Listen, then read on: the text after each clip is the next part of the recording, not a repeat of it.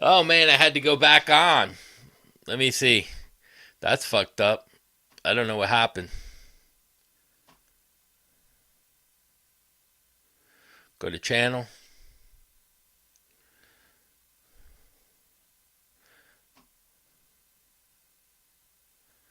Go back to channel. Man, coming on. Trying it again, trying it again. Let's see, let's see. Jesus. How did that even fall? That wasn't good. There I am. Yeah, my fucking thing fell, man. Let me see what happened here. Let me go into settings real quick.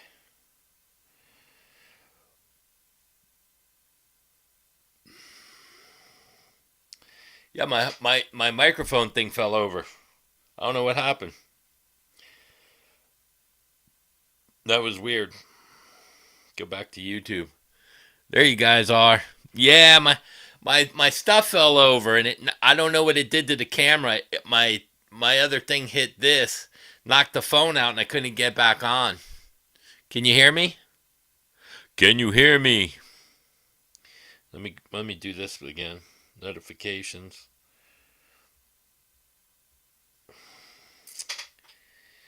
Yeah, that sucked. That whole thing fell out. Yeah, it was called the I don't know what you call it. It's called the one and done live stream. That was weird. I never had that happen before. All right, so let me see. Let me put this back up in here and see if this is gonna work again. I never had that happen before like that. I don't know why that did that.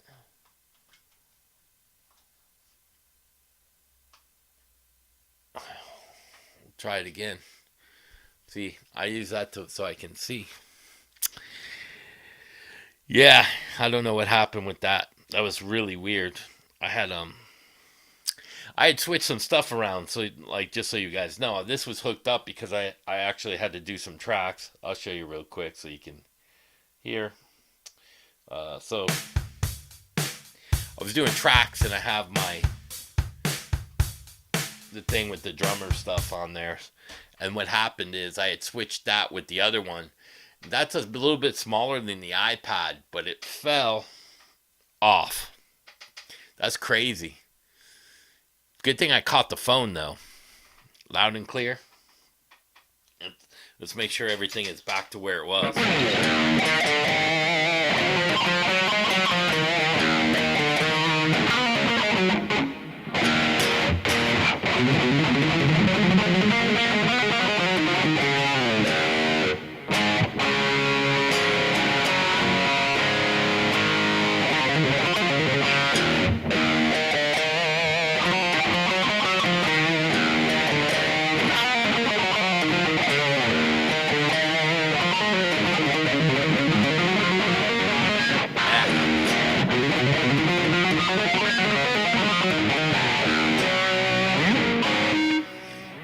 I listened to that real quick today. Hey, what's up, Ralph?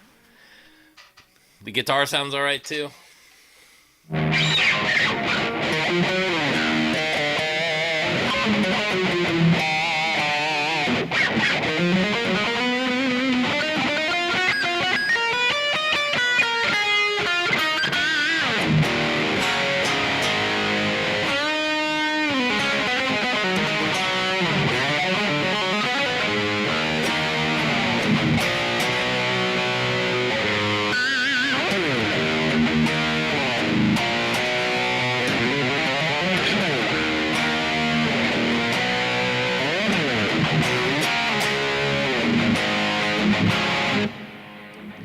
Whew, sweating in here after that went down. Yeah, that all fell off. Man, I can't believe that was the first time. I guess shit happens, right? Ralph, dude, you guys were funny as shit last night. I couldn't stop laughing. My wife yelled at me. Shut up in there. What's so funny? I see this cable came over here too. Let me see, that's blocking that. Oh man. Yeah, so Ralph the Butcher, who's on here, he was on Joe Wentz's show. I get they could do it every Saturday night, and they had a they went through the top 100 list on Rolling Stones. It was Fridgery. Yeah, it's Ingve. It's an E minor, but I'm gonna explain that in a little bit because someone asked me about this stuff. That's I Am a Viking by Ingve. Now, I mean, I could show it to you guys, but I want to explain how he came up with that and how he's using the scales a little bit later. That was funny as hell, though. So, like, I don't know where they get some of these lists. It's incredibly crazy to me. I mean, probably number one on that list should be Eddie Van Halen, and the reason why. Not only was he an incredible, gifted lead player, but his rhythms. On top of that, he was also producing like in the 5150 studio. But even going farther, he has a lot of patents on the guitar. He's like Les Paul. He created stuff. He created the detuna. He created this. He has a lot of patents listed, which is incredible because not just only is he an influential player, he's probably the most sought after of all guitar players chasing tone, the Brown sound. They even coined a phrase about his sound. I mean, if that doesn't get you number one, I don't know what does. You know what I mean? Page I put on there only because he was a gifted songwriter too. Led Zeppelin was legendary with the song stuff. Yeah, Bruce Springsteen's not even a guitar player to me. I mean, what's the other guy that used to play with the bandana? That used to play guitar for him. Bruce Springsteen and the E Street Orchestra featuring. Man, what was that guitar player's name? Pat Benatar made the top 100. Nugent's still waiting. Yeah. Now that's another guitar player who should be up there is Neil Girardo. Neil's done stuff for Rick Springfield. He's done a lot of guest spots on studio things. Neil Girardo's another guy that nobody talks about that's been on a lot of albums, really. It's crazy. Stevie, yeah, I forget his name. He's in that Christmas movie too. Corey Feldman. I said that last night. It was funny. Corey Feldman. I was still waiting for that one. And it's weird to me, like how they come up with these things. And I don't know what criteria they use or what they did or how they even come up with some of these things, but it's baffling to me, and I've watched. I was sick for a few days. I was sick last night a little bit too, so I didn't do anything. So I figured I was gonna go see Patrick Johansson from Ingve. He's the drummer that played with him for 16 years. I play with him at War Pigs, but he's filling in down the street, and I didn't even go see him. What's up, Steven? But there, a lot of people are starting to actually come out and start talking about some of the music industry and the YouTube and how the industry is using YouTubers to manipulate things through YouTube, because they're it's like a, I hate to say this word, but like a drug addict. They get a little bit of taste and they get the clicks and they get this and they start feeding them information and feeding them free gear, and it's free marketing for them instead of paying a lot of money for certain people. And it's getting a little scary because the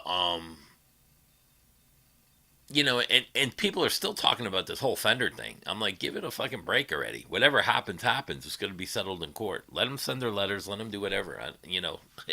But a lot of people are still doing this, and I said it before. A lot of things are going to get exposed. Rick Beato exposed his hypocrisy. This is a Fender and this is a Charvel. No shit. They're owned by the same company.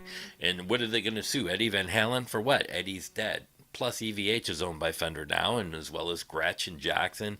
Like, I thought you were in the music industry, but these guys don't do research, and they start to see stuff. Yeah, I figured for me going in a bar at this point in my Stevie Van Zandt, that's it. I figured going in a bar at this point in time, being still not fully 100%, probably isn't a good thing. They don't smoke in there, but then you get tempted to have a shot with some friends or whatever, and you're on medicine, and then that stops working, and then I'm back to square one again. Because when I was doing my live stream on Friday, I started to feel sick again. Hey, what's up, Mechanic Jams? And it's one of those things. And there's MT Mayhem. I haven't seen him in a while, and he was moderating another channel, Ray 1987 or something, and it was weird because I haven't seen him in a while, but Ray moved and he's set up and he's doing live streams, and he's having the same problem I had with the squashing of the sound. And I told him, you're gonna have to get a streaming company. But even though that I know a friend of his, I didn't even say use Restream. I'm not one of these guys to push that on anyone. Go do what you want. Research it, whatever's easiest for you. But like a lot of it's crazy because I'm starting to see patterns in the music YouTubers, the political YouTubers, and there's a guy, I forget his name, but they have this big thing with this Lego shit. And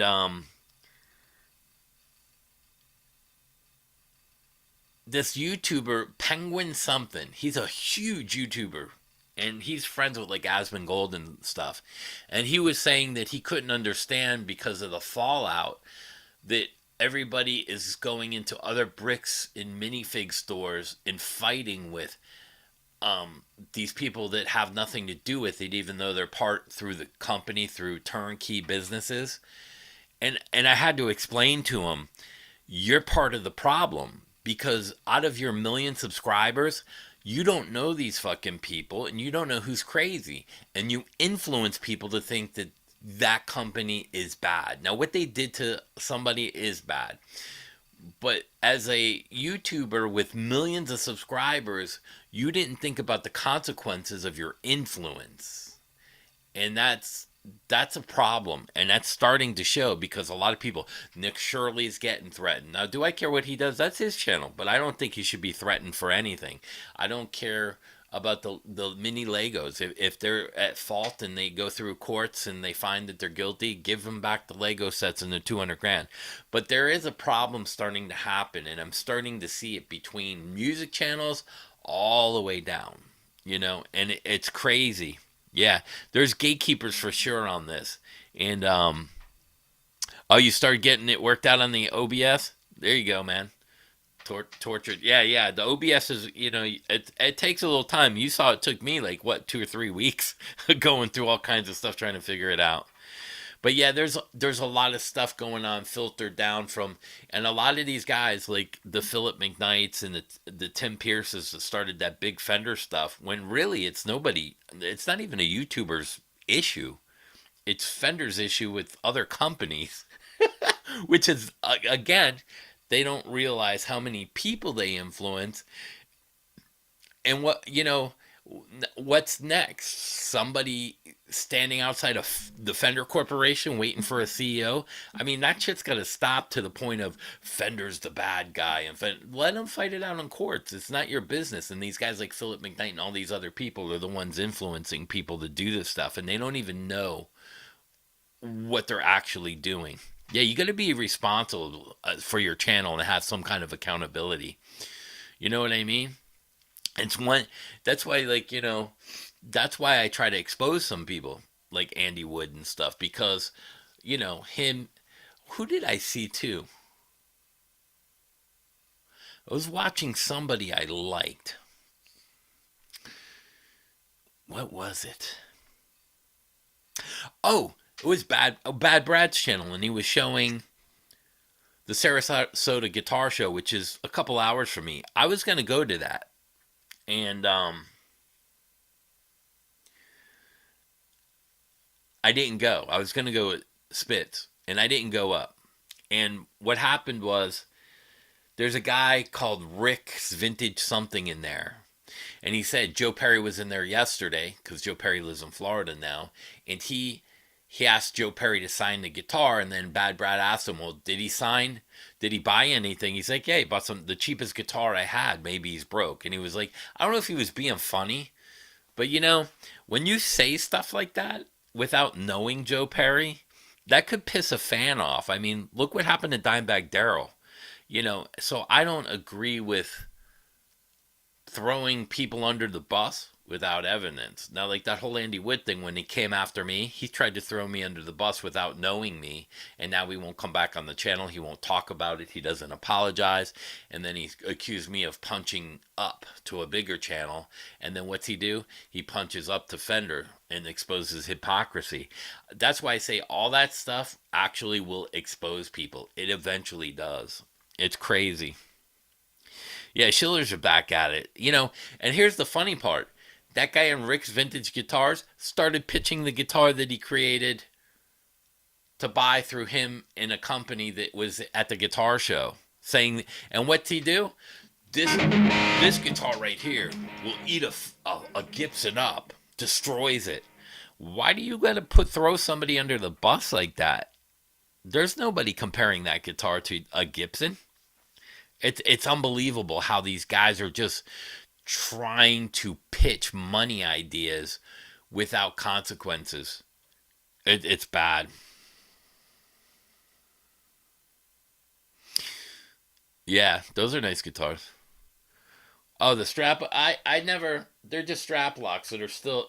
They're just stuck in there. I haven't put them on the strap yet, but when I got this guitar, it had them already with it. But yeah, so it's one of those things, And then somebody was asking me about Yngwie, if I could learn I Am a Viking. And I listened to it once or twice. And then it's...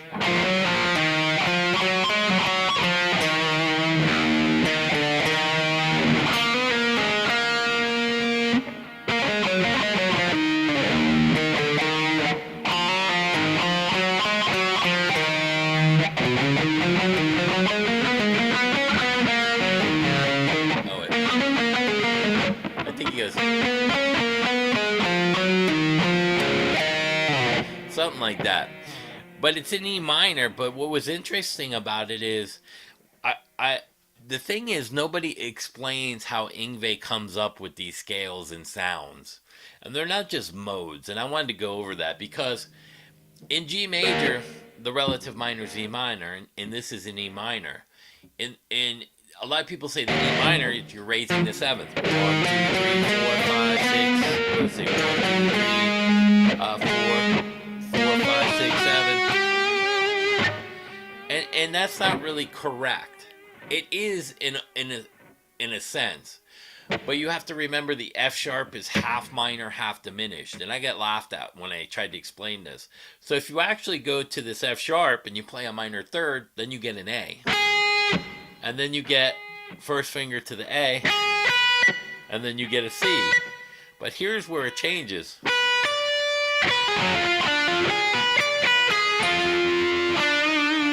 See that note there? And what is that? 1, 2, 3, 4, 5. You could call it a raised 5 out of the major. And then you start looking here.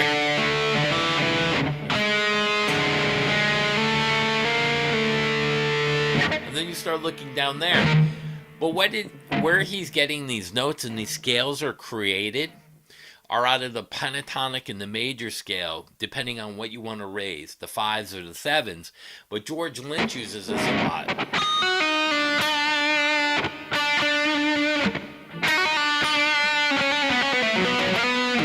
And it doesn't sound Phrygian.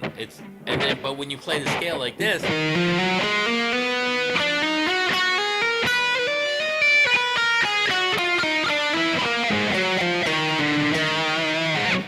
and you play all the notes. So what really is this? It's the diminished off of the 7th of the major scale.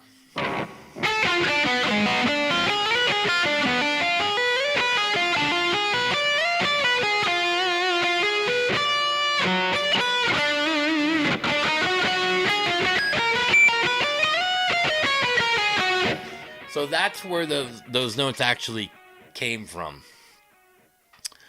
Some more Chris Poland phrasing. Chris had a weird phrasing to him, but that's kind of where it comes from. The seventh degree of the major scale, or you raise the 5, but I mean it's based off of the diminished chord tone.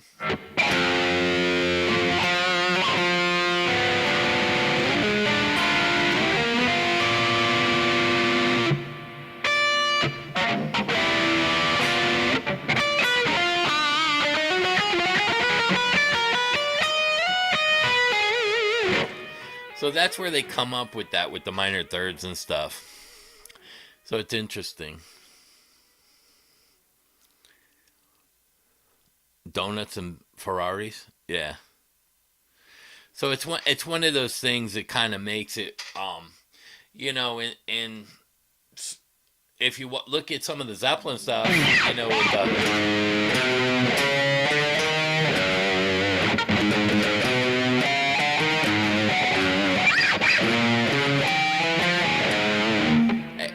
they're using the same notes, and those notes have been around for a long time. And it depends how you utilize them, like your intent. Like if I play this,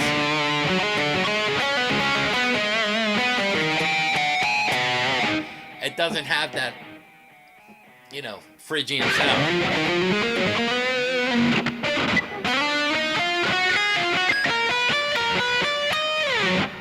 And then if you start looking at where they got this from out of the major, it's the third, the minor. And what's that? That's B minor. And what's the 5th? The F sharp. The F sharp is half diminished.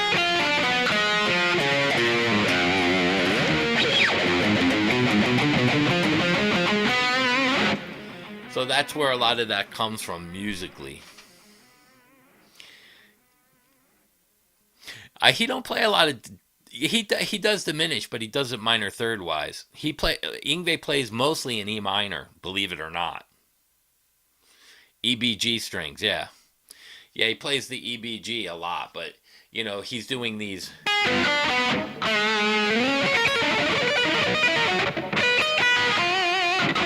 So you start looking at these arpeggios like here.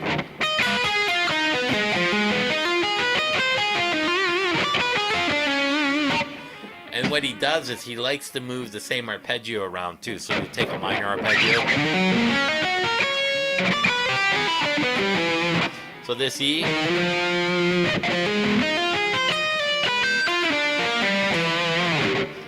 Or you could drop it here.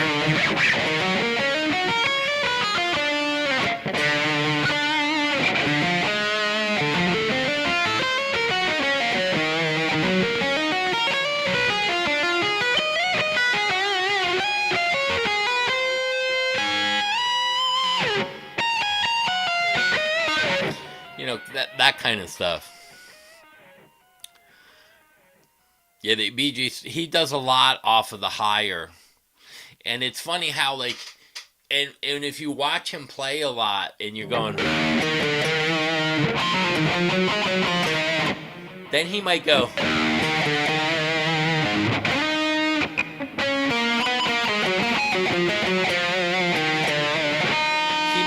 He might move the position to put himself in another position.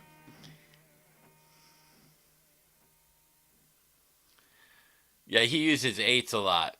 Yeah, and he's always half flat, half step down.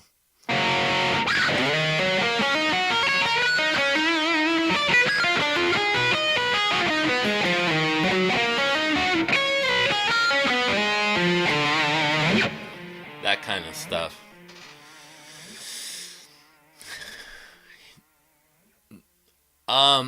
I haven't played that in a long time. Hey, what's up, Night Owl? Well, the problem with a lot of stuff, even the Paul Gilbert stuff.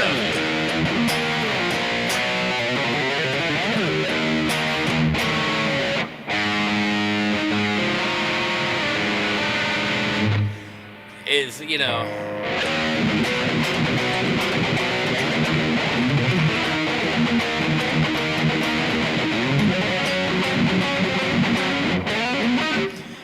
is when you're playing all this kind of scale stuff, it just becomes one of those things where it just sounds like mush to me. I didn't get in like when Ingve first came out. I liked him with Alcatraz. I didn't even like Steeler, to be honest with you. I liked, Islands in the Sun, the Alcatraz. I That was his about, and then the first album, Rising Force was kind of cool because that's when he did his own thing with everything. And then after that, I was kind of done. I liked a few songs by him, you know.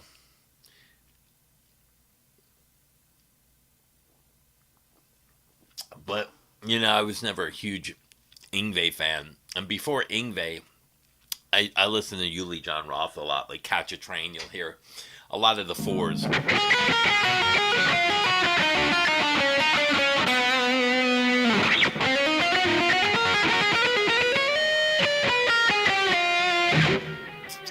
Those fours.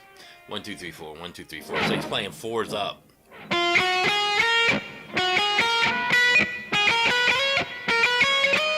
It's kind of like, and then you hear, and Ingve wasn't like a true, like Ingve, even though he was considered a shredder, a lot of stuff he would slide.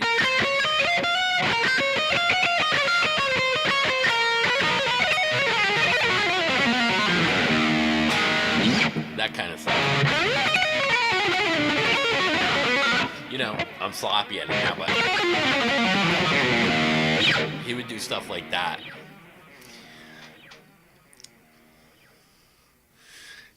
Yeah, and I liked a few songs by him. Like I liked "I'll See the Light Tonight," and he had some good songs. "Queen Is in Love" was a great song, but those were a little more on the commercial side. That kind of reminded me a little more like kind of UFO-ish.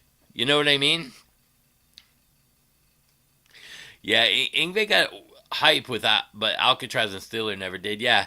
Well, the thing was, Ingve kept getting fired because they would tell him, you know, stop stealing the show, stop standing in front of the singer, stop doing this, stop doing that. And what happened was, um, he was just Ingve. I mean, it was ultimately the Ingve show. You know what I mean? Everybody was. Oh yeah, Yuli was unbelievable. So there was a lot of people doing that stuff even before him. Yeah, they use that scale in Cacophony. They use it a little different, but it's funny because the way they use that scale was different than like the other guitar players, and that's the thing. Like George uses that note a lot. I use it a lot too.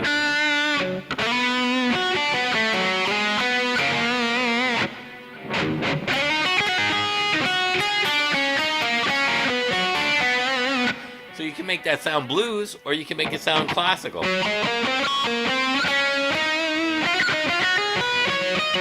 you hear. Where am I?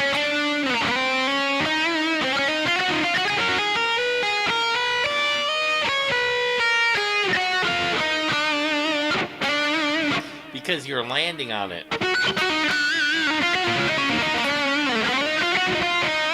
So when Lynch did it, he would land,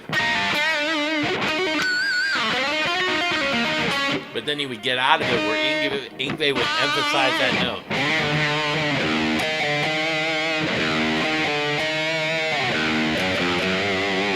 And he has other songs like that too. Let me think. Ben.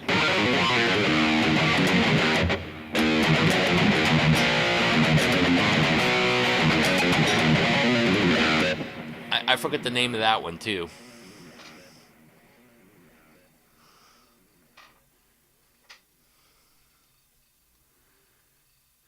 Yeah, Ingve was uncontrollable. What did you learn about myself playing for Expose? That the songs mattered. People didn't give a fuck about what I played on guitar. They were all singing the lyrics, not my solos. So it didn't matter. They people So here's what I learned.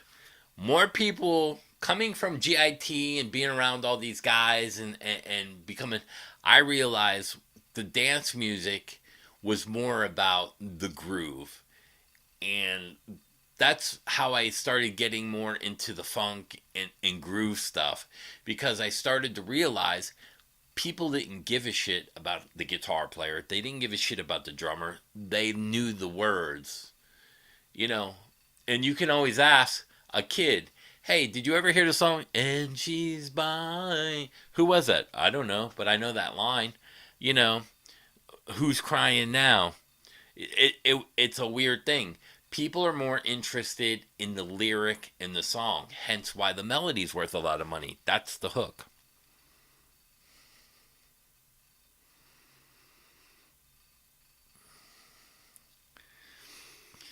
Yeah, Marty used that scale here and there, but yeah, for that was one of the thing. Yeah, that one note gives you the classical vibe.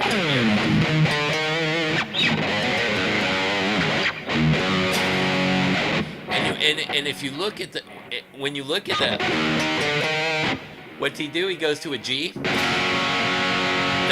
the five, D, and then the relative minor, and it's in E minor.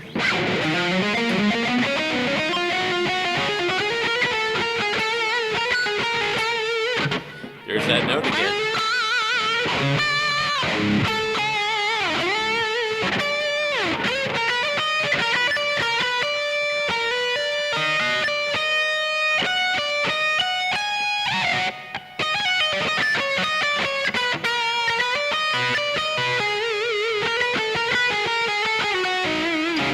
You know, it had the way you play it. It gives you, you know, that's why a lot of people can have their own identity. The choice of scales and notes. Yeah, only guitar players care about what other guitar. You're 100% right. And I'll tell you what, there was nothing more satisfying than when the lights would go on, and if you wrote the lyric and people were there's like 100,000 people or 1,000,000 people or 10,000 people or 5,000 people bouncing and singing the lyric to a song you wrote. That's a freaky experience. And it hits you hard on stage. I mean, it slams you in the face. You're like, whoa. Because you're like, they're singing something I fucking wrote. Well, I'm a pattern player. I play by, I don't play by modes, because if you're in the key of G major and they count each degree as a different mode, to me that means absolutely nothing. For me, a major scale has 7 notes, and it's all over the neck. It doesn't matter what note you start on, as long as it's a chord tone. So if I'm in G, I want to start on a G, D, or a D. But I use the major chord tones, the 1, 4, 5, and I play a major scale. And this is where everybody goes wrong. G major, then you have C major. But see that note? That note gets into the scale. Well, you got C major. Then you start looking at all your notes. 1, 2, 3, 4, 5, 6. You know, and then you start to realize F major's in there.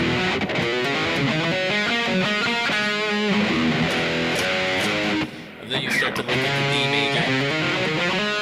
There's your flat 5.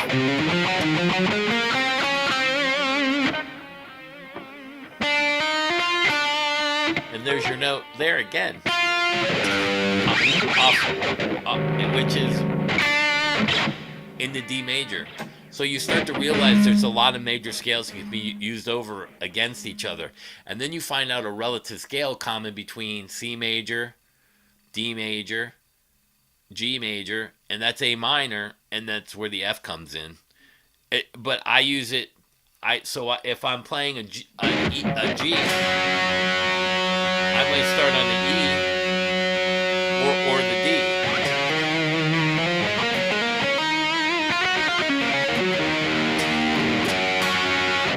So I play by pattern and position. So, you know, here is a pentatonic. That's the third degree of the G major scale. Here's a triad. So you're looking at that, and then you go. Now you've got two triads going over each other, and then if you play an E minor arpeggio, you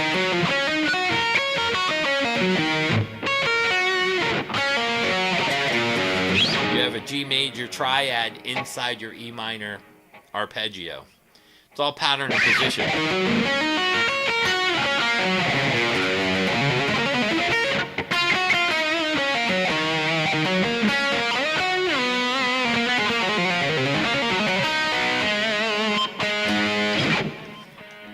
'A' to E, 5s to 1s. I use 5 to 1s and chord tones and arpeggios and triads. And I use that to pattern and position myself.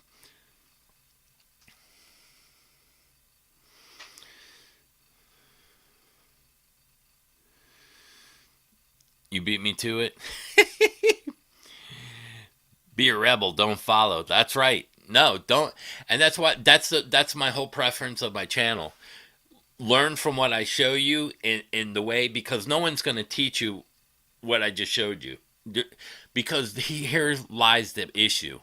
These guys find out by playing with other pro players, and then it's like a secret code.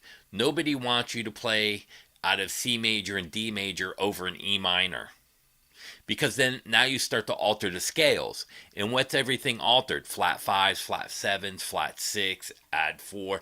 These are altered scales. So if you start playing over something, and I play D major,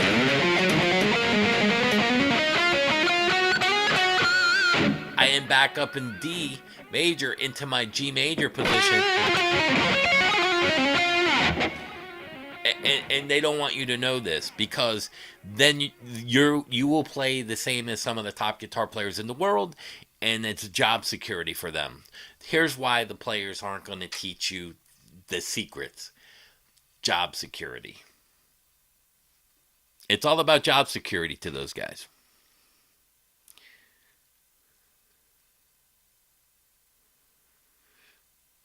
Yeah, Jason and Marty are very nice guys.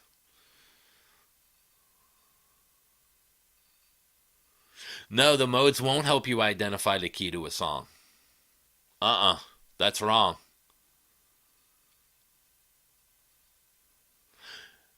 Because I can start on any mode in G major.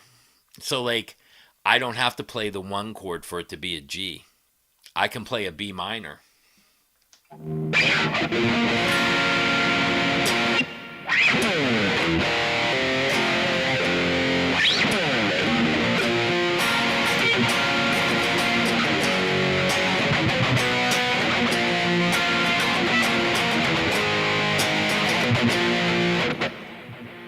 Modes aren't going to tell you anything. You would think that that's B minor, but what key are you in? B minor? No. Modes won't tell you how to identify a key. Yeah, phrasing has everything to do with the triads and stuff. So, like, you know, if you're playing off the beat,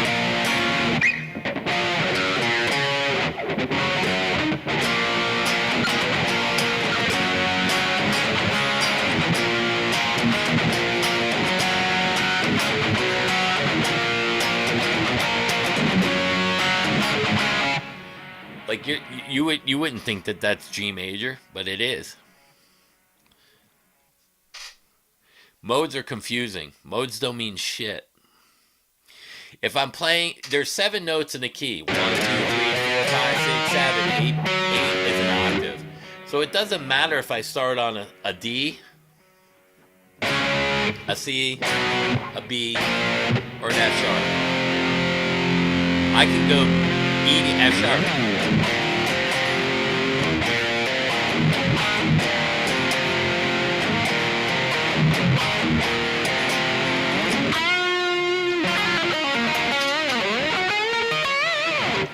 That has nothing to do with the key. It's the chords and the route they take. Starting on different notes aren't gonna, like modes. It's not gonna tell you anything.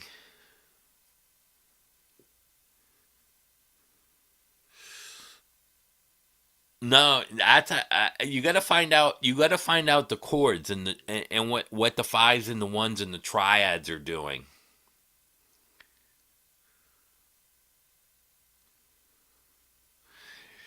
Yeah, so like some people will have to listen to a minute. So like most people will tell you there's common chord progressions. But if you see somebody playing a C major and say C major and a D major with a G major, you know that it's going to be those are so like one key has three major chords, three minor chords, and a half minor diminished. So you have to understand the progression, and what you have to look at are the triads, and the triads are going to tell you if it's major or minor. Because if I'm playing power chords, I can play D major or D minor.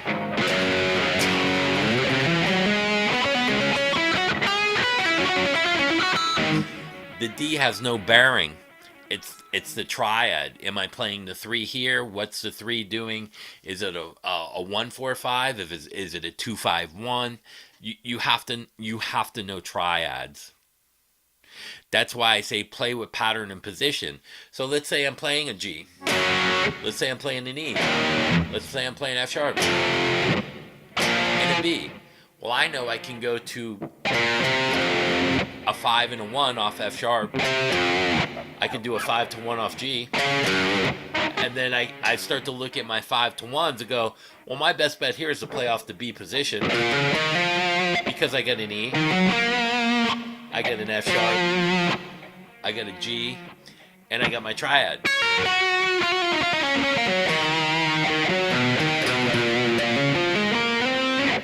And I also got my C major.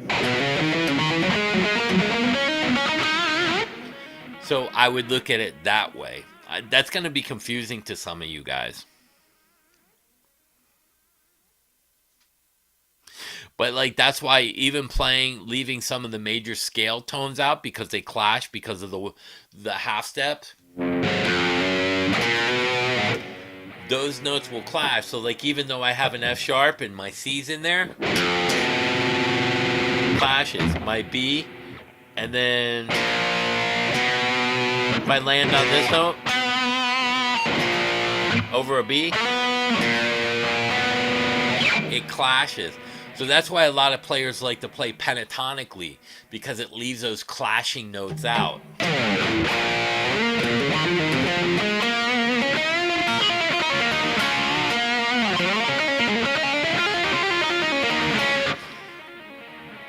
So when you see guys playing a lot of pentatonics, they're safe players. Yeah. I mean, it's going to go over a lot of people's heads, but there's some advanced people that'll get it. But yeah, the problem is YouTube. There's a lot of guys on YouTube teaching music that shouldn't be teaching music. A lot of them. None of them have degrees. You see them doing master classes with other Nashville guys that shouldn't be. None of them have degrees in music. None of them are theory majors. They just aren't. A keyboard around.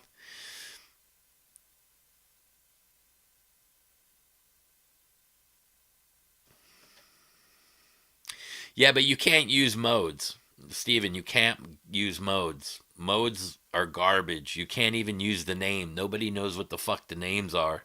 That's too confusing. A G major or a G minor, that's where you start. What's the first chord? G. Well, is it G minor or G major? And where does the minor sit? Is it a 1, a 4, or a 5? You have to start looking at patterns and positions. You got to get that. No, I've never played with fucking Frank Gabala and he say, "Hey, it's an Aeolian," or none of those pro guitar players tell you that. They'll say it's 1 4 5 in the key of E, and then you got to figure out E. Was it E major or E minor?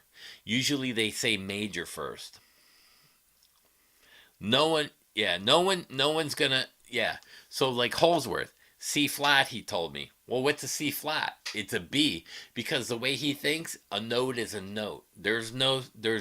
It's just another scale degree of a chord. Yeah, you gotta get so like if I hear something going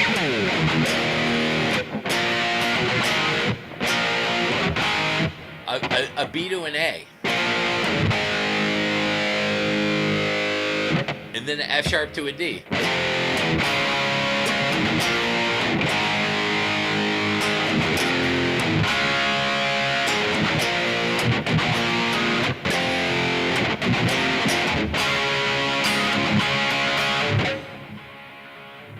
What are you gonna solo out of?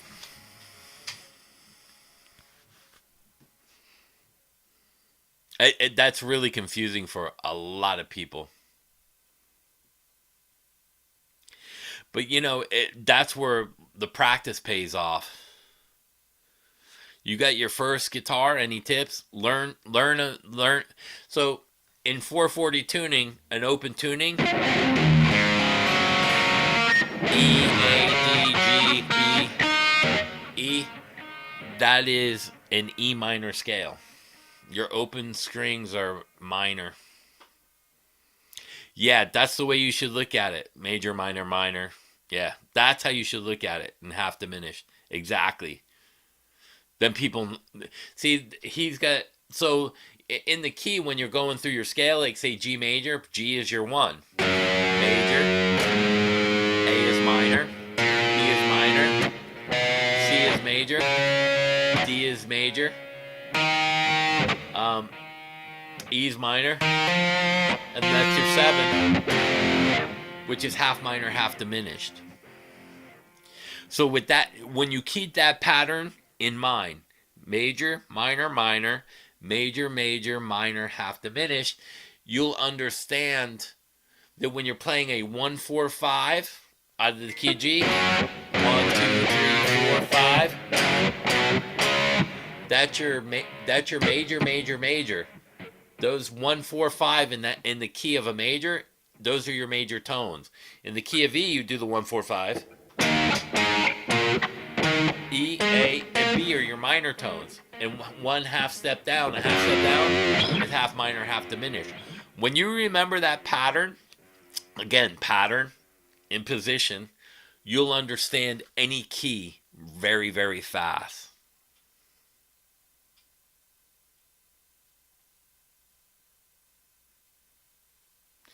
Yeah. It depends. I rather not tune to 440. Like I think this is a half step down.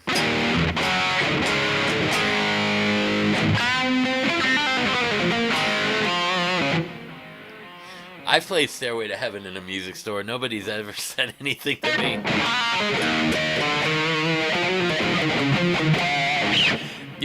I'd be more worried about playing Yngwie in a music store.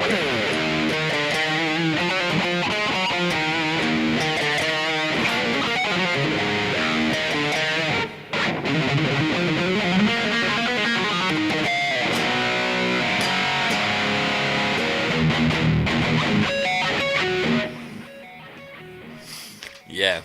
So I'd be more afraid of playing that in a music store.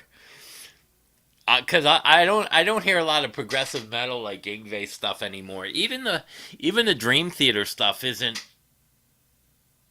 It's got a lot of changes, but it doesn't have that classical feel like Yngwie. And the reason why is Yngwie uses a lot of minor thirds, so he uses that pentatonic position.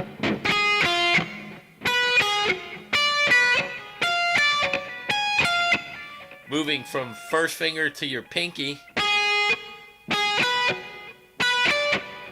And he uses those notes because it always ends up from F sharp to F sharp.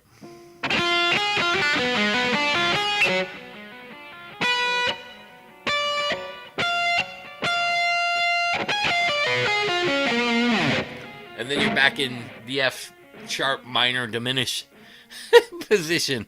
It just works out that way with minor thirds. No, I never got to play with Greg Howe. I've met him. He's a nice guy too, but I never got to play with him.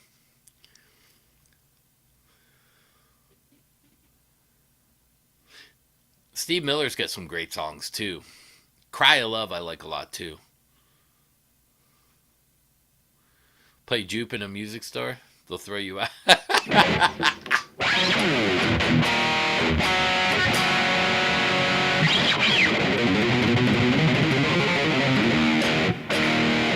You know, it's funny because I heard I Am a Viking, and my son said something weird to me.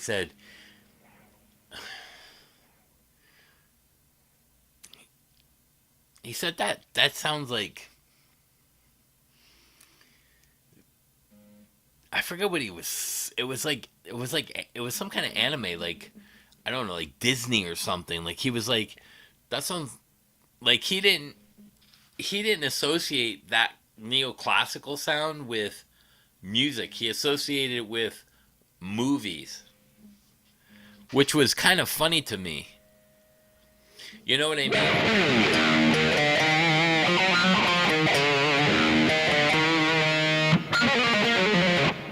Which that was really weird, and I was like, huh? So that goes to show you, like, the stuff that's being played today from back to when it was popular when we were guitar players and young. It's totally different now. It's not what it used to be. You know what I mean? So like even the scales playing.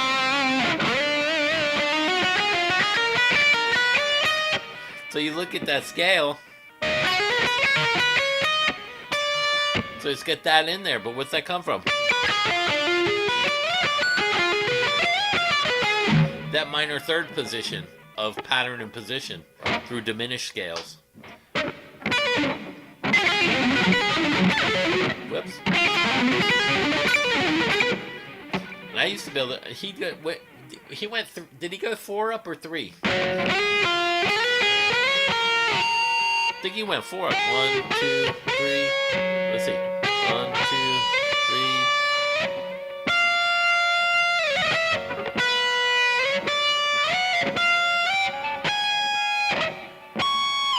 Maybe 3 or 4 up and then back. I don't remember what he did.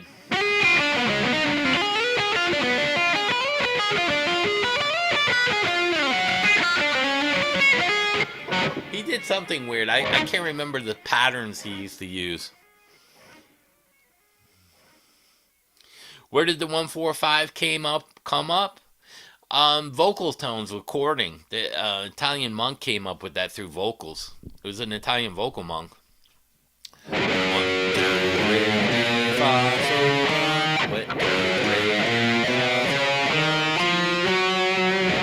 Do, re, mi, fa, sol. That changed.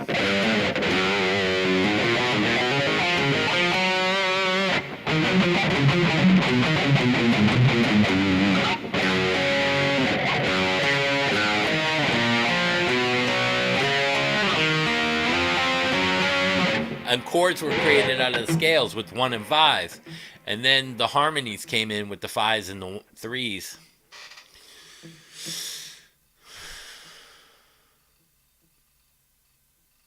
You know, but that's where these tones come from. George uses that.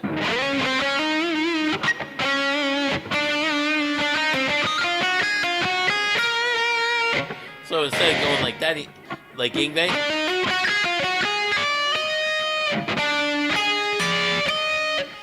George might go.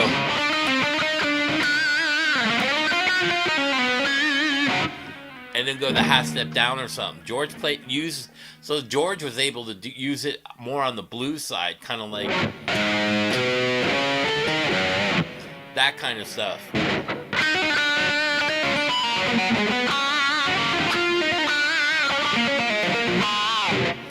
So you're using the same notes Yngwie does, but you're not using the minor third arpeggio thing. So like, you know, George might go, or he might do it differently. He might go.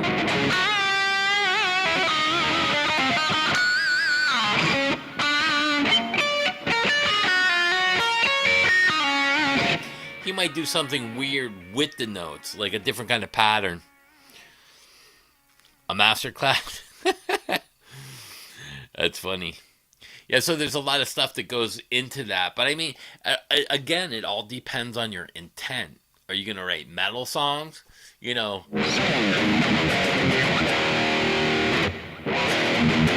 so here's another thing a lot of people don't look at. So like, there's patterns inside the scales. So you got the fours like Ing Wei. 1, 2, 3, 4. Start from the next note in the scale, which is A. 1, 2, 3, 4. Next note in the scale, which is B. 1, 2, 3, 4.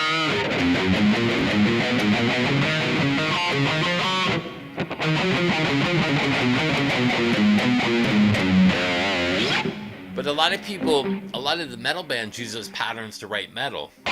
So let's say you do twos.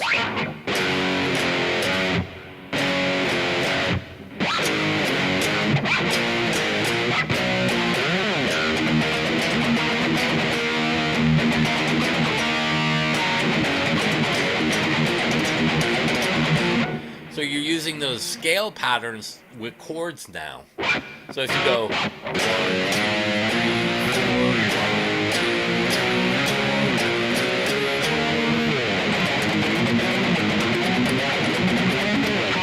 So a lot of those metal bands will use that like that.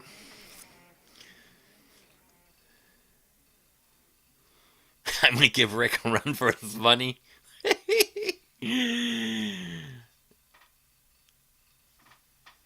No, that's how they talk about modes, but modes aren't how you're gonna like. We'll never find a key that way. It's a weird thing, but a lot of the people are confused by guitar playing. Like, if you call, so motion has a lot to play with it. So if you're going up, they'll call it a sharp, C sharp, or D flat, depending on the motion. So if your chords are going,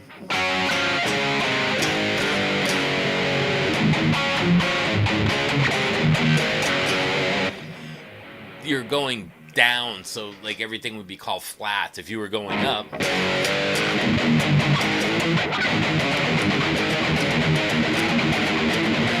now they'll sharp it all, which is confusing for a lot of people.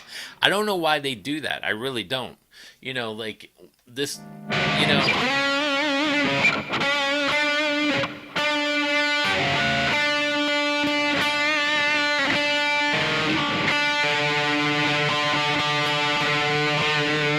So you go 1, 2, 3, 4, 5, 6. So there's your flat 6, which becomes your Phrygian mode.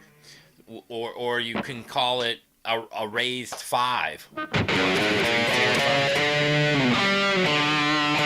1, 2, 3, 4, 5, 6. So is it a raised 5 or a flat 6? It's both.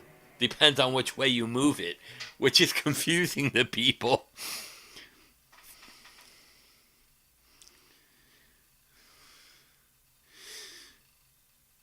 Yeah.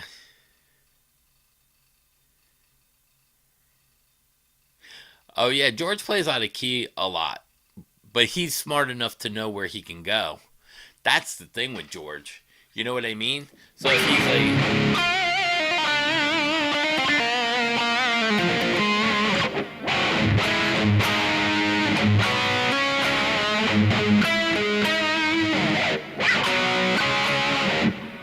I mean, there's a lot of cool players that did a lot of cool things like that.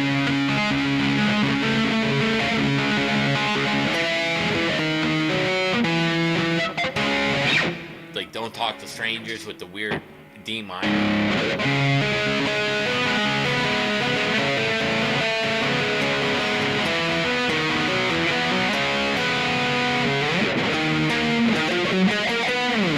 So you know he's using this note.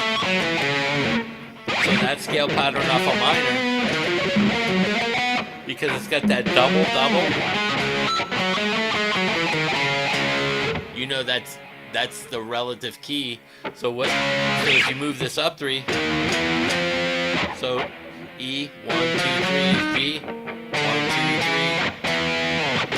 He's playing an F major.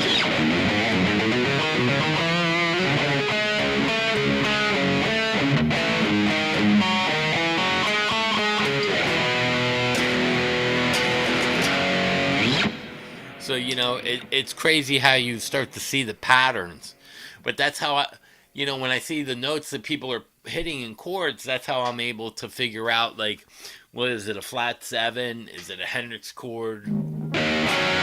Is it a B9? You start to hear those and know what notes they're flatting or sharping in the majors and minors. And once you learn your scales like that, you'll be able to play. Like I said, I don't do a lot of flashy long runs when I solo. So if I hear somebody go,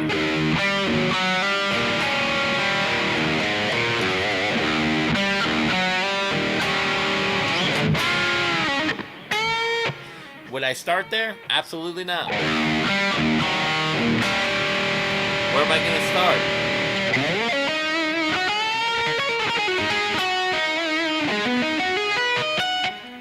I'm going to start in E minor using the A.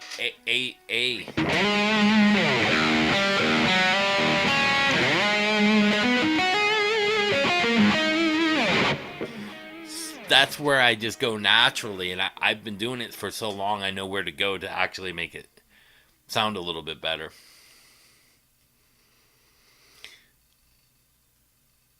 Oh, Sousa?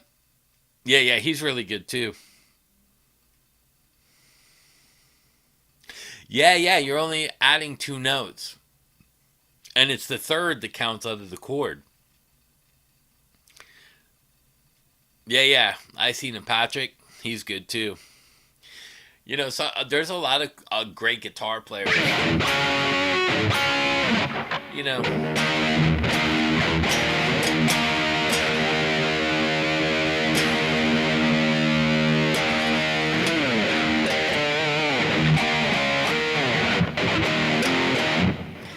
and the same thing with the metal though.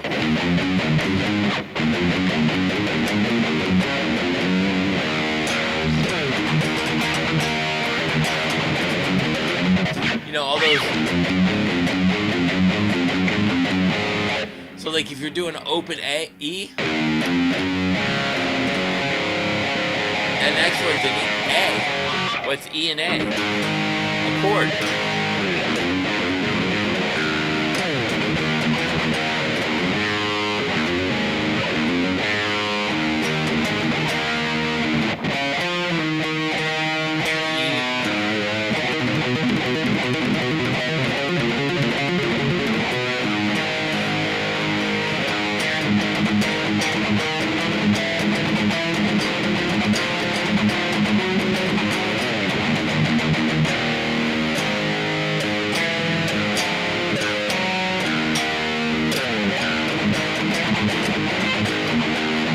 There's all tricks to that kind of stuff. It's a weird thing, but that's also where, like, if I'm here, so I know this G major triad.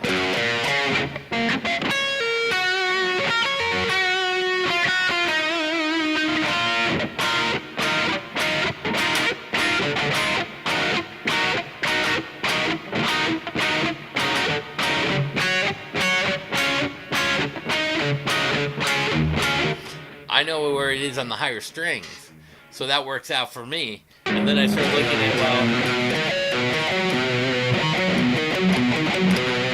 at, so there's C major and G major.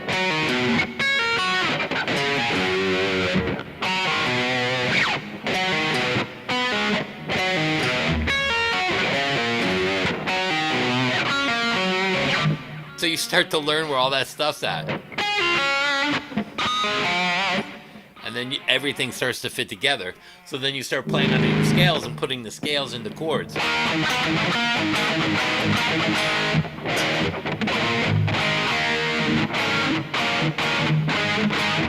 So, and then you start putting sixes together.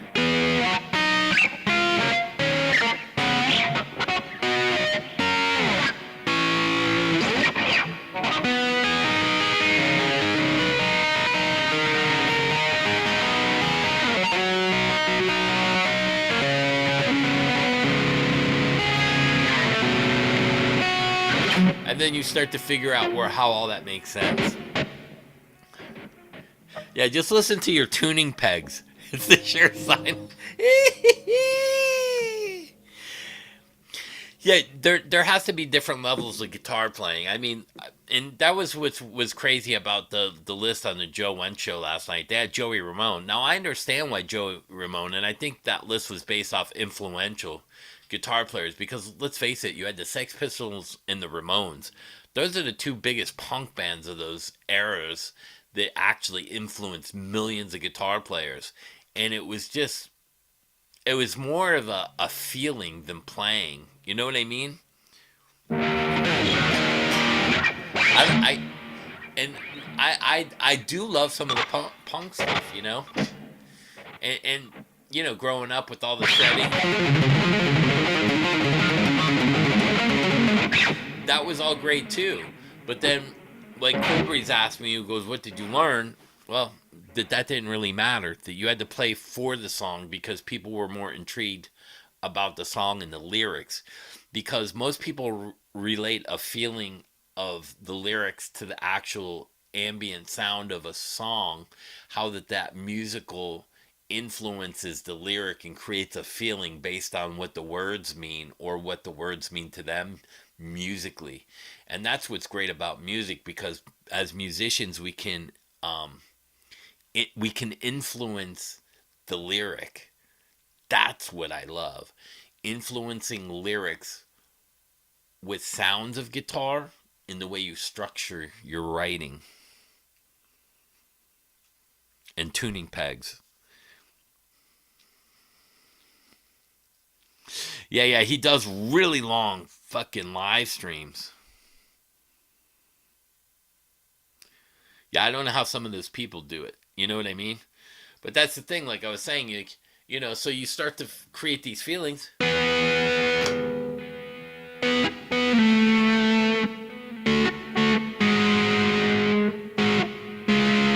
With your no choices.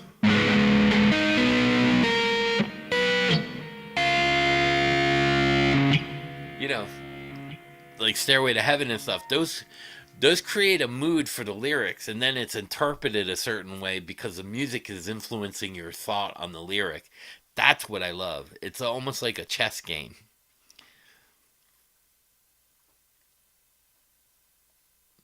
Yeah, and there's like everything I show. You could take any of those seven notes and play a chord out of one key, and you don't need all seven notes. You can just stick to the majors, like a G, a C, and a D.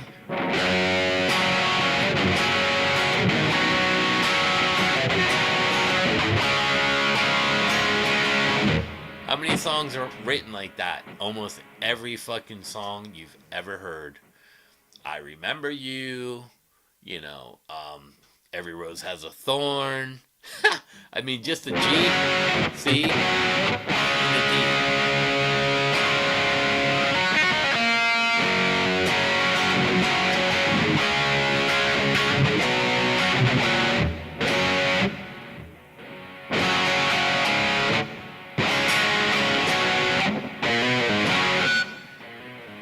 Journey. Everything is written like that with those major.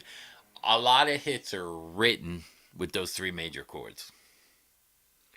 The cowboy chords.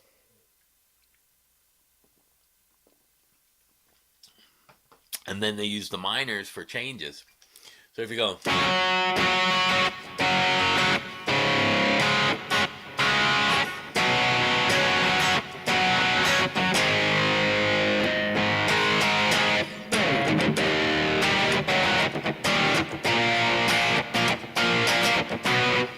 And that's where you get your parts that come in.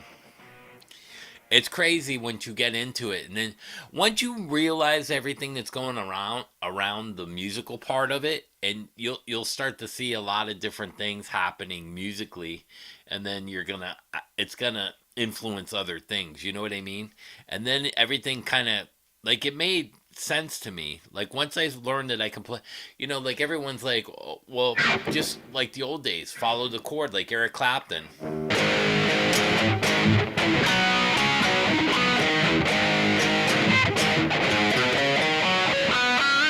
One chord, one scale.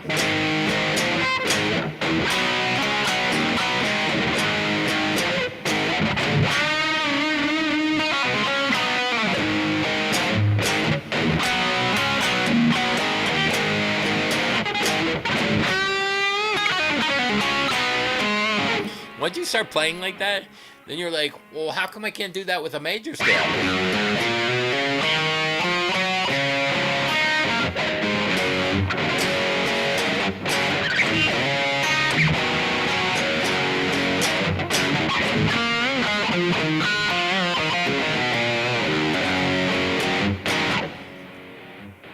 And then move the chord to the other B. There's your B minor. So use A and B.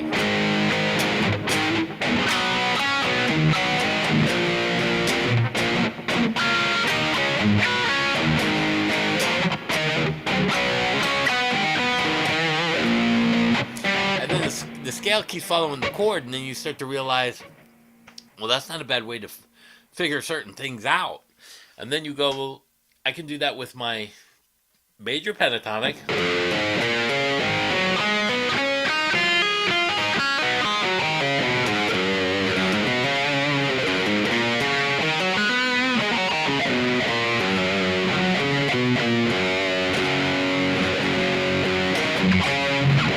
And then you start putting chords together.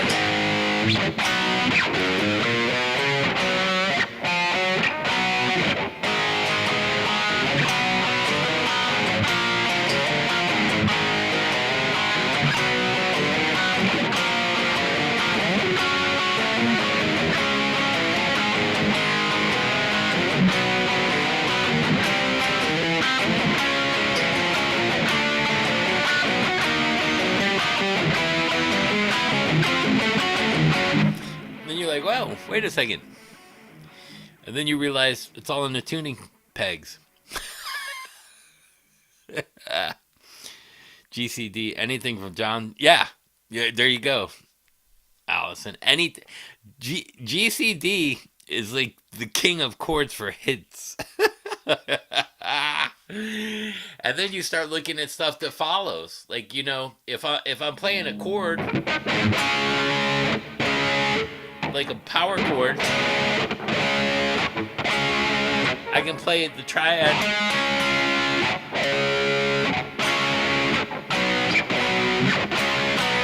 So that's a D. C.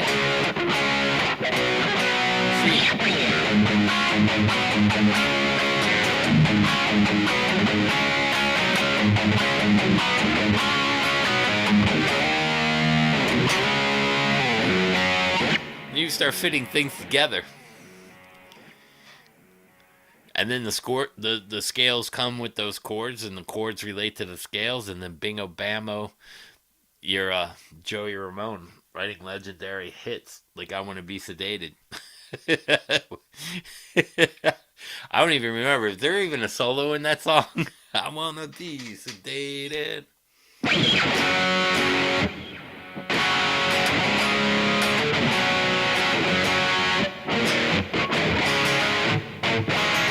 What is it? So there you got E, A, and a D.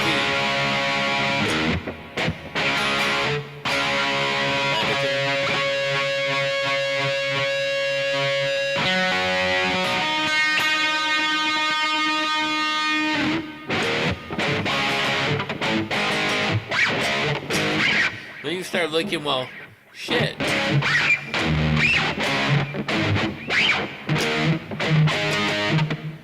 Then you start looking at all these weird possibilities. So now he's using the chords here. Oh shit.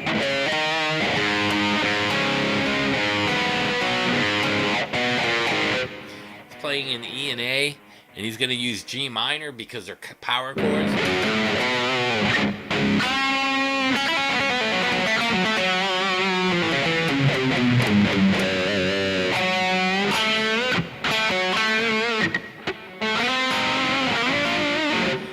So like, and that's the other thing, because you're playing a lot of power chords, you can take the third out. Yeah, Cry of Love is really good. They're pretty simple too. And if you listen to like a lot of soloing parts in songs, start. I know a lot of people listen to the solo. Don't listen to the solos no more. Listen to the chords behind the solo. I guarantee it's two chords.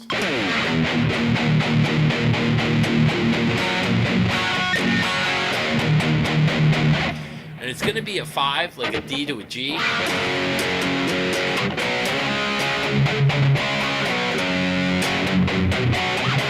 And then you might hear an E because it's a relative major to the minor.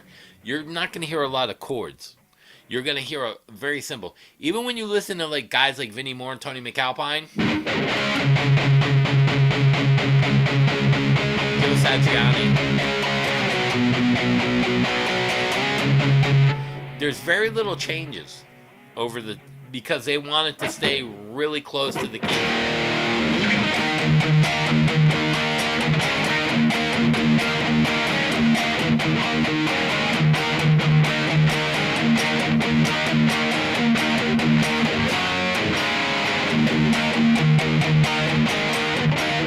You're going to hear a lot of that. You'll hear the guys. And they're ripping over those chords. And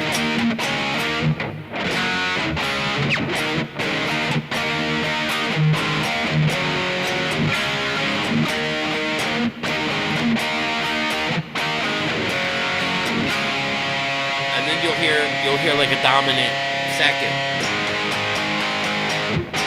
And it'll go back into the song. So you'll hear that a lot, like the way that the chords are. So start listening to the chords behind some of the players you listen to, like the Steve Millers, the Cry of Loves, even Yngwie. You'll hear the chords are very simple and basic, and a lot of times the thirds are left out. A lot of times. You feel like you're on a different planet than the one you grew up on.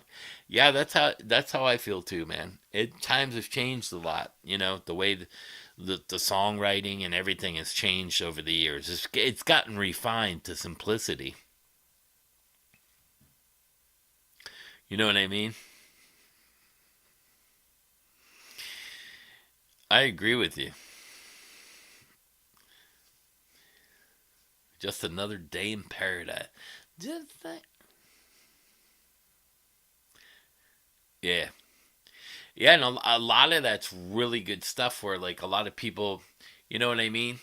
There's really good stuff that comes in and out, and then like we don't have any more bands like Zeppelin or the Beatles or Van Halen's writing really cool stuff. You're angry too? Yeah, so like there's a lot of stuff that, and you got to remember too, the labels have consolidated, so one label might own 10 labels now because they just bought everything. That way they can own the publishing through the label. So a lot of people will go, well, why would Atlantic buy this label? Well, they want the publishing, and when you buy it through the label, usually that label has the publishing. What's up, Funky Paint? Pearl Jam had some good stuff too.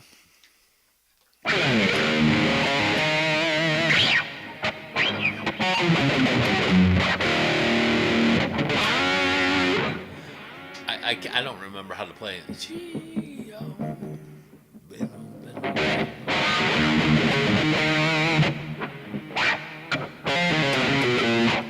Pearl Jam had some really cool stuff. I liked their first album the best. Yeah, Chris was awesome. I heard Van Halen, and he influenced both of us, but, getting to know Chris and watch him write Power of the Night and stuff, that record and everything, that was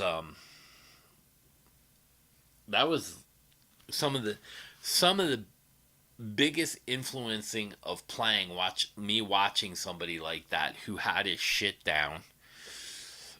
And let's not forget his brother. John could play drums, bass, keyboards, and sing. His brother was fucking phenomenal too. So I mean, he had a lot of stuff. Yeah, and that's why I take my kid back and I let him listen to a lot. He likes the older music better. He likes like Bruno Mars and certain bands. Excuse me. But he loves like Van Halen, the Scorpions. He listens to a lot of the older stuff. And he'll say some funny stuff to me sometimes. Man, I miss the old days. Bro, you weren't here for the old days. He's like, no, I miss the old music. It was so much better.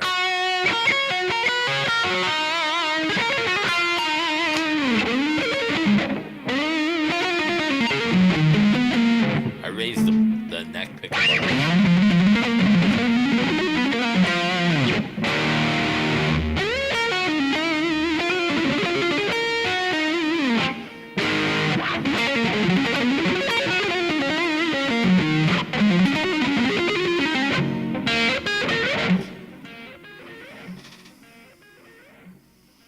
The living room in Providence, yeah.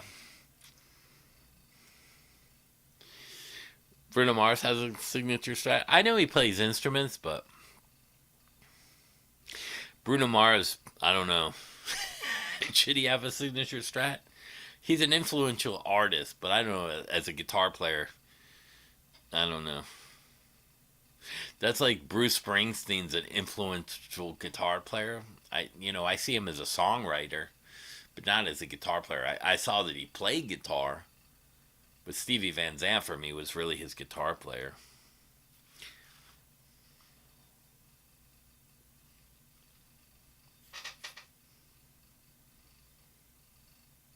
The old guys from the Muppets.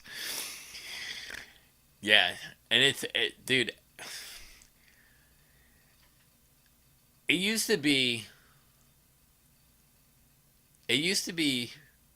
I mean, everybody might say, "Oh man, that band sucks" or whatever, but growing up and being older, now it's just like a free for all, especially on YouTube with everybody throwing everybody under the bus. The problem is a lot of these guys don't know how much influence they actually have on some of the people, and it's scary. It really is. Because a lot of the rhetoric isn't coming from the news, it's coming from YouTubers reiterating a news line or making it the front of attention. It's not what it used to be.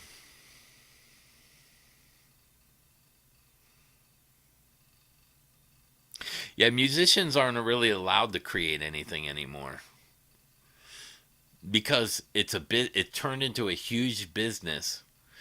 But that's what I really appreciated about Chris from Savatage, and they ended up getting screwed by Atlantic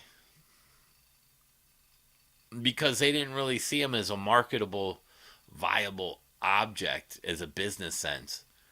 Just a metal band that didn't make a lot of money for him.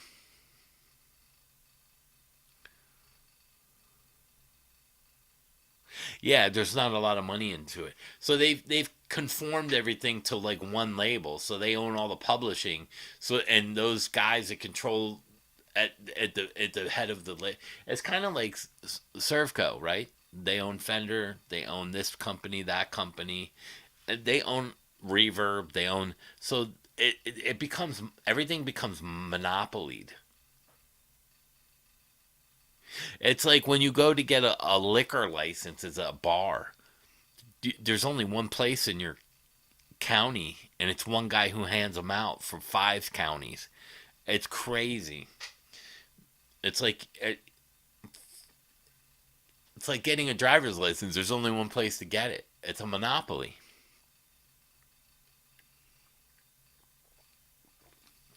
Sometimes it's good, sometimes it's bad. But yeah, there's not a lot of money in music anymore. Not a lot of money, and it's and the stuff that music's a business. They tell you the artist this, the artist that. No, there's no artist anymore. It's whatever they tell you they're going to put on the record because they're the one controlling everything. Because look at all, and like look at all old metal, old like Great White and George Lynch and all these guys. They're playing clubs now, and they got all these young singers that can hit all those high notes. Because let's face it, Don Dokken ain't hitting those screams anymore. Get off that! He's not going to do that. He can't. So George has to go get a young singer, and he doesn't want to pay Don what he wants, and Don doesn't want to pay George. It becomes down to a money issue because there's not a lot of money left at the end of the day. You know? Hey, what's up, Mark? Better late than never. Oh, the Deadheads? Yeah, I liked Pearl Jam, but I was never a huge fan. But I did like Jeremy. Jeremy was a great song. Jeremy spoken. Okay. Those were fun songs. The first album was really fun to play. Some of the songs. I've tried to be in a three piece. I can't sing and play. Like I can sing and play parts. Like there's some things that I can't do. If I had started earlier trying to sing and play, I probably would have been. If I had put the time into singing and playing as I did putting in scales and soloing, I'd probably be a great singer that could play chords. But I didn't do that. And that's why I tell people, listen, practice your scales when you're playing.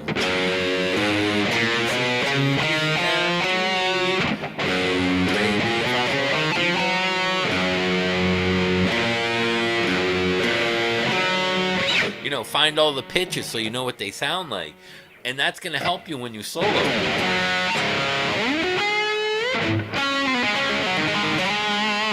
Because I can hear the notes in my head.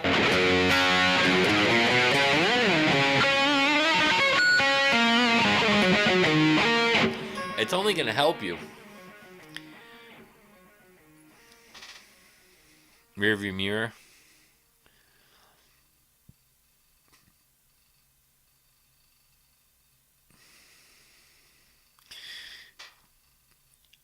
I should post 10 minutes in a short of what?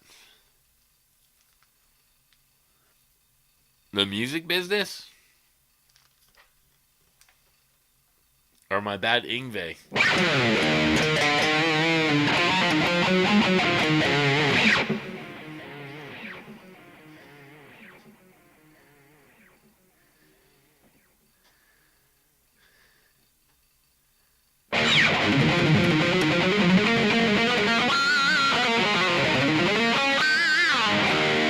Did I miss some? Oh, they say don't. They say the kids don't drink like they used to for. Oh yeah, for sure. No, I agree. Kids don't have money like they used to because things were cheap and your parents had money. Like back in the day, this is where people don't understand. When I was a kid in the 70s, my dad was a cop. We had two cars, we had insurance, we had a house, we had horses, I had guitars, dirt bikes, and everything else on one salary. We did. And it seemed like things changed. And I don't know what that was attributed to. Paying less and having two parents work, which led to a social disorder by not having at least one parent in the household raising the kids. So two parents would work. You know, you have to remember something. When you have kids going to school, like my kid, I drop him off 7:30, 8:30, 9:30, 10:30, 11:30, 12:30. I don't see him 6 hours a day as a parent. He's in school for 6 hours a day. So 30 hours of his life a week during a regular school year, I didn't see him for 30 hours. That's that's a day and a half of my kid missing out of my life. You know what I mean? Think about all that time that's missing and what they teach at the school because you're not there. And just think about what do you actually use out of the school when you get a job? Do you use calculus? Do you use trigonometry? Do you use psychology? Only if you go on and you get degrees in that stuff. And it's all about, for me, it's about control. Everything is about controlling somebody. Because here's the thing. If elephants knew what we knew with their size, elephants would rule the world with our brains. They're too big to not. If elephants were smart like a human, there's no stopping them. They're too massive. If people realized how smart they were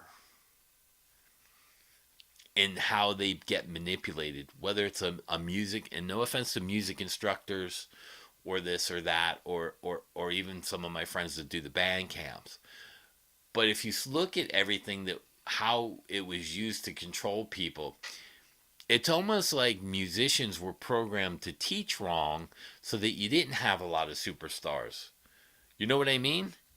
It it's all for personal and self gain. So instructors would teach you and then set you back. Because in reality, there's 7 notes in a scale, 7 chords. That's it. Out of a scale, you can write hit songs. And if you focus on the wrong things or the right things, that's what's going to be successful. You have to tell yourself, listen, do I want to be an incredible gifted guitar player? Or do I want to be an incredibly wealthy person?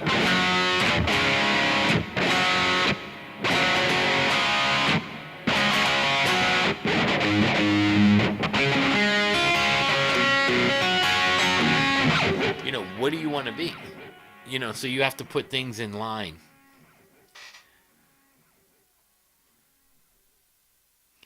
Yeah, that's the thing. Infinity Beyond, you're absolutely right.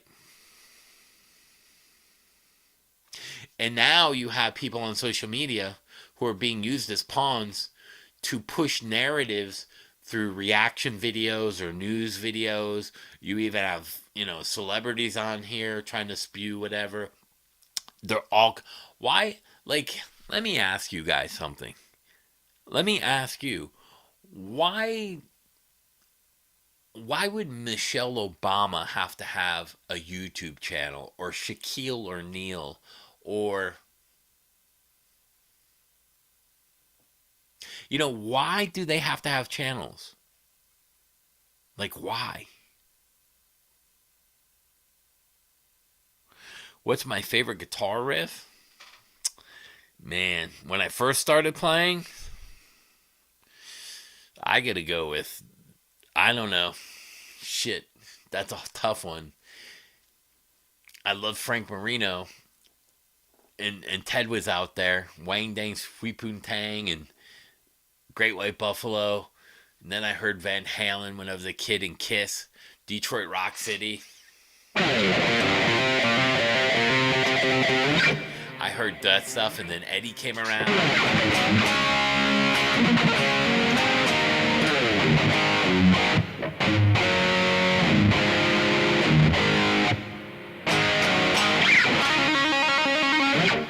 It's hard to say, man.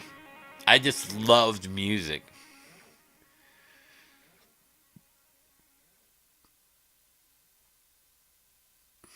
Yeah, life sure has changed, man. Life has changed a lot.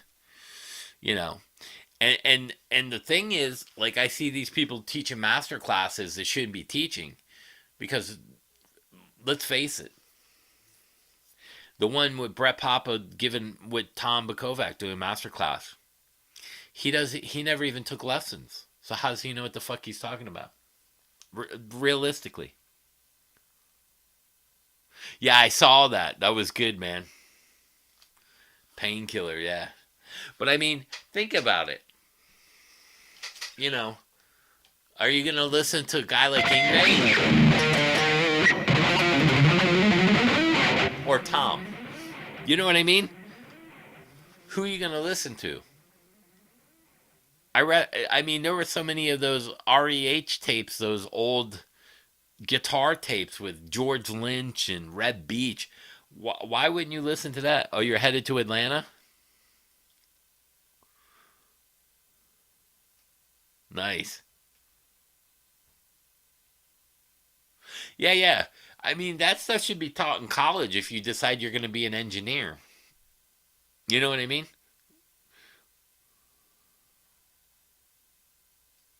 How am I? How am I so good? I played a lot, man. 10, 8, 10, 12 hours a day since probably around the sixth, seventh grade is when I started getting serious. I was learning the Stairway to Heavens and this and that and Kumbaya like out of fifth grade and stuff. But it wasn't until, to be honest, when I heard, like, I messed around with guitar and I could play like Ted Nugent, but when I heard Eddie Van Halen, it changed my life. I sat up out of a stone cold sleep. What the hell is that? And I took the speakers and I put them, and I stuck my head half asleep in between the speakers. I heard that guitar sound, and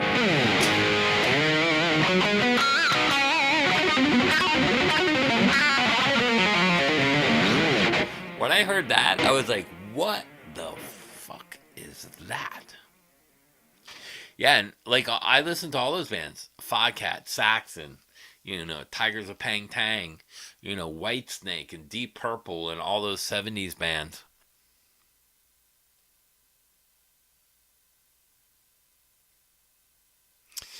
Yeah, and that's the other thing. If you don't, you have to, as a teacher, you have to be very open. Music's music. I don't care if you're like, there are snobs in music, like vintage guys. Vintage guys are snobs. Why are you going to be a snob and this a $500 Jackson? Again, it's the Indian, not the arrow. You know what I mean?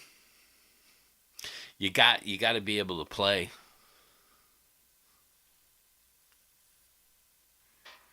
The lesson about staying in the chords.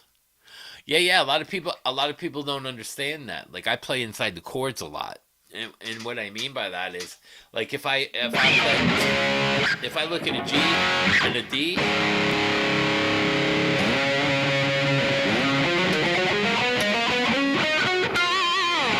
I use those chord tones,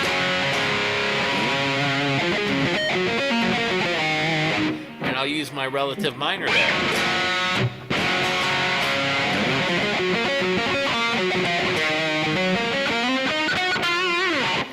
Is that what you're talking about? How I stay in the chords like that, or inside the pentatonic?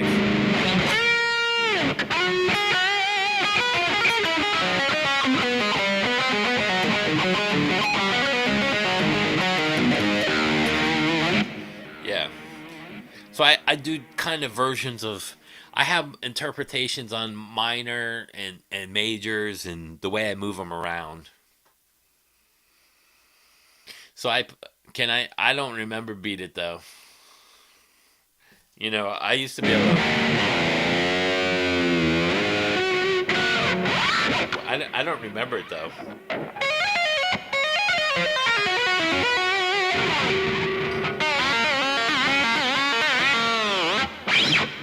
I remember parts of the solo, but I don't remember it.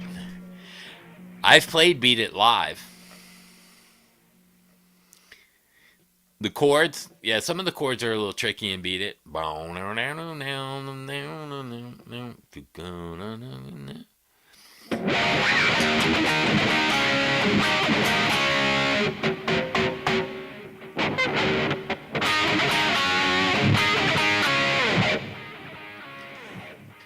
What's up, Dragon City?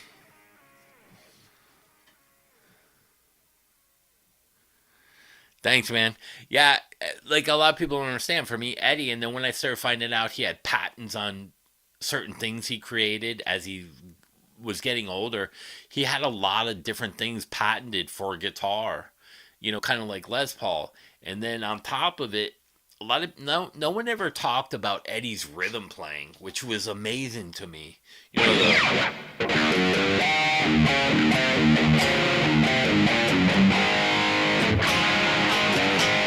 I mean, his lead playing was phenomenal, but how did he come up with that fucking riff? You know what I mean? Or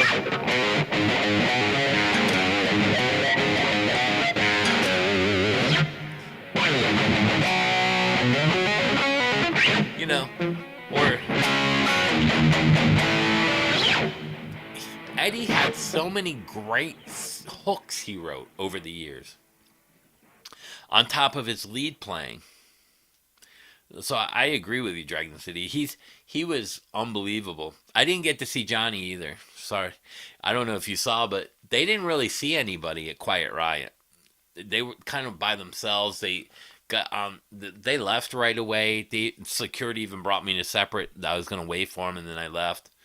But I ended up talking to Vinny. He hasn't texted me yet. That's Rudy's godson. But that's the only one I talked to at Quiet Riot. Yeah, Eddie was the whole package. Yeah, I agree. You know, and so do you guys remember they used to play Run with the Devil? Eruption.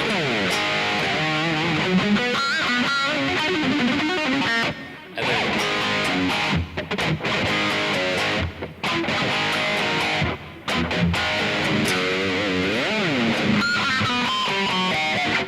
they played those three in a row, always.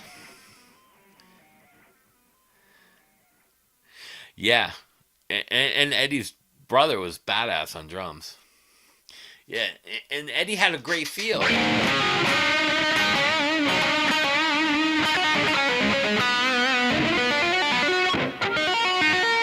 I don't remember solo now.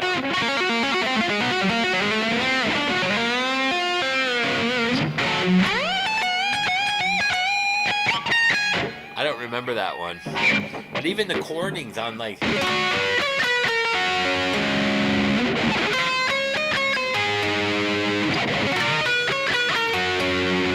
on Running with the Devil.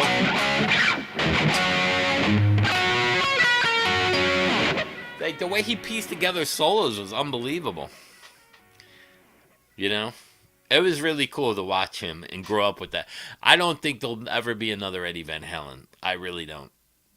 I think as guitar players we've peaked. You know, like even as much as Tim Henson's a technical player, there's no feel. Eddie had just think about when Eddie came out. His sound, most brown sound. Then on top of it, he had hooks with feel. On top of being such a technically great player in that era. You know what I mean?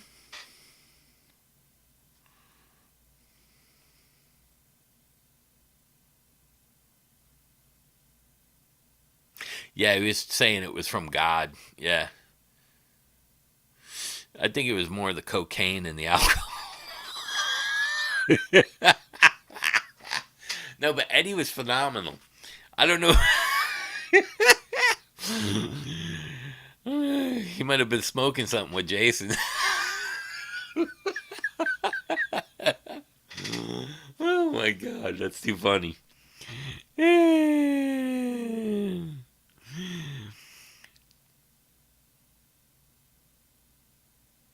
Oh, I don't know. I never seen Eric Clapton do a seminar. I don't. That's a good question. I don't think Eric Clapton, guys like Eric Clapton and Beck ever did seminars.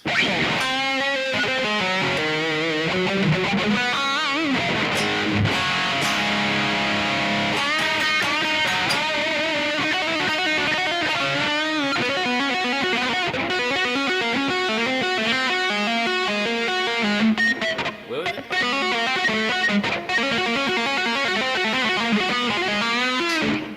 Listen.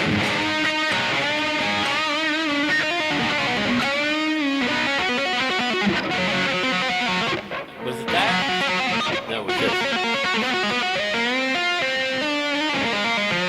Something like that. I have to go back and listen to some of that stuff. I haven't heard that in a long time. Yeah, his tone in the songs were his strength. No one talks about that though. Yeah, I mean Sean Lane was the pinnacle of guitar aerobics. I mean, you're not gonna Sean would play stuff that was so crazy that sometimes it didn't even make sense. Have you ever seen Sean play Purple Haze, man? That's fucking ridiculous.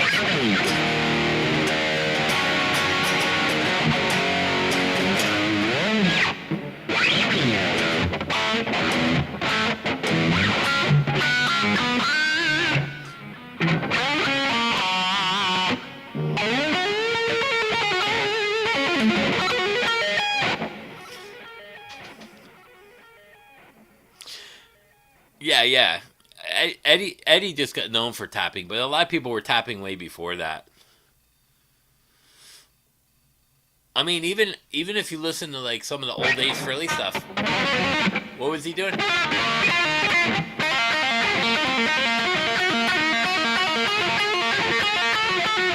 And that came from Jimmy Page. You know what I mean? Ace was copying Page as well. You know, there was a lot of stuff that you can't imagine a Jeff Beck Facebook. Oh yeah, everyone's forgot about Stevie Ray too.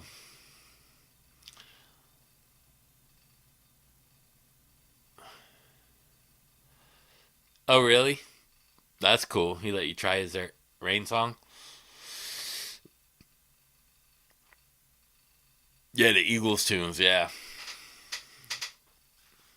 Sean was a cool. Sean was a cool person. I got to hang out with him for a little bit, like here and there. But like, yeah, he did that five thing all the time too. What was it? One, two, three, four, five.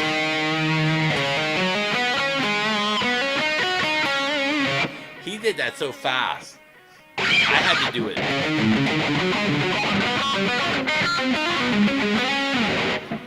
But like even that, I got that from Sean. It was a simplified version of what he was doing because I had to be able to do it where I sounded good doing it, and I didn't have his speed. And believe me, Sean was fucking lightning quick to see in person.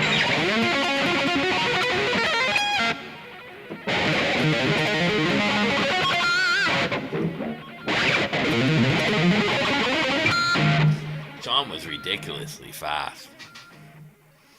Those Rain songs are really cool guitars. It's all in the tuning pegs though.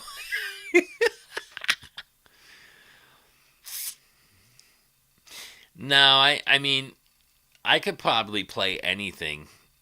You know, it's just I don't have the patience as I got older to learn it. Like even the Tim Henson stuff, that's like a whole different way of playing to me, but it has no feel, so I'm not interested in learning it.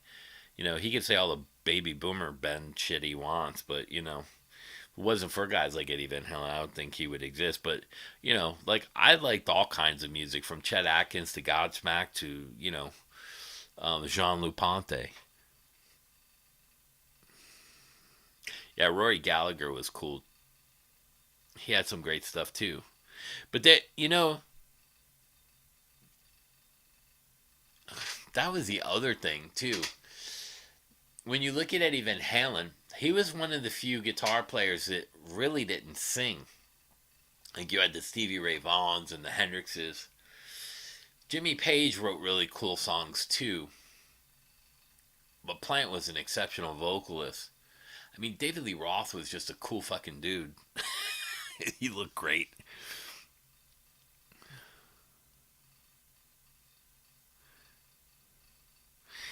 He was tapping probably around 72 is when he started the tapping stuff. He told me early 70s.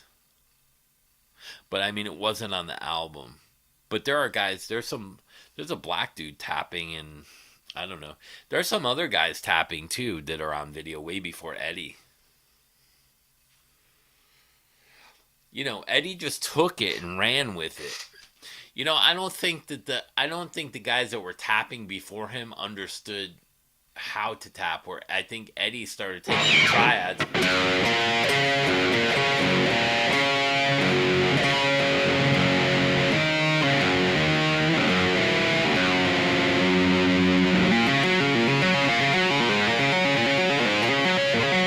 So that's a G major triad. Then you move it up. A minor. So you start moving them up, and then Eddie tapped the chords. He was tapping chords a lot.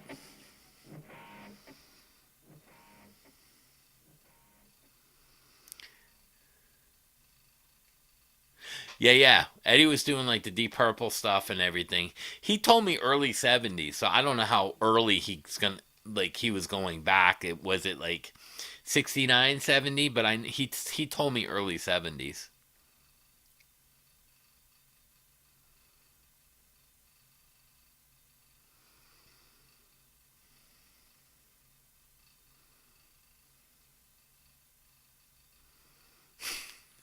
Tears from Heaven. No, I won't show you that.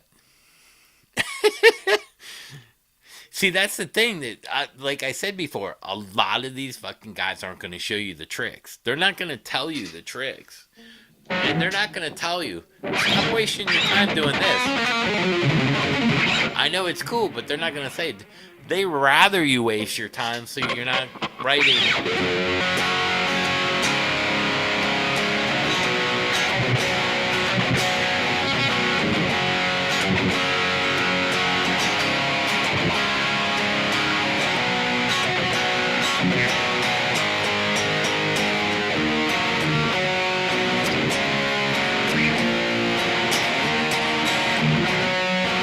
They're not gonna. They're not gonna tell you how to write those hits.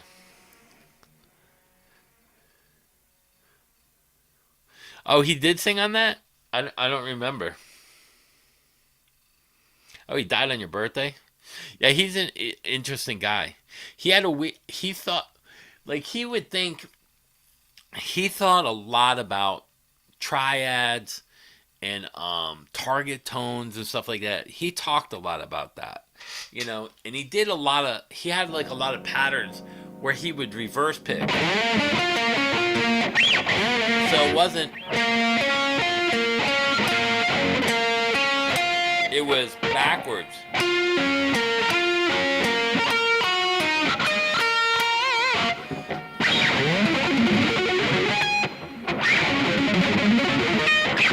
He did a lot of stuff like that.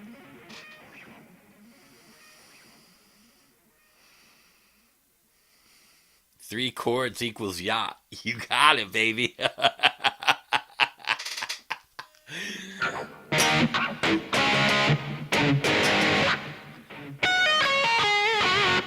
Look at what he's doing. E minor. 5 and 1.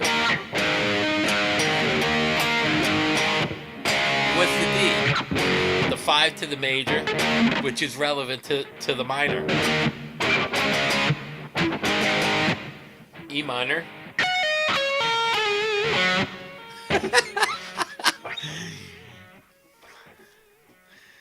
Simple song, right? I mean, and Back in Black. And then he used the chromatic.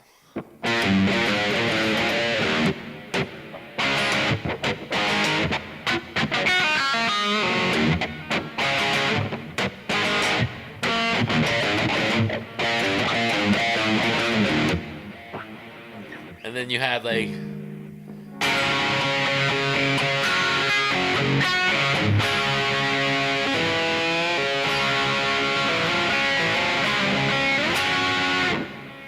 you know what I mean?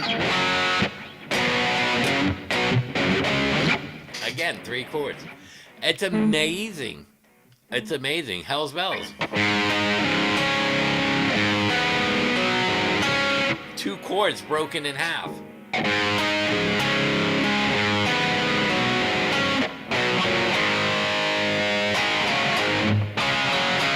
There's your whole verse.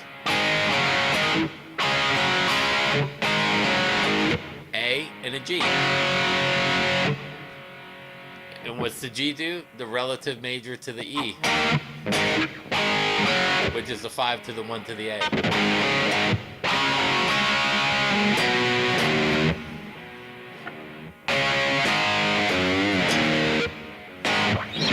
It's unbelievable. Shoot to Thrill's great too. Shoot to Thrill, play the cue. Yeah, Flick of the Switch. AC/DC had some great fucking songs, man. They had a lot of raw energy and some fucking great hooks. You know. What was that? That one album, Whole Lot of Rosie. Man, what a great song. Let There Be Light. Let There Be Rock. Drums and guitars. Yeah, yeah. I'd rather listen to ACDC too. Like, I mean, Ingve's okay, but after a while, it all starts to sound the same to me. You know, and then you're like, I had enough of that. But then you listen to like,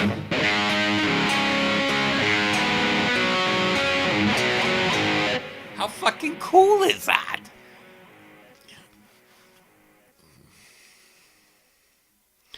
Yeah, and I love the way he always played. You know, with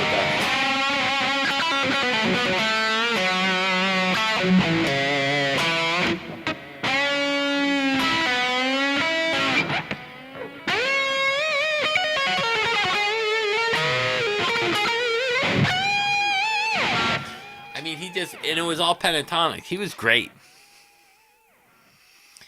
Yeah, I never met anyone that didn't like ACDC either. I mean, that's probably a good Van Halen and ACDC were like, you know, and when I was growing up, probably Molly Hatchet was probably really big because Flirting with Disaster was around that same time. You had Back in Black, Flirting with Disaster, and Halen. All that stuff was so popular. I'm traveling down the road, I'm flirting with disaster. And then like in around middle school, high school, what was it? Killers by Iron Maiden. What a great fucking album. Paul Diano.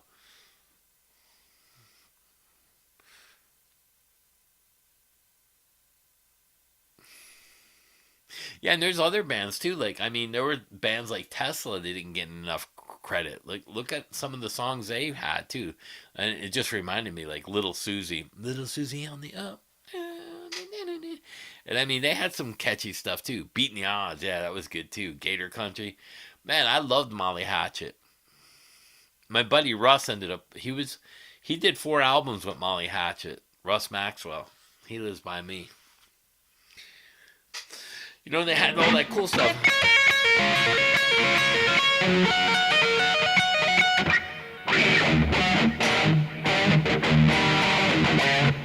How'd I go?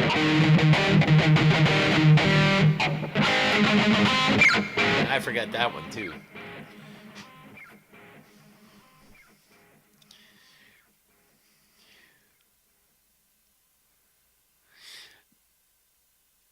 Yeah, Ingve had he used like DOD pedals and stuff. My buddy has one of his amps. It's actually called a Rhino.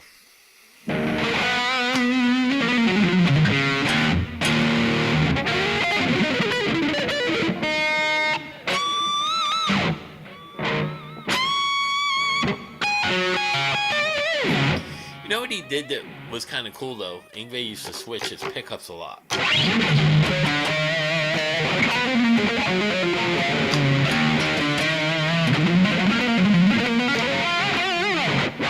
He was good at that.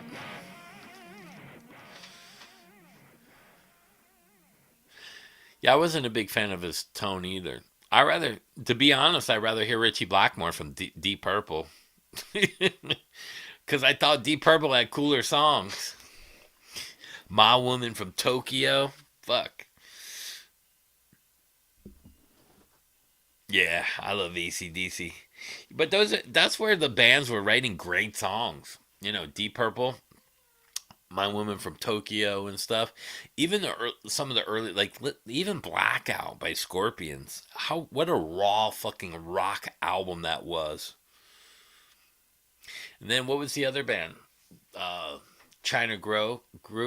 Well, the Doobie Brothers. No one talks about the Doobie Brothers anymore. I don't remember how that went either. And how does that song go?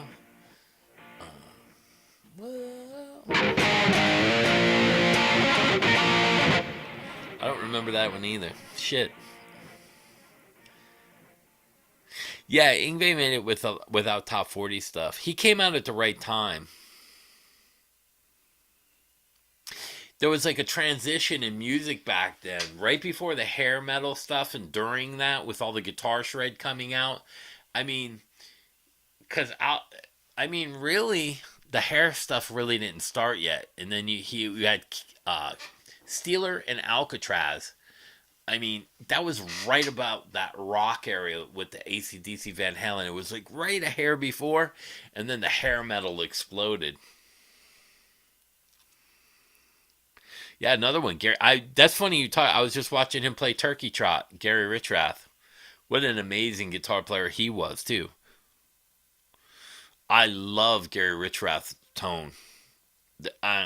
Probably one of my favorite later guitar players is Keith Scott from Bryan Adams. His tone was ridiculous for me. You know, Keith Scott had some great sound.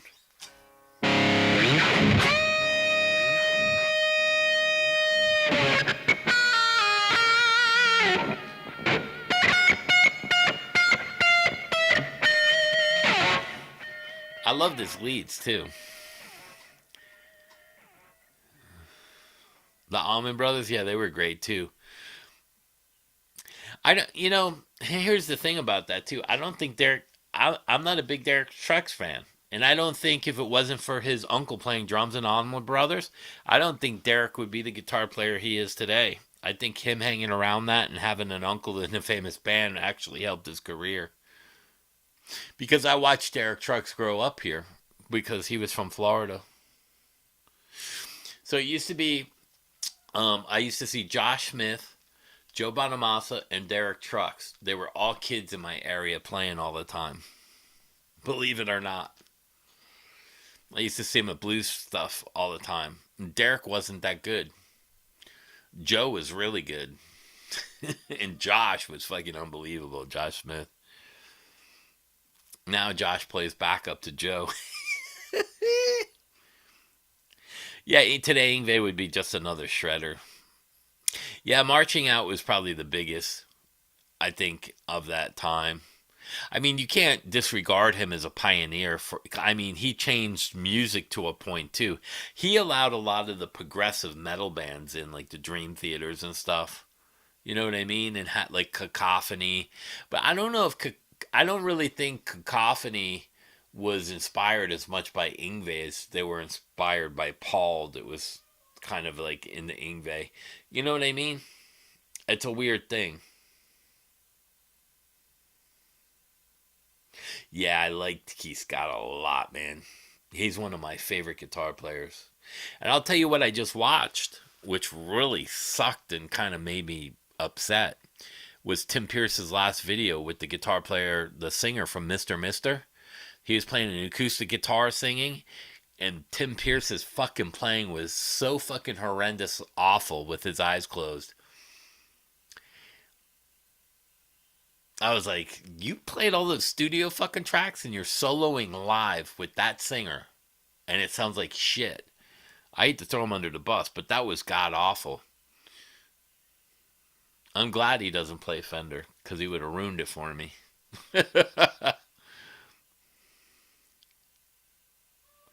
Yeah. Same with Buck Dharma from, whatchamacallit. Buck Dharma is a great guitar player. I'm burning for you. What a great guitar player Buck Dharma is. Blue Oyster Cult. I'll take Malmsteen over Badio. I don't like Michelangelo. He's got no feeling in his play.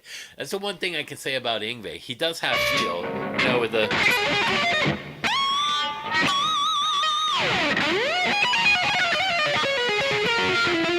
He had feel. You know? Even when he slurred his scales, like...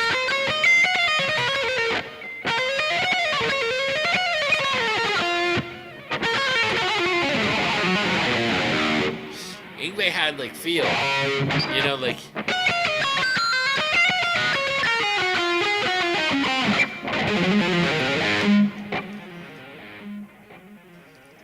Michelangelo has no feel. Yeah, I love Blue Oyster Cult. My favorite band from back in that area was Uriah Heep. Yeah, I don't like Michelangelo at all. He he looks like he's playing like with his fingers like this. I know he's supposed to be efficient and stuff, but I don't know. He's got no feel to me. I mean, he has the best time that I'll say this. He played in a band called Holland that was unbelievable. But other than that, I've never liked anything else.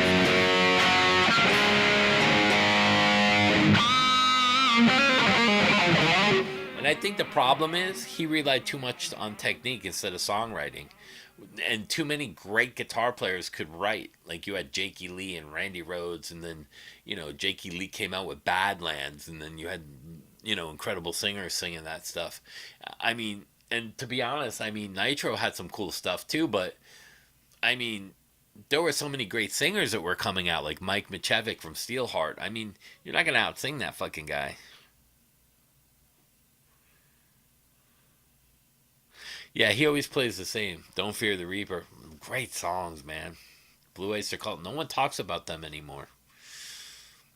They were so big on the, it's kind of like, oh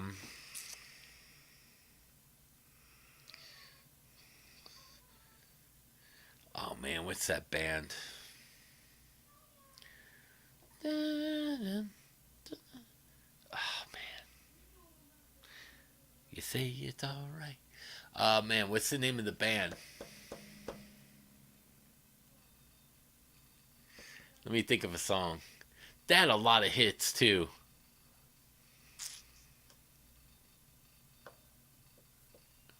Shit. I can't remember the name of the band right now. They were like English, like Breakfast in America. What was the name of that band? Was it Breakfast in America? It's raining. Oh, man, what's that band? He had a really high voice. Anyone remember that band?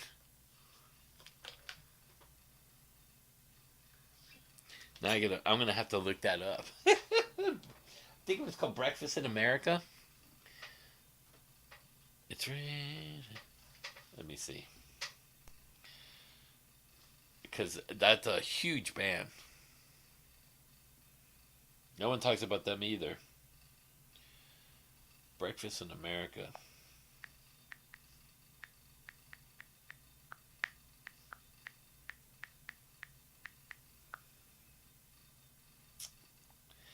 That was Supertramp. Fuck. Supertramp had some fucking amazing songs. Yeah, that's it. Supertramp. What a good fucking band that was. One of my favorite bands. No one talks about how good they were. They have a lot of fucking hits that nobody talks about.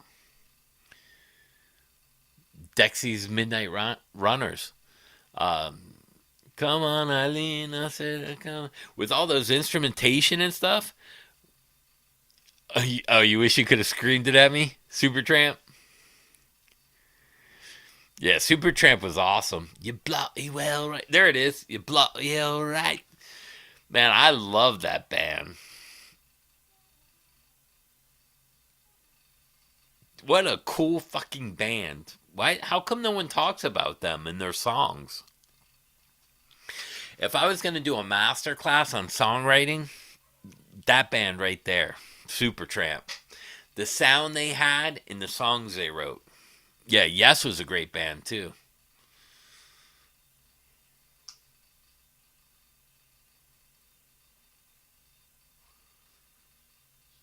What a great band. Yeah, it was called Breakfast in America. Oh, America? That band America? They were all right. But I mean, there were so many. I don't know. Men at Work were pretty good too.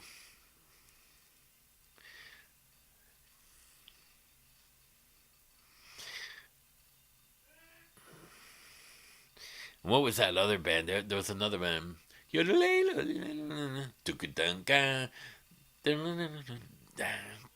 Oh man, what was that band? Oh, Hocus Pocus? Or is that the name of the song? Hocus Pocus? Men at Work were great. Moody Blues were good too, man. See, this is like those are some of the bands that nobody talks about that people should. I don't know why they don't talk about these bands. The Guess Who, yep, they were great too. Moody Blues, Guess Who.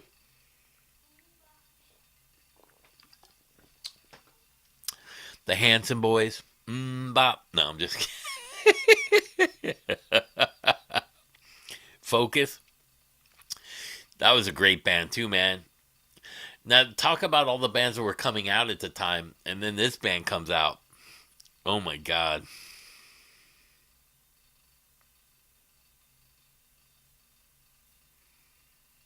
No, I never heard that story about the conspiracy about that album cover. I'll have to look into that.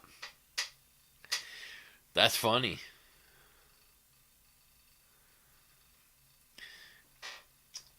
I don't know where John Pearson's been. Where's John Pearson at? I haven't seen him in a while.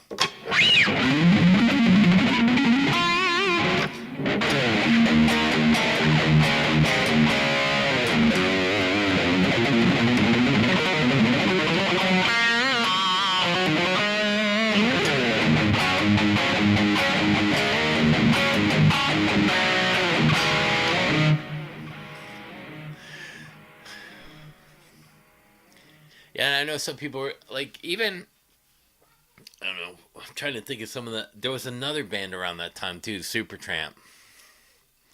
Oh, Johnny Winter was great too.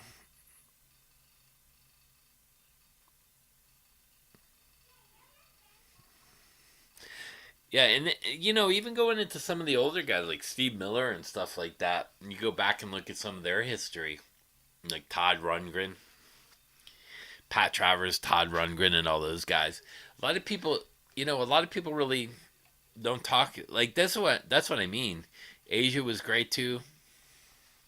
Yeah, like I don't know why like these bigger channels like Rick Beato don't. I don't think he knows what the fuck he's talking about, but.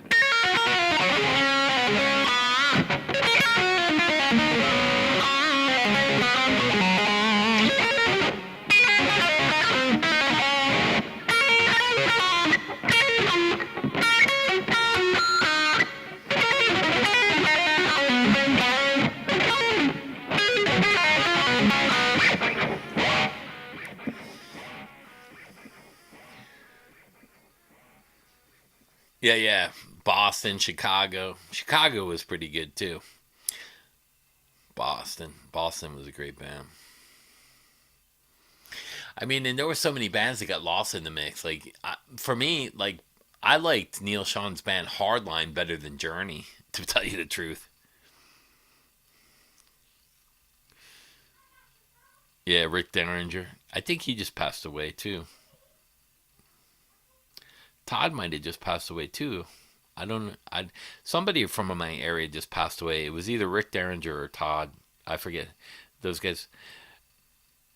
There's so many people that live around this area. It's hard to keep up.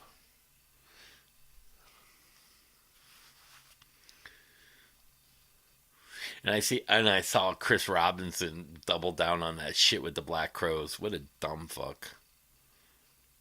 Yeah, Dixie Dregs. Yeah, they were around my area a lot. I took lessons from Steve Morris. His brother's an incredible drummer. Steve Morris's brother.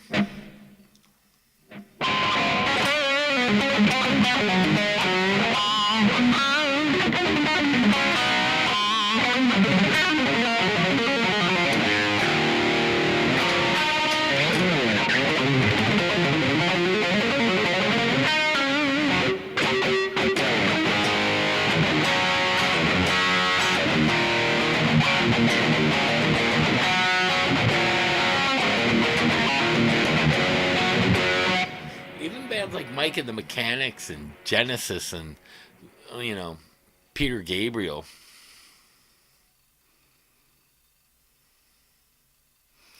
A band called Detroit? No, I never heard of them.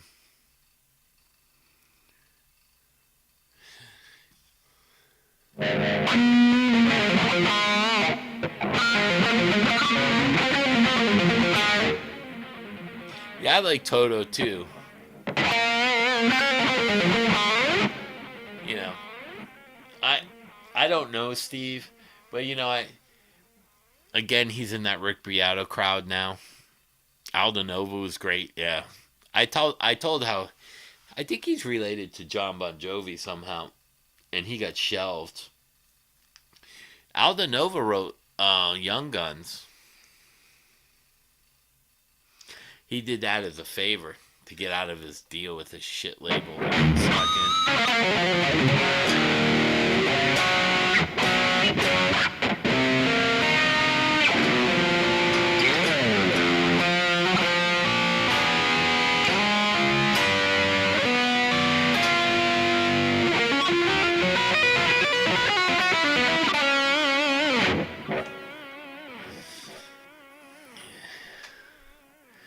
Mitch Ryder. I'll remember that because I had a friend named Tommy Lee Ryder.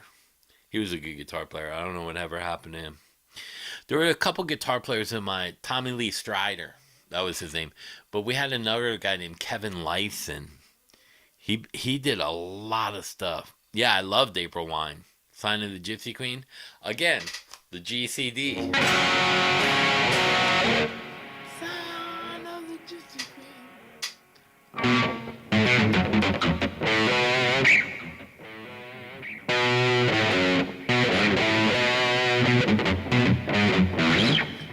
I had an idea. Yeah. Loverboy.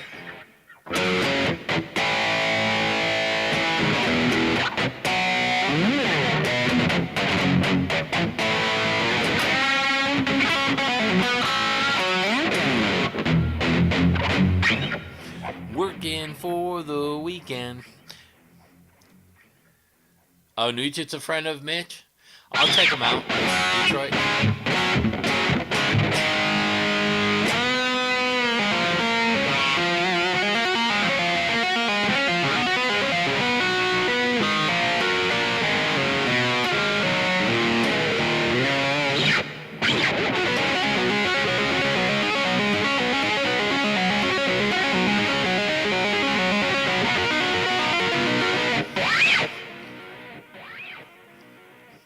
Donnie Iris. What? That was a great band, too. I'm kind of near Boynton Beach. Oh, yeah? Do you know the name of the bar? Was it Elmo's?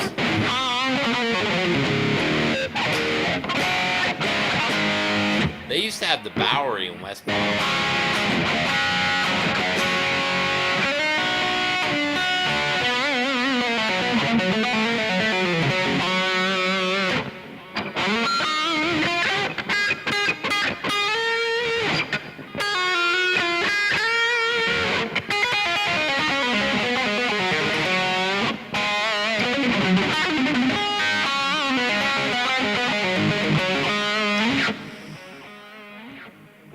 Devil in a Blue Dress. Oh, I remember.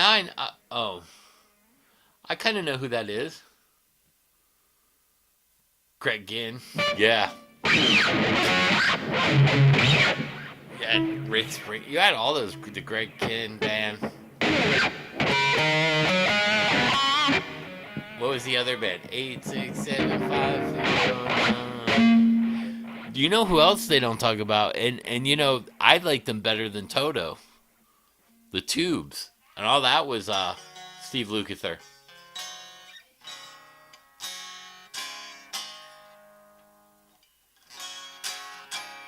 Jeopardy. Your love was in jeopardy.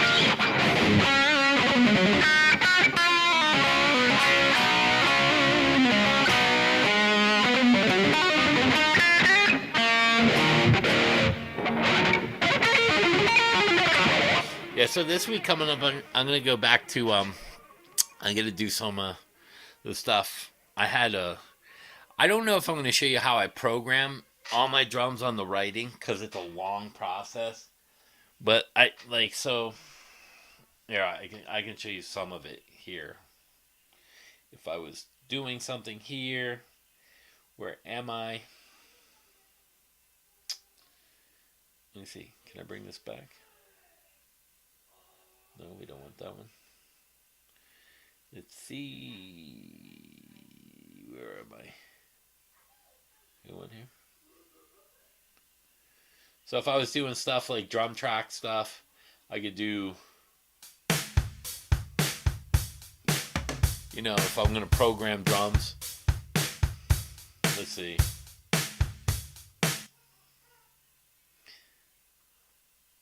I can do fills. I can do a lot of fills.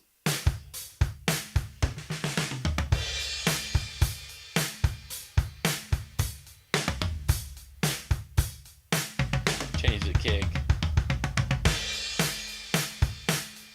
Hi hats.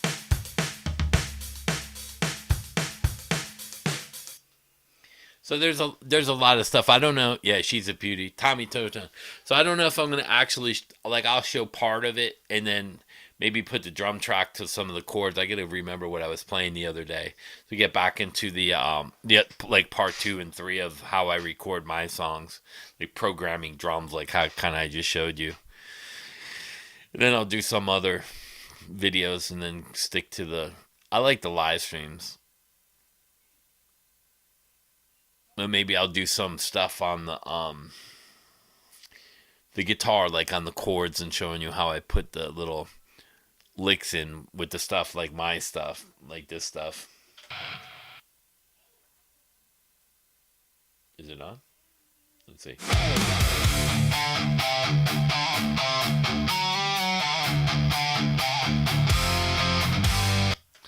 You know, like that riff. That's from Scales. I'm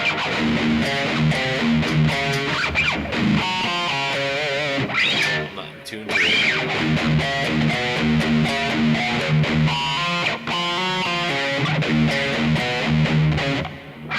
So let's see if would I have to move up a whole lot.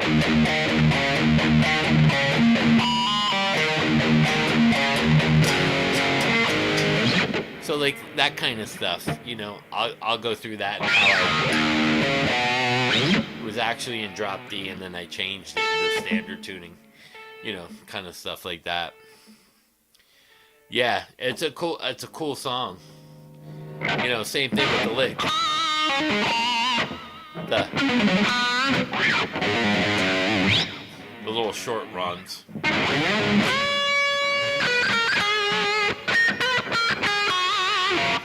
Those little bursts like that. Yeah, it's a cool one.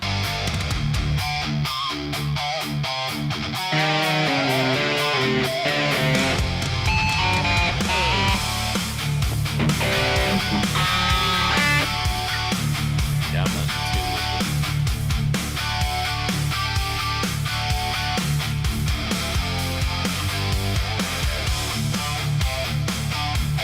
too You know, a lot of that is just like riffing and then. I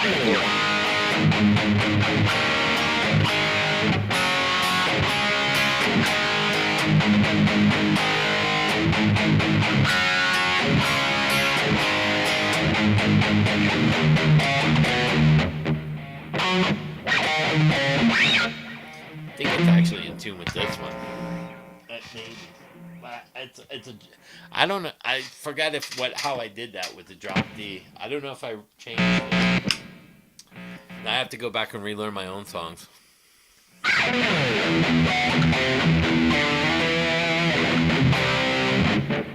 see?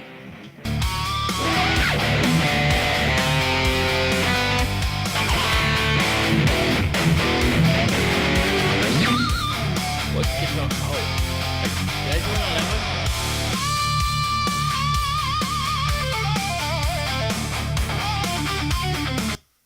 See, like those little riffs in there, I do them in fours. Did I do it on this one? I can't remember what guitar I recorded on there.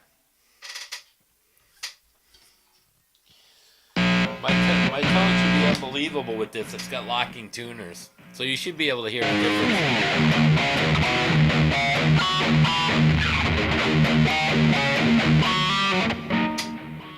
Let me see.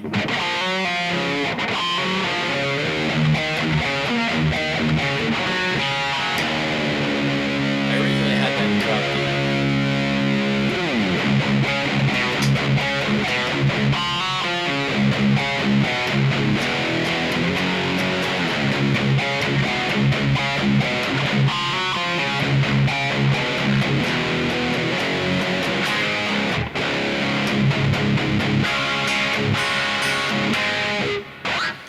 Something like that. I changed the tuning on that.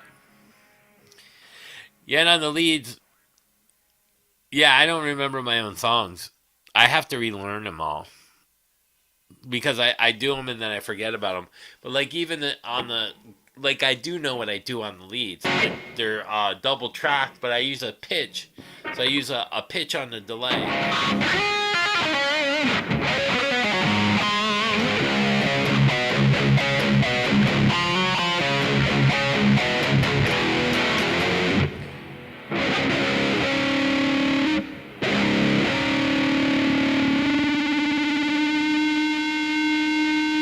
I do it? Did I do it in the Schecter? Let me see. Is the Schecter in tune with it? I can't remember what I recorded with now, because I used a couple different guitars. Let me just. Could have been this one.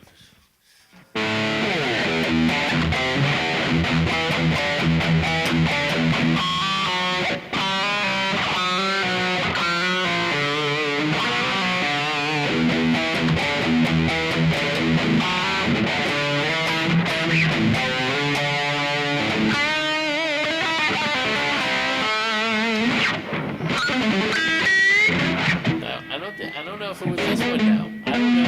I don't know what I recorded them on. That's so weird. I can't remember.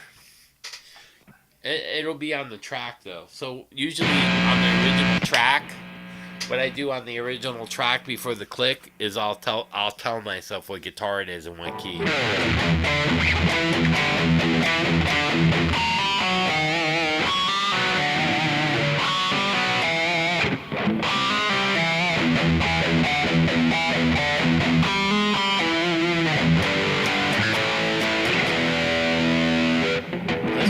Let me see if this might be in tune with everything.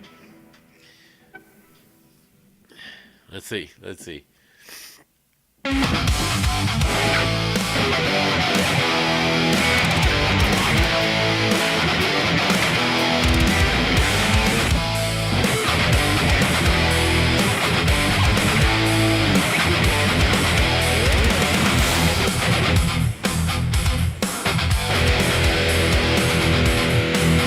It's out.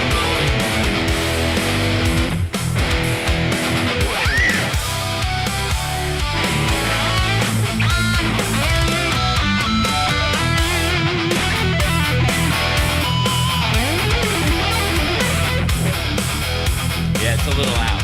But Joe's guitar, I always call it Joe's guitar, it's a little out. Do I have to warm up? No. I've been playing so long, so if I just come on and I start... I don't recommend doing that.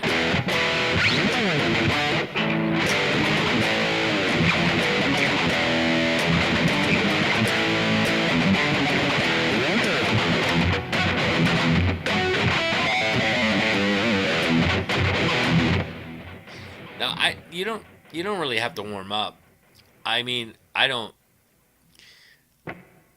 warm up a little, but I've been playing for so long and stuff that, I can just pick up a guitar and play like that out of nowhere. But I wouldn't recommend that.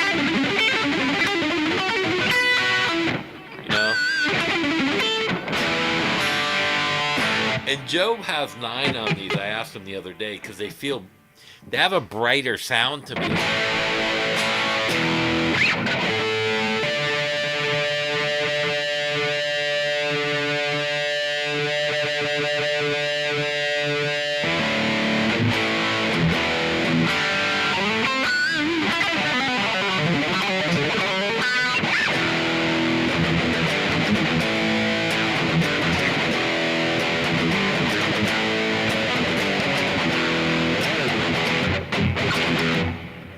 It sounds brighter to me.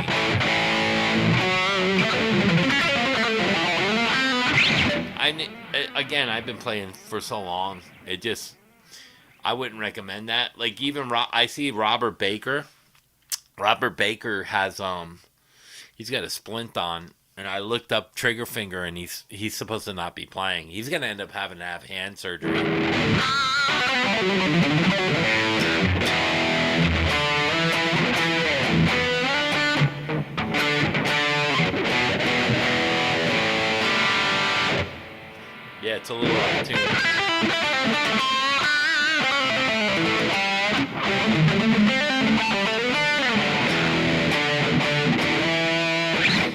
lot of that stuff is, it's not hard. Like that first part is a chromatic.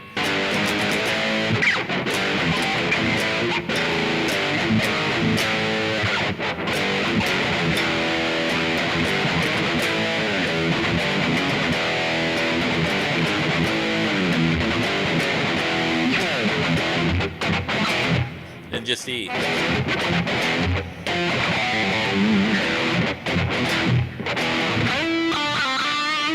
You know, whatever I was doing, I don't even remember all those little licks.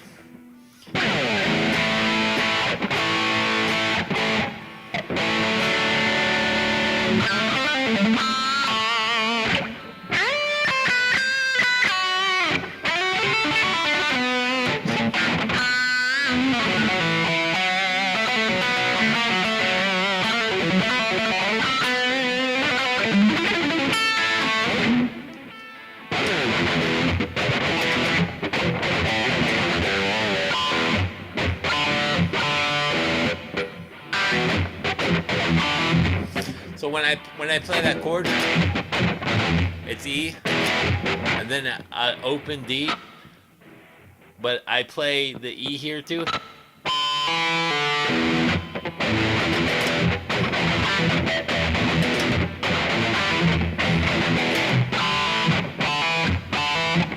Like that.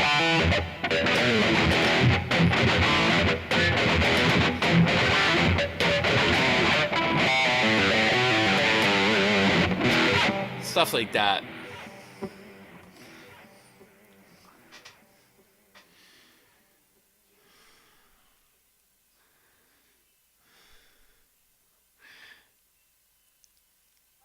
You're garbage. What? Playing songs to completion all the time. You play notes that don't make sense. Well, you know, it's good to play. It's good to play stuff that don't make sense, because once in a while you come across something that's kind of cool. Like I do this all the time.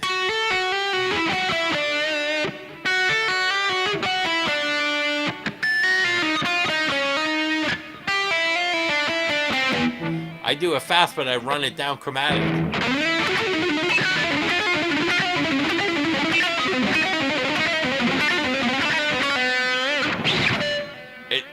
The speed is what helps it make it sound good.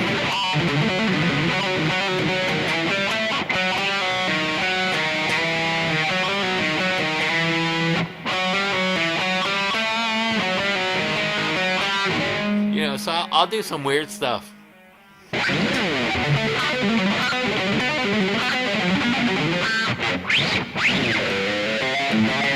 I mean, technically that song shouldn't sound good either.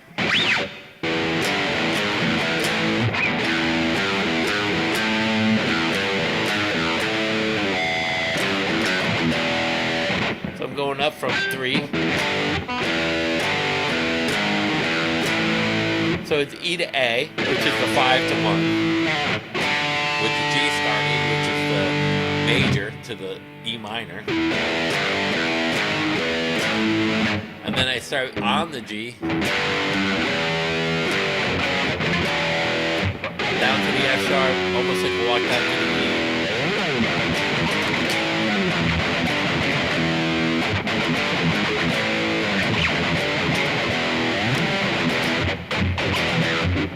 I mean, technically that's not supposed to be right either.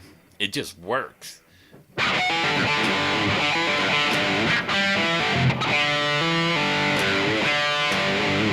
And the lick.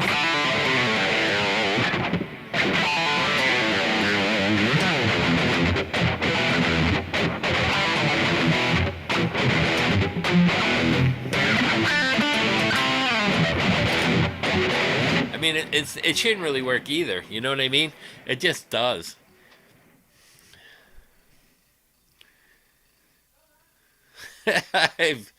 Well, if you stay inside the pentatonics, they sound great. Like I do.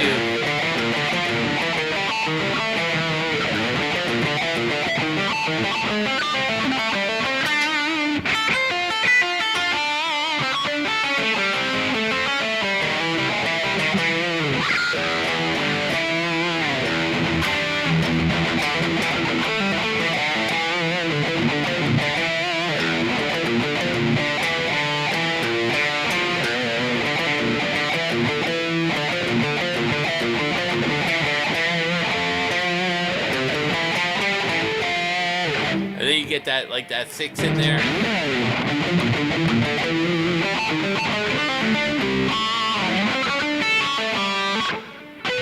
I mean, you can work those licks in.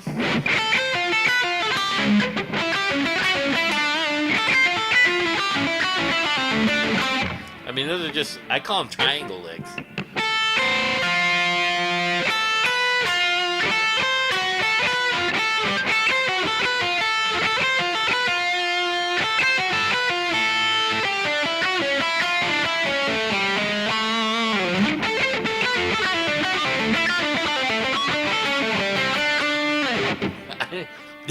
I mean, if I stay inside the pentatonic box, it's okay. You know what I mean? With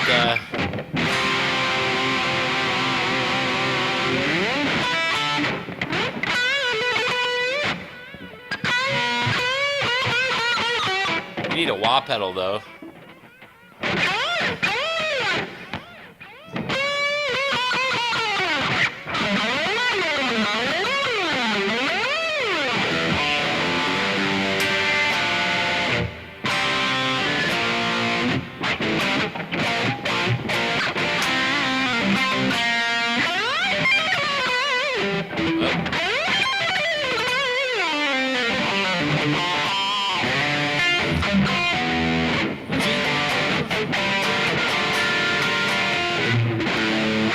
I don't remember it all.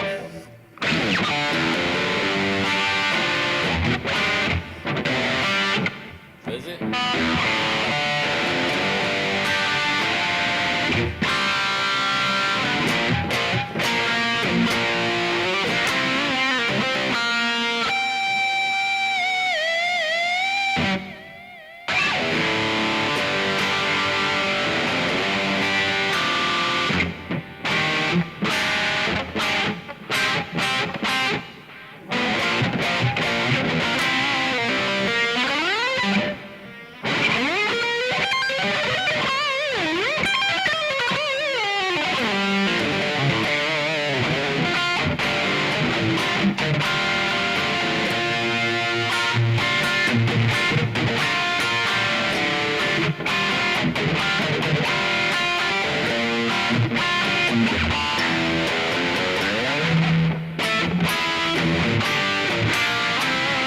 Something like that. I don't remember it all. Yeah, Tobacco Road. I don't. I used to play that. I don't do it so much anymore. Yeah, he does a couple like that one run is kind of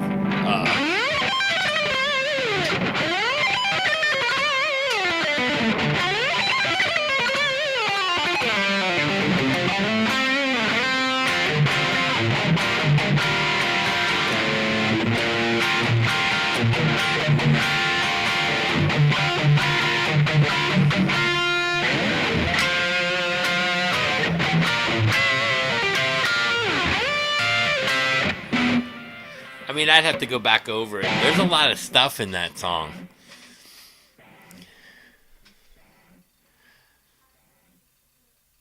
The the hammering pattern in No More Tears. I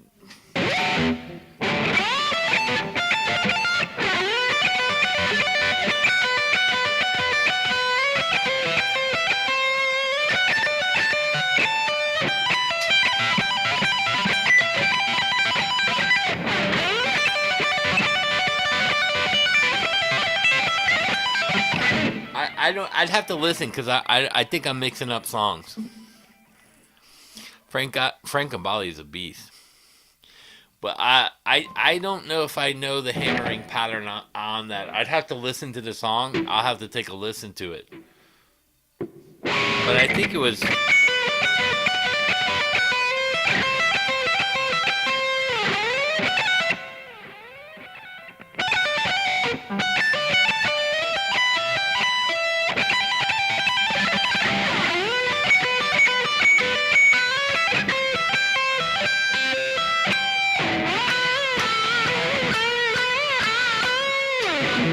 Something like that. I don't remember. I could be doing Miracle Man too. I don't know. I yeah. Frank Abali is really good. I like when he does this. He did a weird sweep thing. I got to play with him. He's probably he's another guy that's probably one of the best in the world that no one really talks about, Frank Abali. But there's a couple of those guys. There's Rick Graham. There's Quayle. Alex Hutchings. I'm friendly with him. I haven't talked to Frank in fucking 30 years. You know, like even Doc from Sabotage. I just talked to him the other day. I haven't talked to him in like 30, 40 years. Probably 30.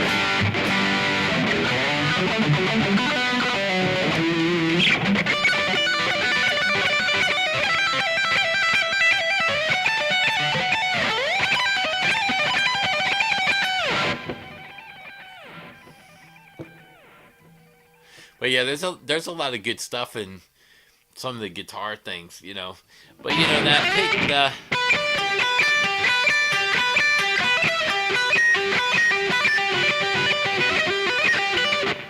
it reminds me of the old.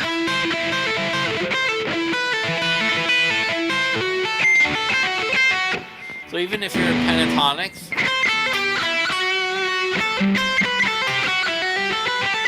like the A minor position in G major.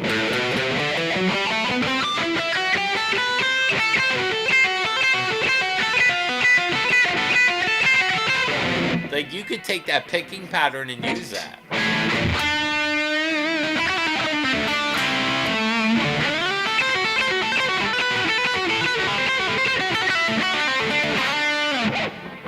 I mean, that's a cool pattern to throw in there.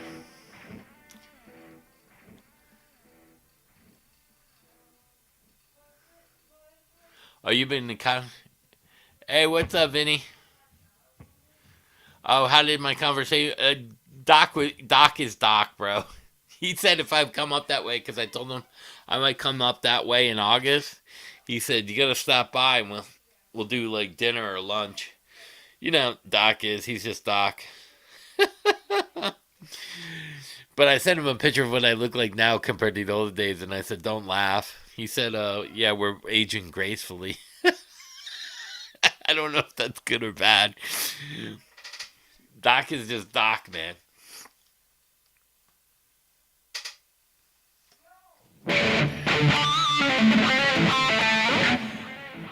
And it was so funny because he called me out of the blue, and I had a doctor's appointment the next day, and he goes, "Hey, it's Doc."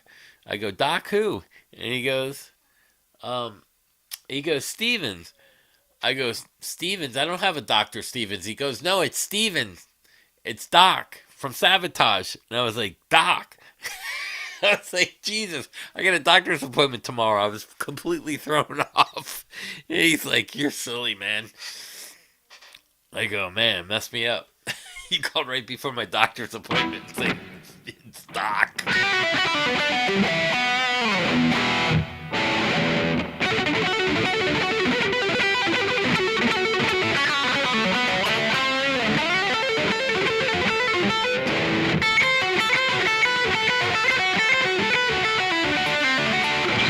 And there's so much stuff you can do in a pentatonic scale. I don't know why people shy away from them. Like, people are like, "Oh, the pentatonics are boring." Yeah, if you play them like that, but you start adding all kinds of notes in between them.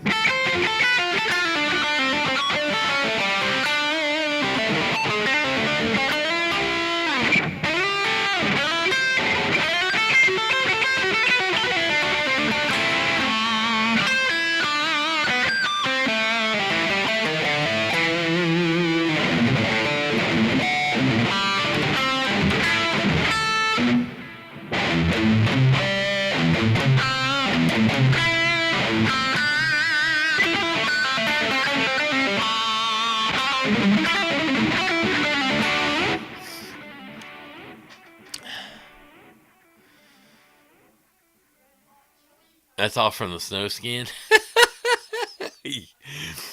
Your mountains are.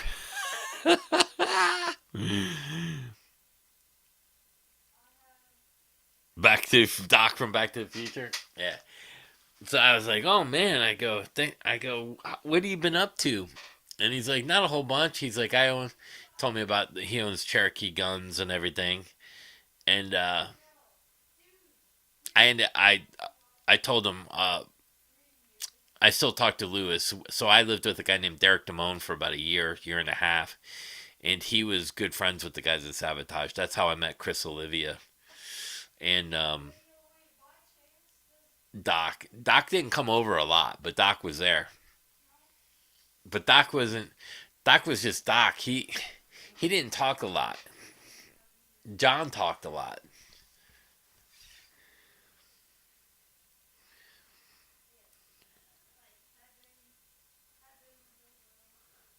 Yeah, a lot of them. Like even like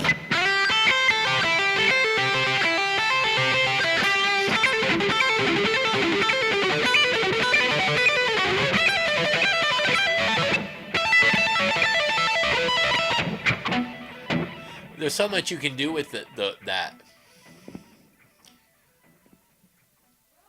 My surname?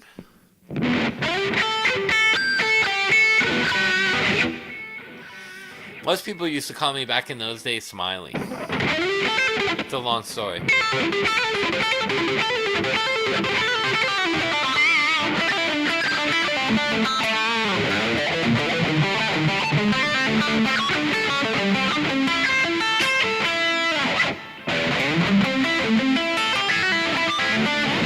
My full birth name is Christopher.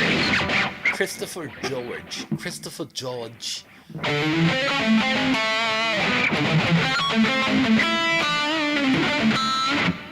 Christopher. I mean, it should be in a like an English movie, right?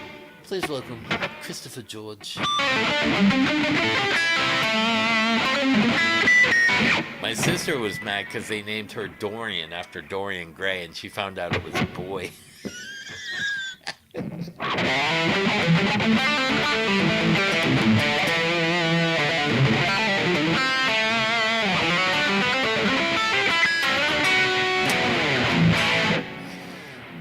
Please welcome Dorian Gray and Christopher George to the round table.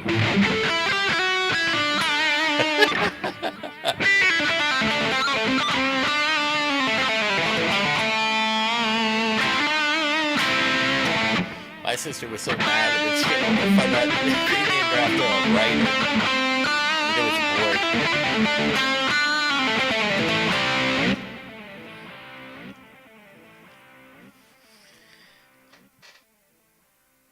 Yeah, a lot of the modern guitar players look down at those. But I'm telling you, the pentatonics sound great. You mix them in with some of the major scales and some of the patterns. Like and again, if you find your own patterns, like I open, here's a good one, A minor, open A, E, 5, 8, and then I hit every note in line on the pentatonic.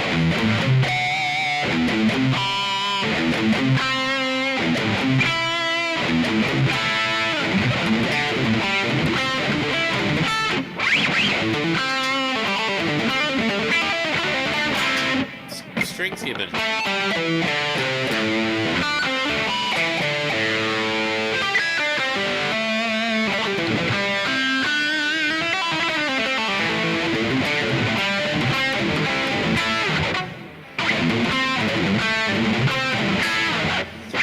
mean, all that stuff is really cool.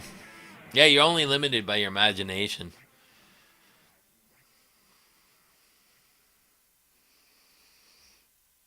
Yeah, the E's, the blues note, yeah.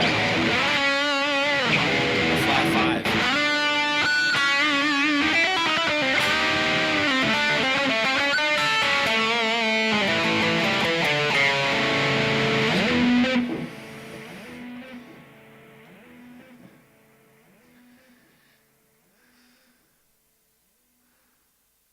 Yeah, yeah, yeah.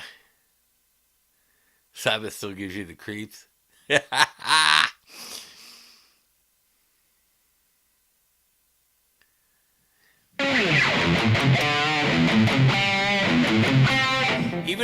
play that at my speed, it still sounds cool slow.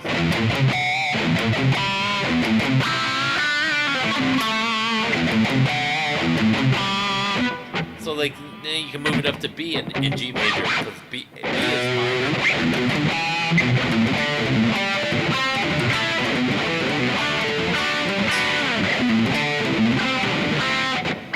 Did I crisscross that?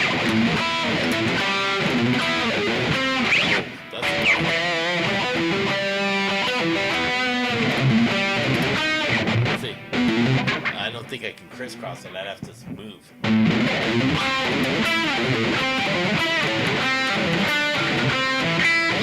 I mean, there's all kinds of stuff you can do. Like, I mean, even just playing with that. Even if you're just on 2 strings.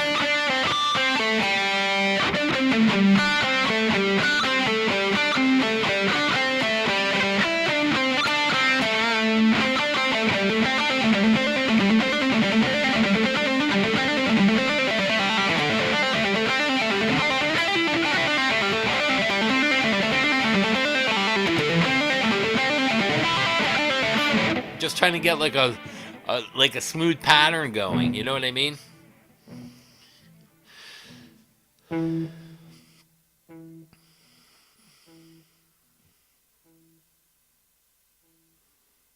All right, Vinny.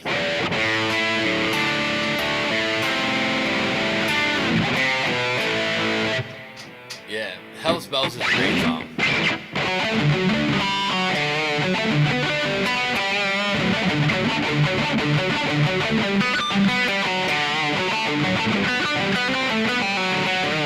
Even crisscrossing patterns. You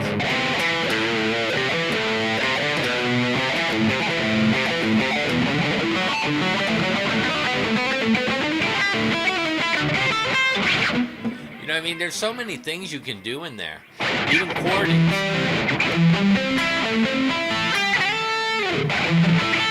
So you arpeggiate the chords.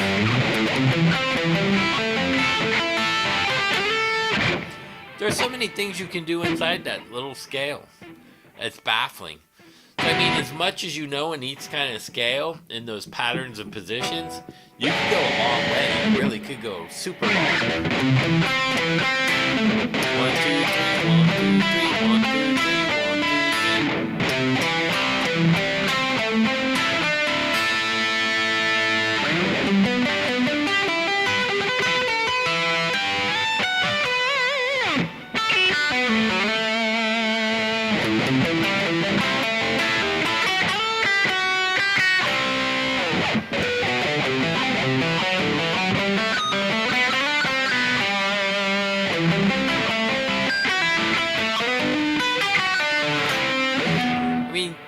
It's baffling how people. That's what I really love about Dweezil Zappa, because he understands that there's so much stuff inside one pattern. You don't even need to move around. You know what I mean? So if you're going.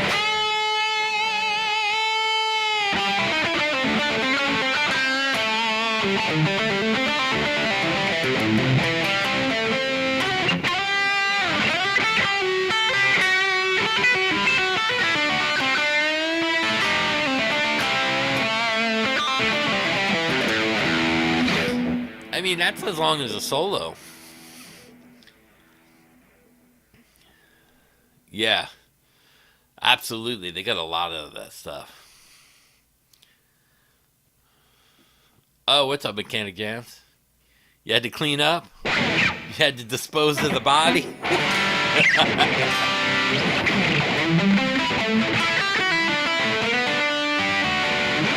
So then you start looking at the pentatonic, right? You go, well, if I do patterns of 3, 1, 2, 3, 1, 2, 3. See, this is already set up for you. 1, 2, 3.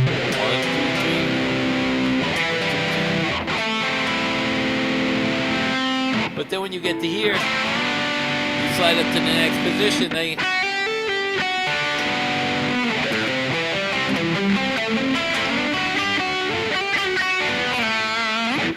I mean, there's so much in that.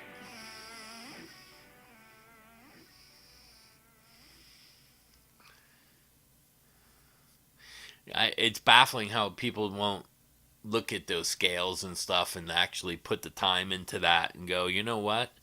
There's a lot in there. Just on, you got A minor and B minor, and you got all those notes in there that contain all the major notes too.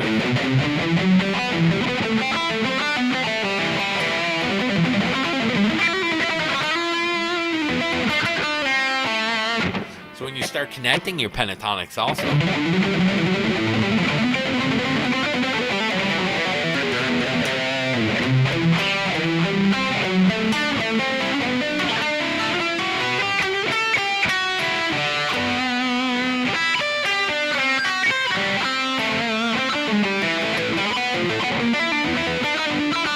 Then it opens up a whole world. I mean, I don't know why people don't put the time into that. Because there's a lot of stuff in there, even melodically, So now you got.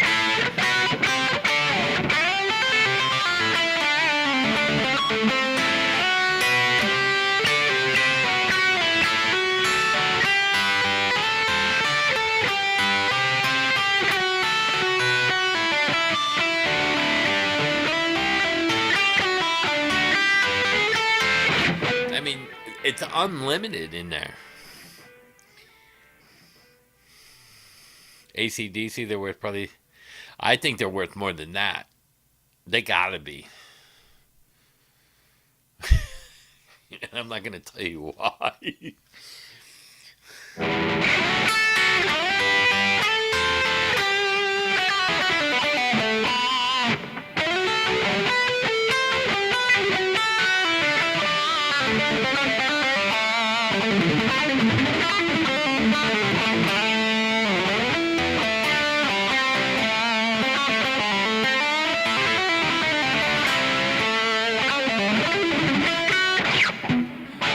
I'm not sure. I think I'm at 440.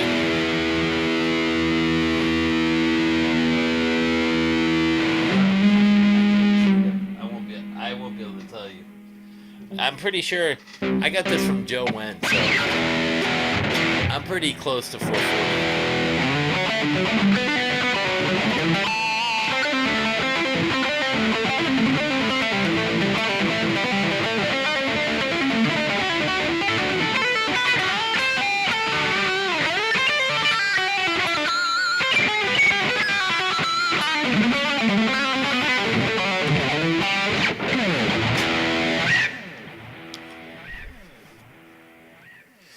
Yeah, I agree. You got to know where you're at.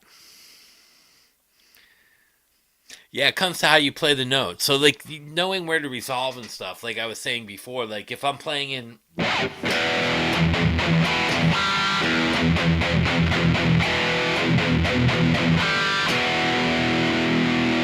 That's the E, G, and.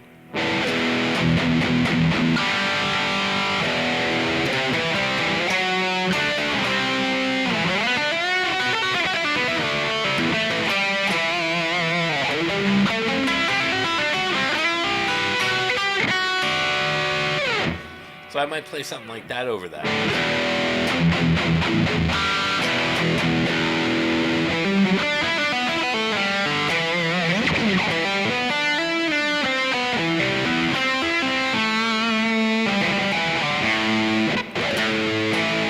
I mean, it just depends.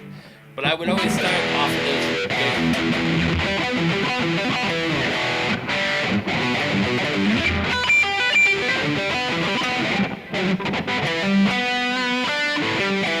So I would start. I would use that as my areas. My guitars are all tuned with different things.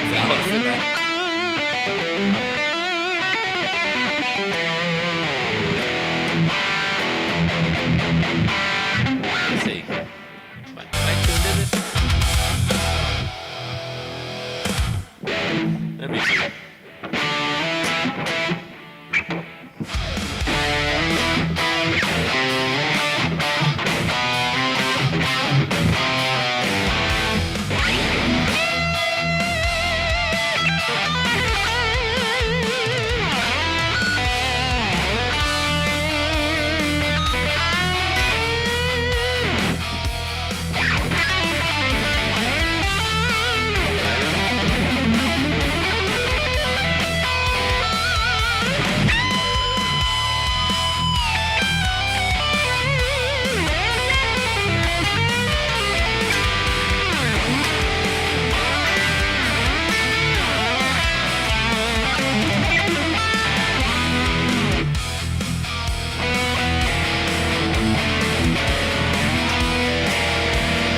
That's it.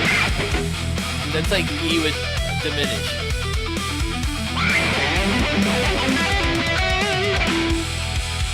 So like that kind of lick that you heard there.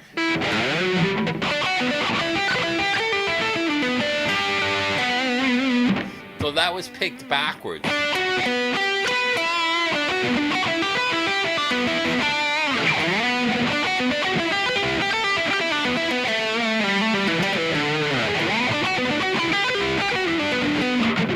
So I'm doing stuff like that, but the shorter licks like that, but you can play over that.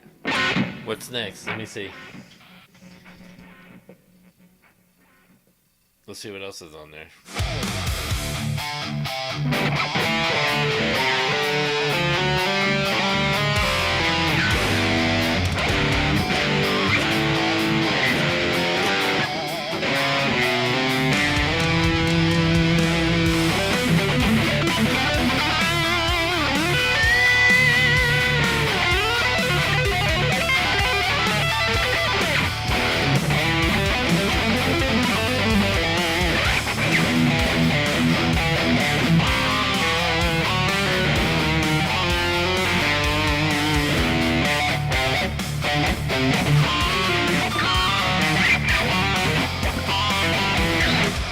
I don't know what I'm in on this song.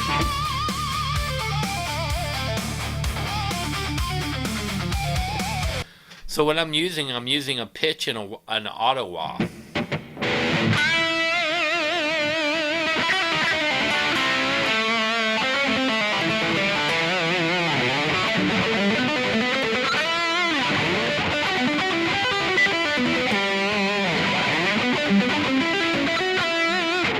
So I do a lot of, I'm moving forwards but picking backwards. I don't know if that makes sense to you guys.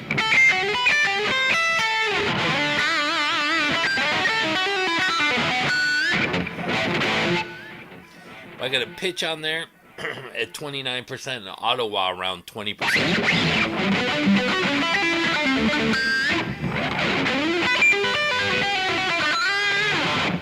And I'm doing little licks like that. But you can see I stay near a lot of the tones, the chordal tones.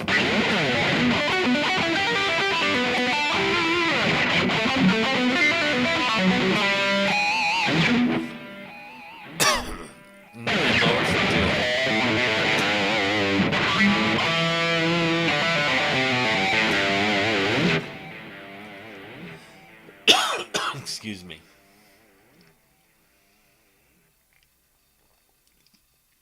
But that's a lot of that stuff. I don't know what I'm tuned to. I don't even know what I'm tuned to in the songs. I thought I was in half step down.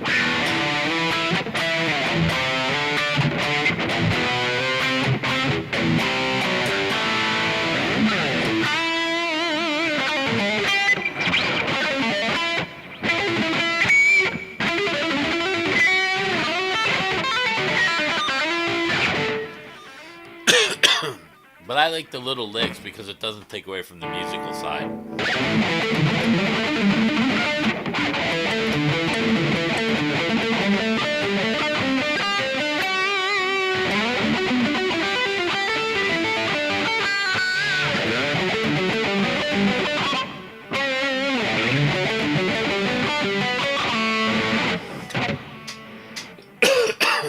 I don't know where I started that from, to be honest with you.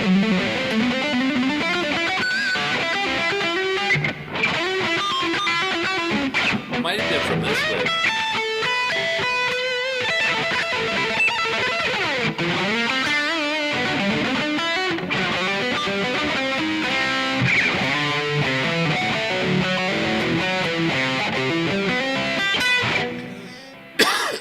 I don't know where I started playing backwards like that by moving forward. I don't know where I got that from, to be honest. That could even be Sean Lane.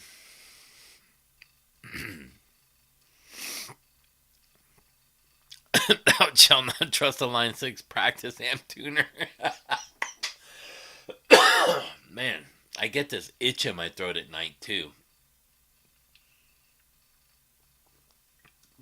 That's been happening a lot since I got sick. Yeah, so like if I'm playing forwards, like the scale up.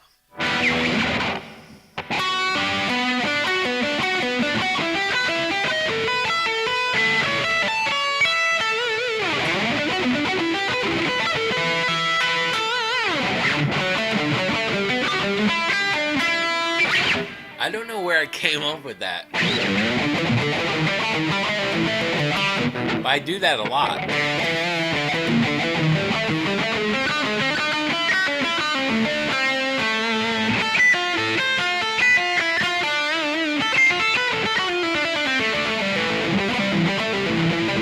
Same thing with this leg.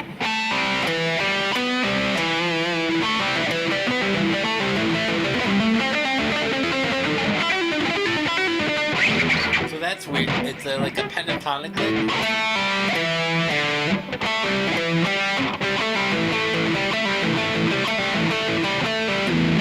And then I throw that note in there. With a triad.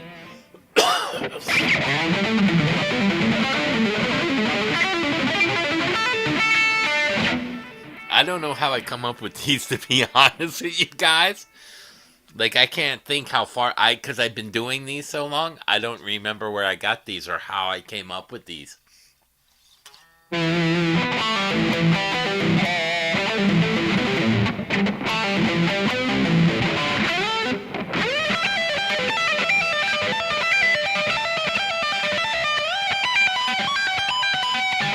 It's got a cool sound to it. I know that's what intrigued me about it.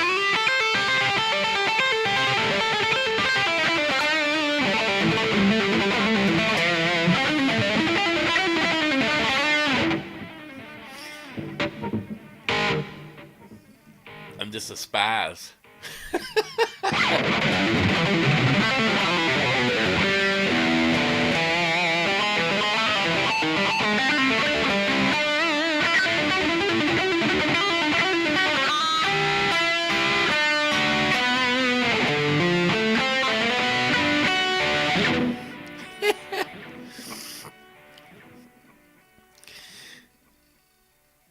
Yeah, it's like triplets. It's almost, yeah, it's kind of almost like a triplet sound with almost like a triad or arpeggio, whatever you want to call it.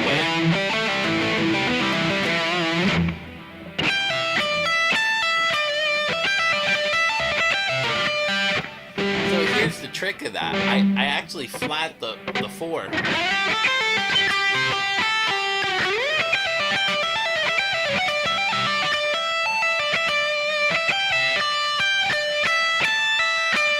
So that's the pattern. I don't know if you guys can see that.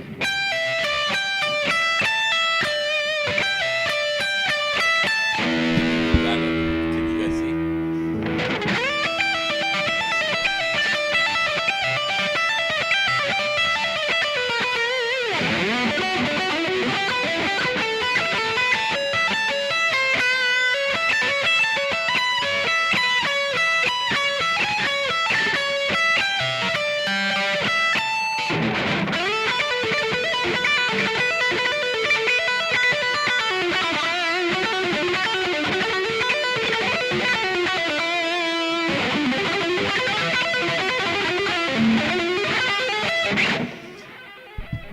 I'm just a weirdo.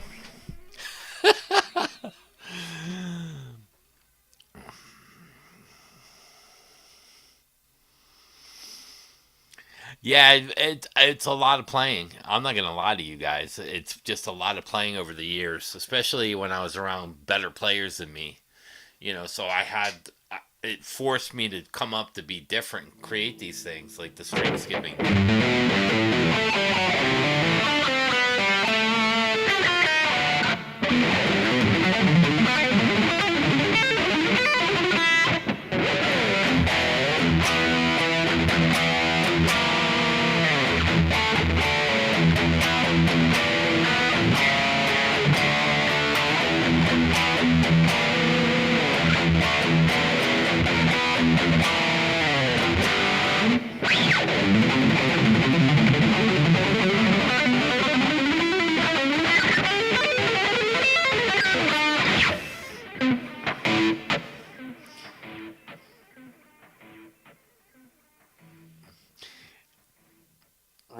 Marchbank? No, I don't think I know him. Roy Marchbank. I'll have to check him out. Yeah, same with scales. Like a lot of people play scales. Like Randy Rhoads always did this.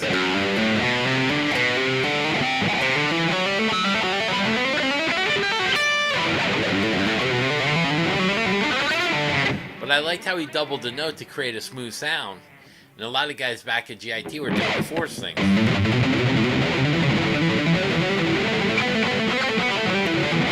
So I started playing it with the idea of doubling, but I was like, well, how can I make that sound smoother?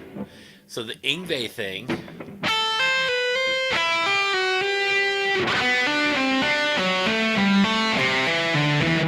So what I did is I took Yngwie's lick.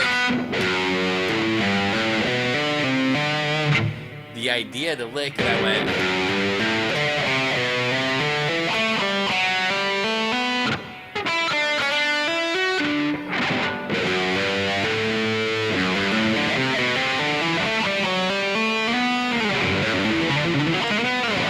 And it had a weird rolling sound to it.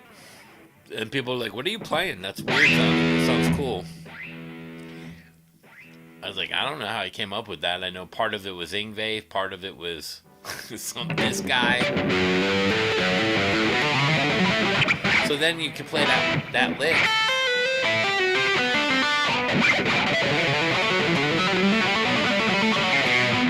And then do runs like that too. So then it sounded different because I wasn't picking everything and I had a lot of speed. I was like, man, that kind of sounds cool. And then I added.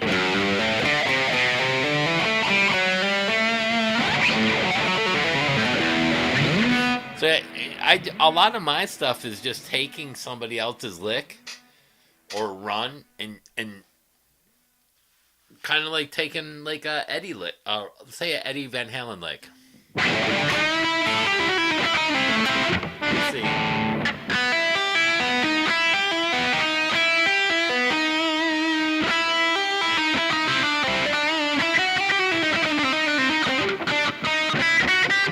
So you would take a lick like that, or Eddie did this. Let's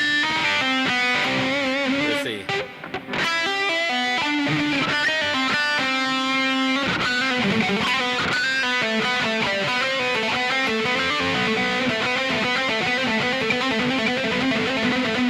And then you heard Mick Mars doing it.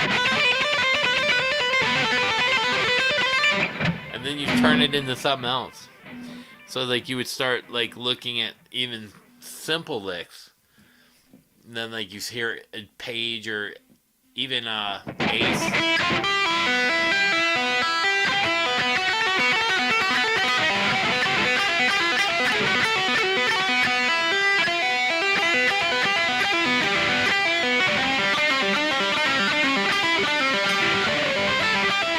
And then you go, well, that's kind of a cool idea, but what if I start doing it forwards and backwards?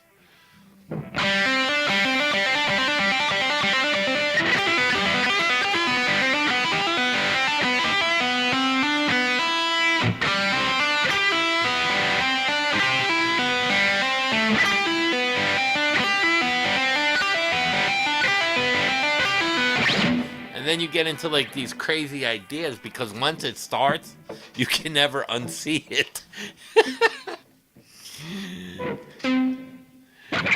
Yeah, long fingers help. Especially on the big run. 12.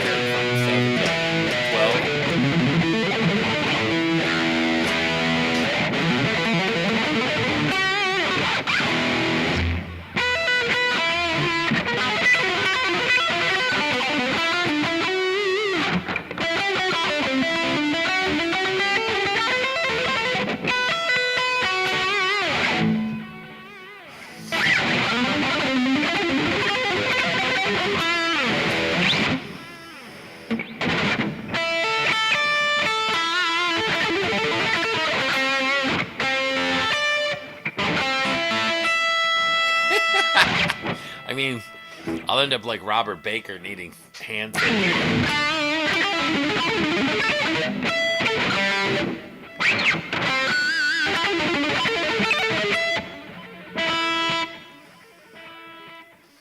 I mean, it just depends. You know what I mean? How far do you want to take it? Do you want to hurt your hands? No, Holsworth had longer fingers than me. I have a wider, so my hand is wider than his. His was more narrow but longer. His fingers were about that long on me, but his hand wasn't as wide. Holsworth had ginormous hands. Paul Gilbert's got. If I was to compare hands, Paul has the same hands as Allen. I have like here's a regular soda can. My palm from here to here is about the width of a can. So if you wanted to compare yourself to it, what are these, 8 ounce, 12 ounce? I don't even know. It's a 12 ounce soda can. So that's how wide my palm is. That helps with the stretch because my fingers aren't super long. It's just the width of my, this way is able to help me get that stretch. Yeah. It does help. Yeah, Paul's hands definitely help him. You know, and he's better off because his fingers are thinner. So I play better on this kind of.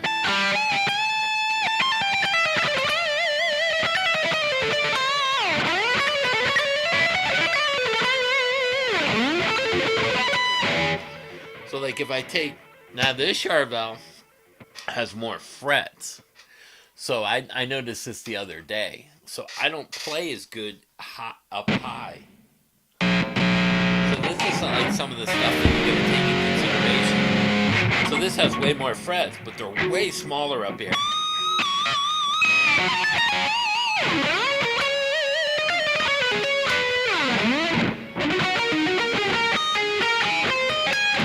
Now that kind of lick there is better because the frets are smaller in width.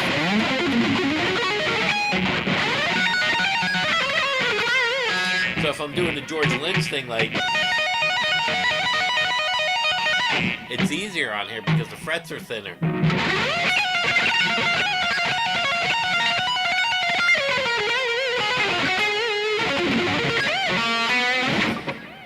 So you have to actually watch, you know, some of the stuff that was, you know what I mean?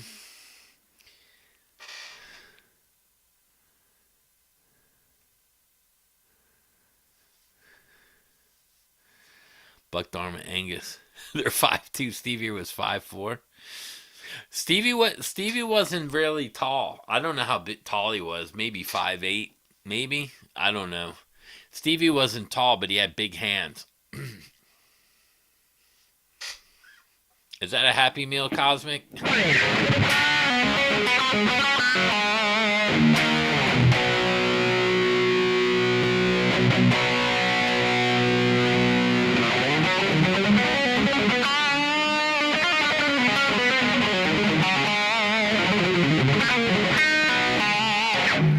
Yeah, I play okay on this on certain things. Let me see. Now see this neck feels good, but not as good as that Charvel. Now this,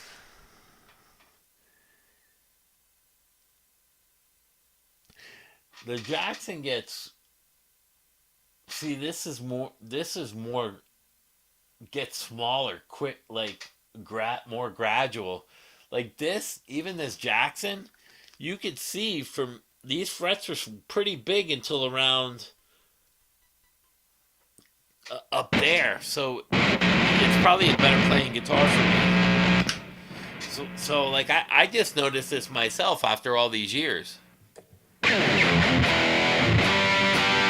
How tall was he? 5'5"? Oh no, Yngwie's a fucking monster. He's a lot. Patrick, the drummer, Patrick from Yngwie, the drummer, Patrick Johansson, he dwarfs me. He's huge too.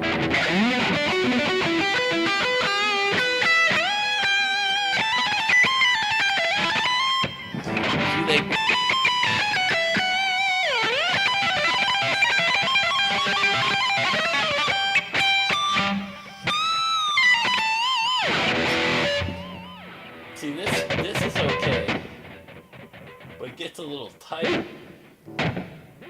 I'm starting to think that I like the um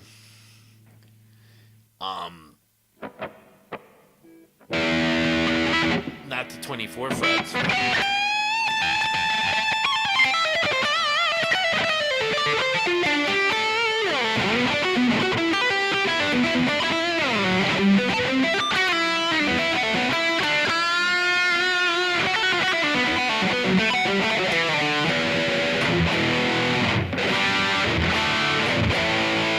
Yeah, Glenn's short too.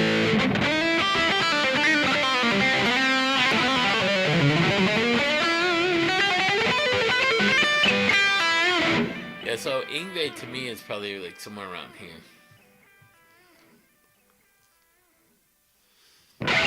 All salty.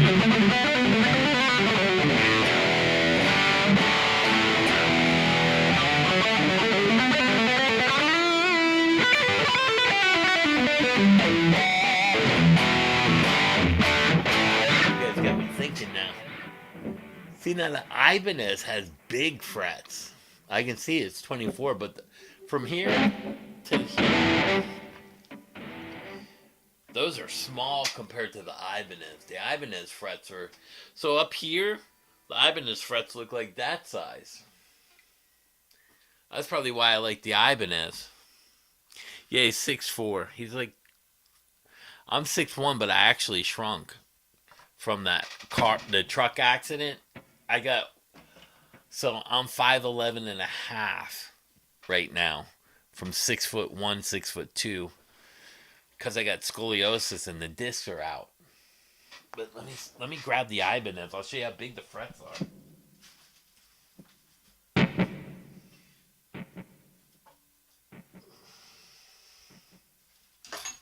Whoops. So big I hit the chandelier. That's the next thing to fall on me is my chandelier. Chandelier. Remember that song? 1, 2, 3. 1, 2, 3. 1, 2, 3.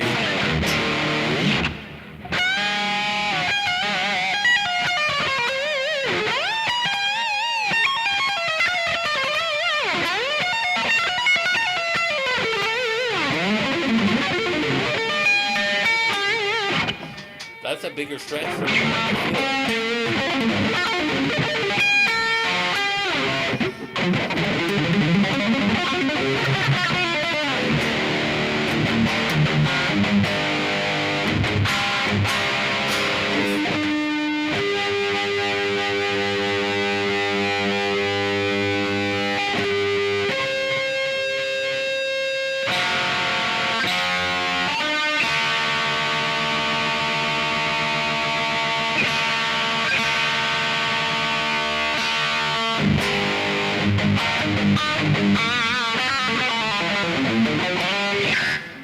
Yeah, Bono's short too. Yeah. So like I was talking to my wife like about a month or two ago, and my wife was way shorter than me. And she said, "You shrank." So when I was just at the doctor's, they told me I'm like 5'11", 5'11 and a half. I'm like, "What?" And they're like, "That your back's fucked up." So I got 6 bulging discs and scoliosis now from the dump truck accident. So I shrunk. Unbelievable.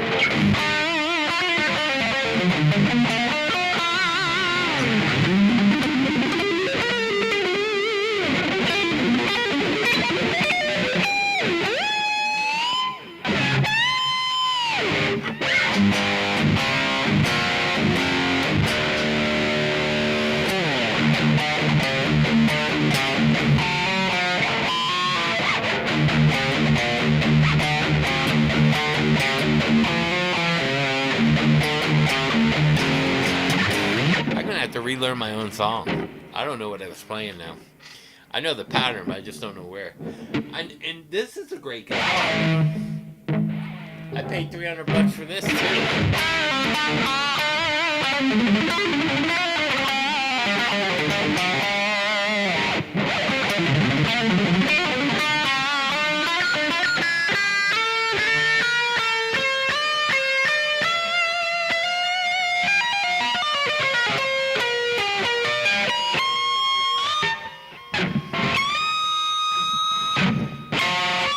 Sounds like the Steve Vai thing at Crossroads, right?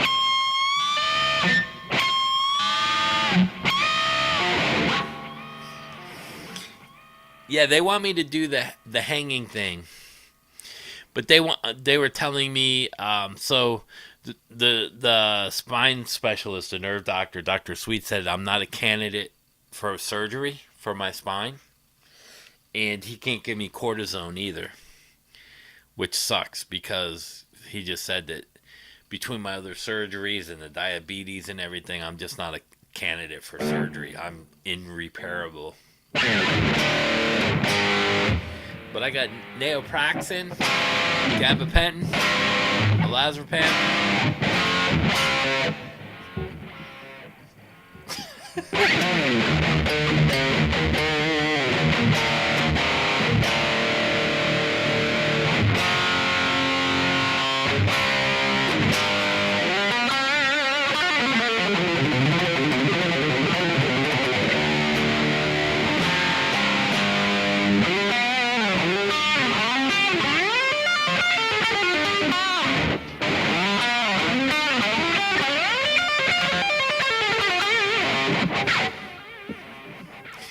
I think Dio was 4'9".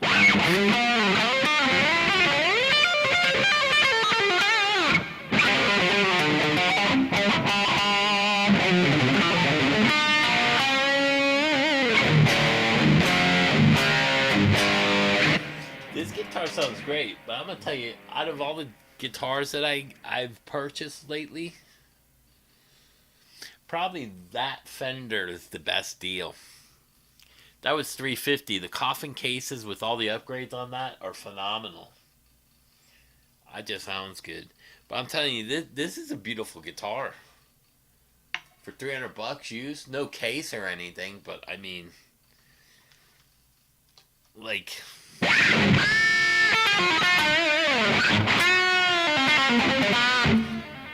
Now, is it perfectly sounding? No, it's got a couple like little buzzing spots, but not bad. But this one for $350.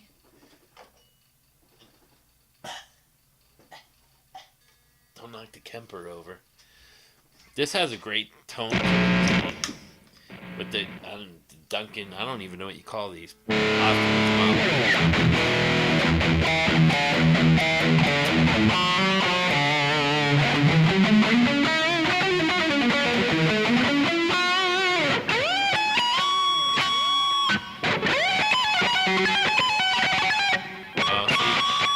Can't go up there. That's alright.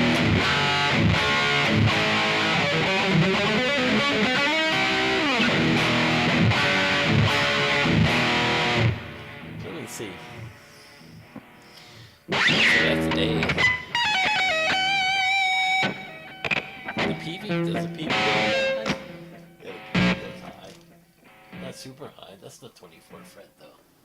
I gotta start looking at the guitars I buy fret-wise.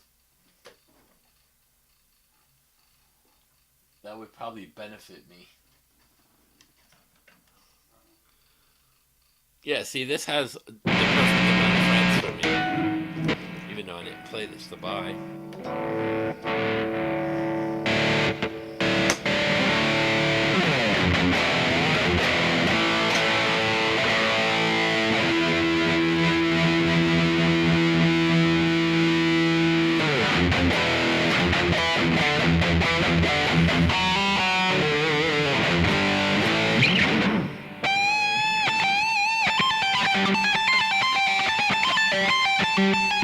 It gives me one extra fret, so I'm good with that.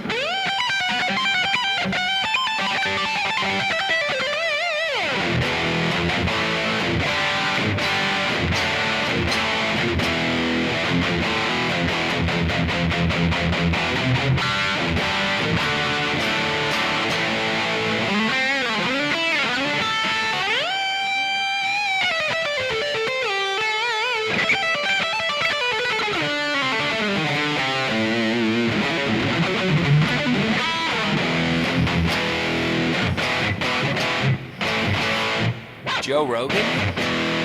Yeah, Eddie was about 5'8". The G&L, I put that away. My Kiesel's away too. I was running out of room again.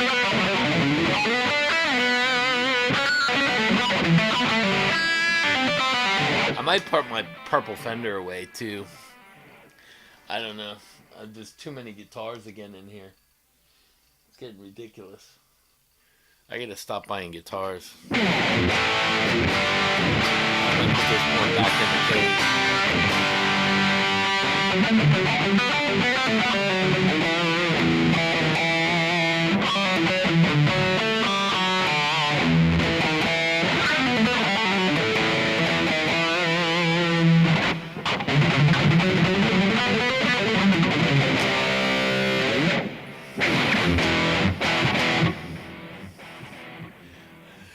The descending? Which ones?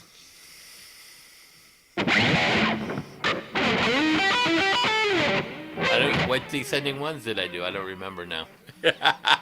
Use a thimble?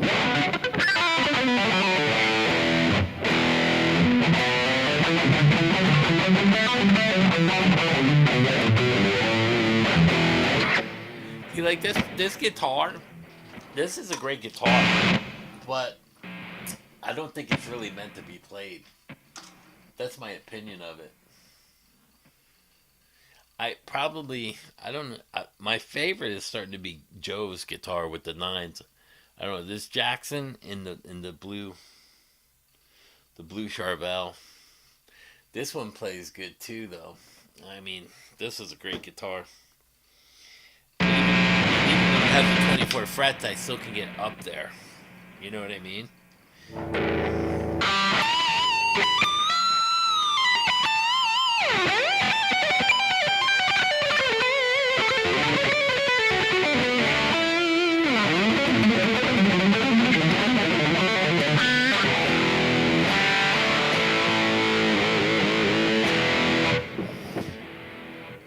You didn't realize Music Man is just a PV?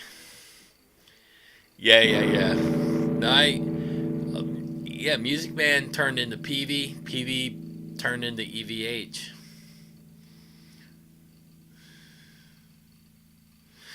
They have a Music Man Axis. I didn't like it. I was gonna buy it. They want like 1900, but that was in there too. I was like, you know what? That's a NOS. It has like that cool top on there. I bought it.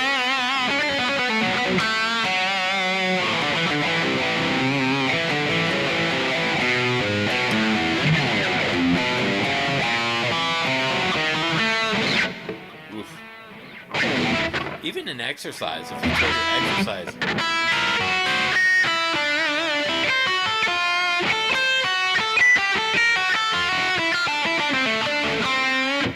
Let's see.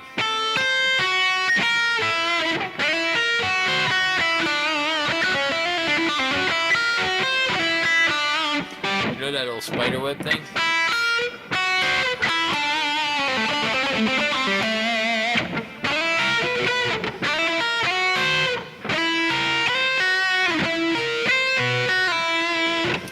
What can you do with that, like?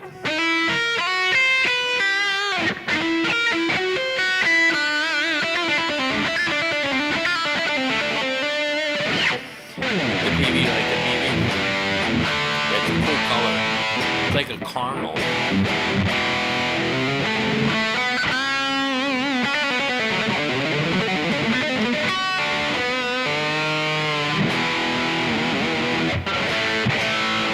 I should block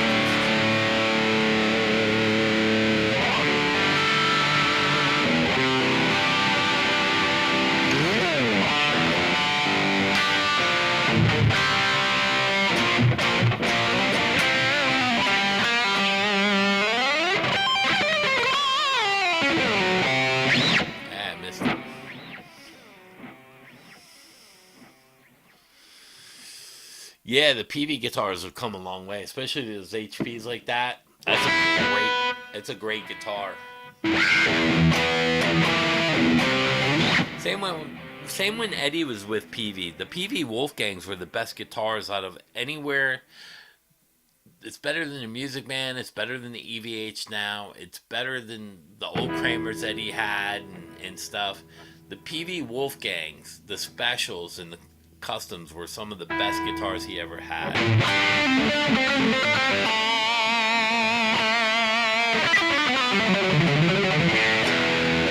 It's like these Jacksons. This is a Mexican Jackson. This thing plays unbelievable.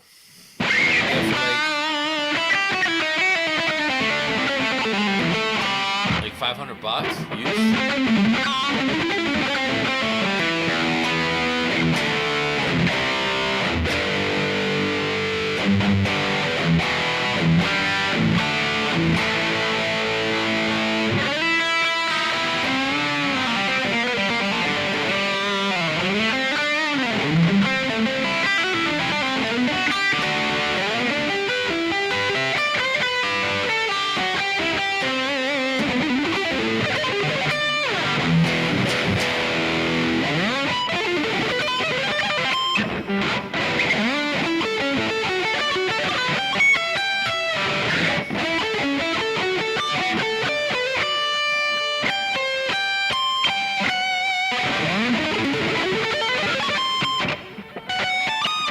You have to move that way.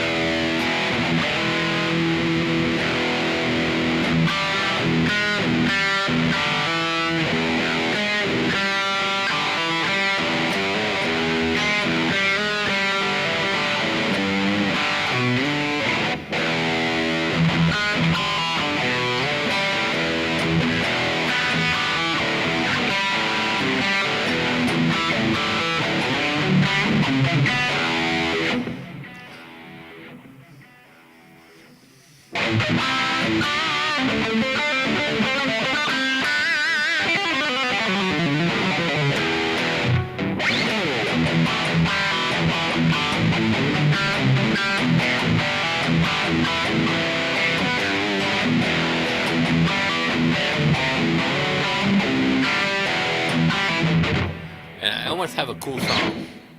Almost.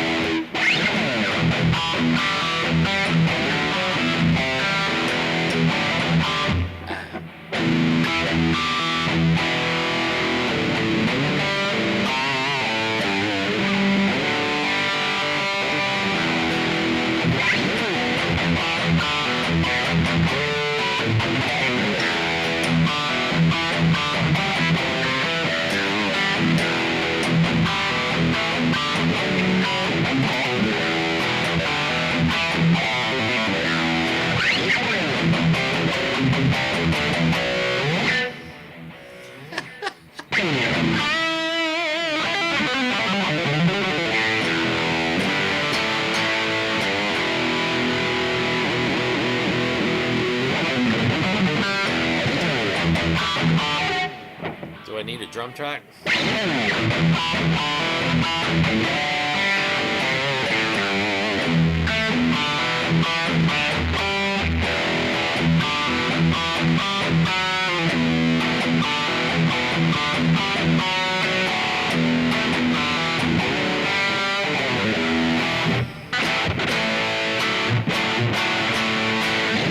Man, 11 o'clock already.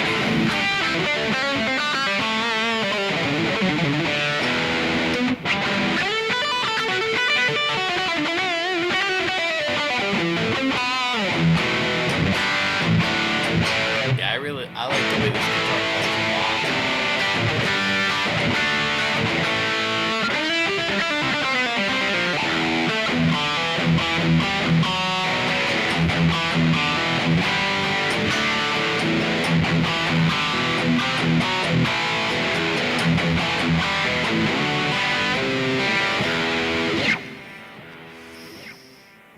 That's my favorite key to play in to mess with.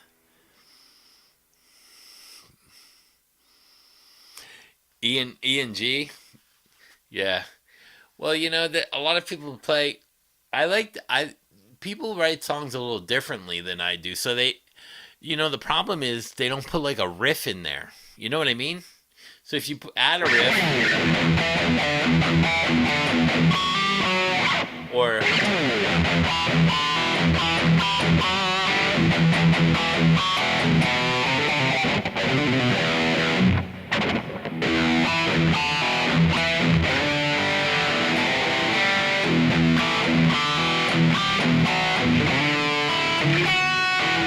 so that's probably what I would turn it into, moving it backwards into that.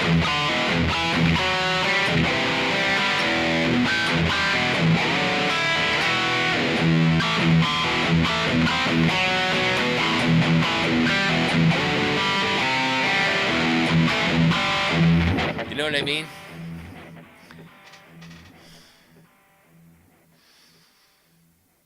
Oh man, balls to the wall at Crazy Nights. That's a tough one, but I'm gonna have to. I like accepts one of my favorite metal bands of all time. Fast as a Shark and the balls. When I heard balls to the wall, I know that kind of.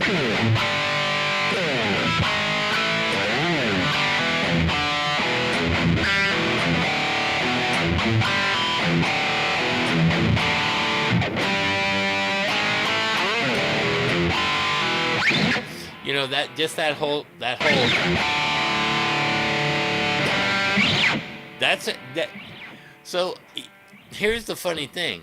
I loved Eddie Van Halen and Randy Rhoads, but when I heard Balls to the Wall, that's what I tried to model my picking and my guitar sound after.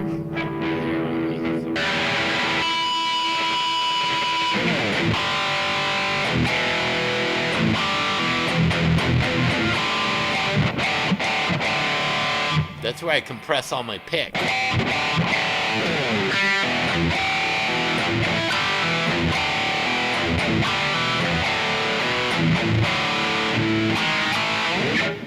So I always tried to compress it.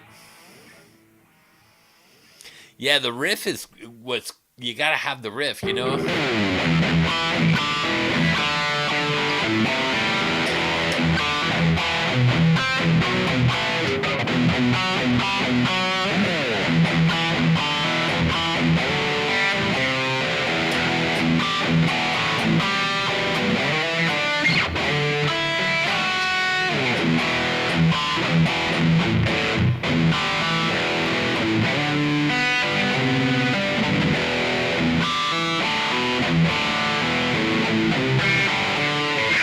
Yeah, you gotta. Yeah, the Mean Streets one. Yeah.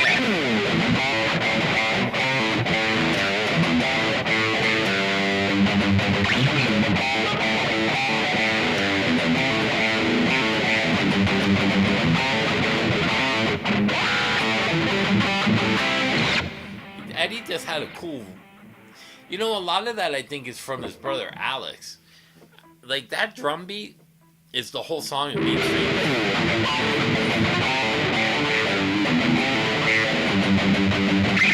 You listen to the drum work. That song, if the drummer doesn't play that right, you can't get it right. You can't get a good groove off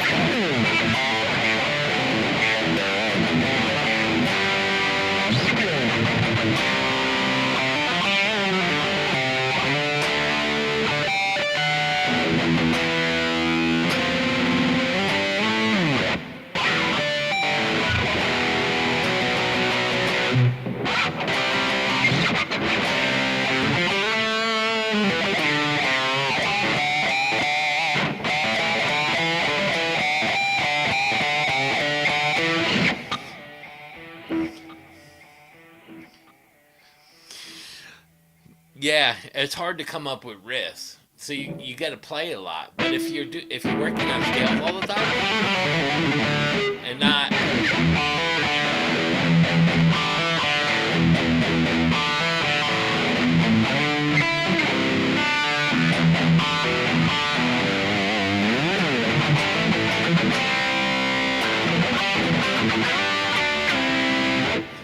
That's why Vito Bratta was great too.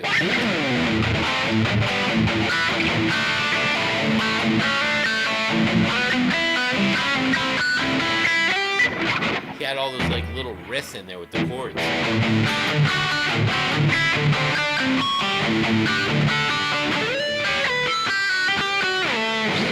You know, that kind of stuff. So yeah, so you gotta know your scales and everything really, really well.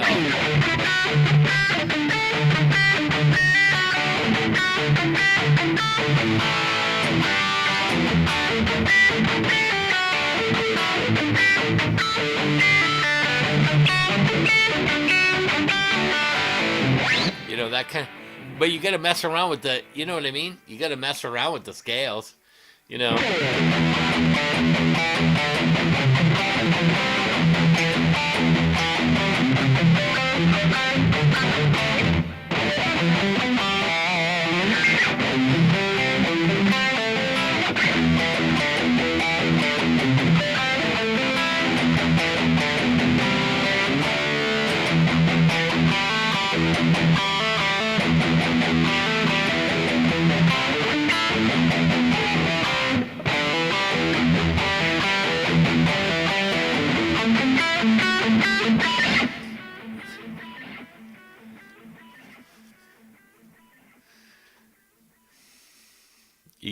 You can play a little, just no music in you. Oh, it's in everybody, man. It'll come out, bro. It's just a matter of getting used to the scales and the notes and just riffing and just hearing something. You know, like if I have White Lion in my head, like the idea of White Lion.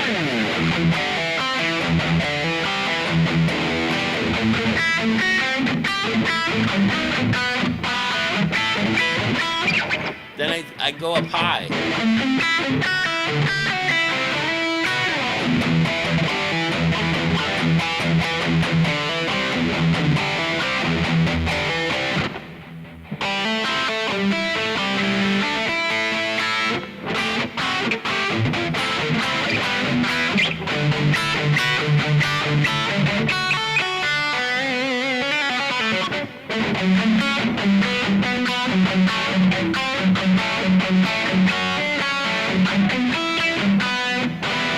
So then I start looking at chords.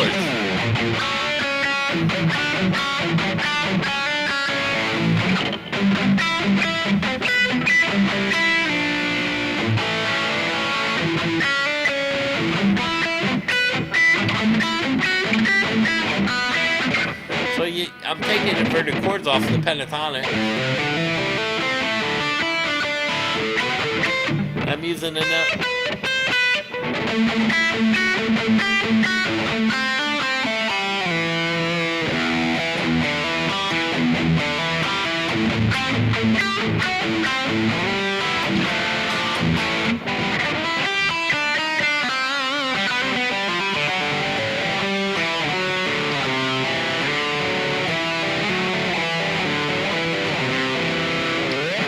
Again, and then you could start using patterns.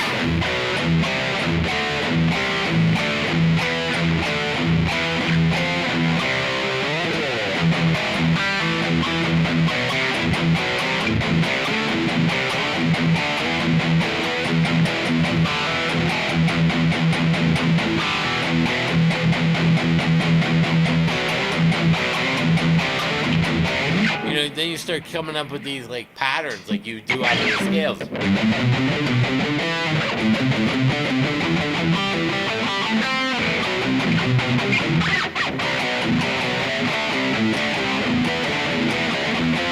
And then you can throw that in with more of a riff.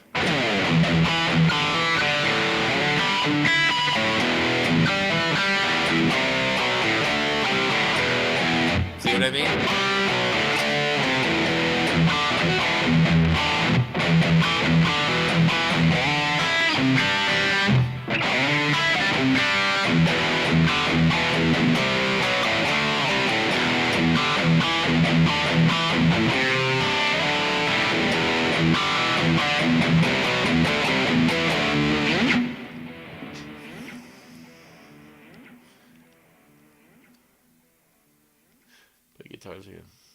Had the chords and the words.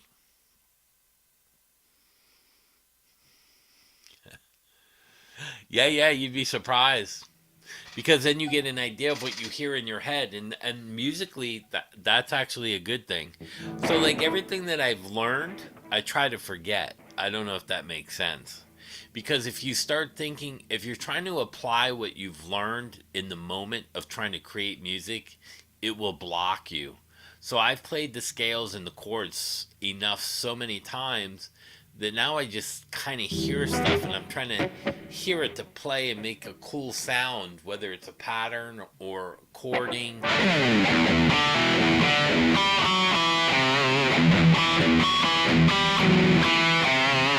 that sounds like white line.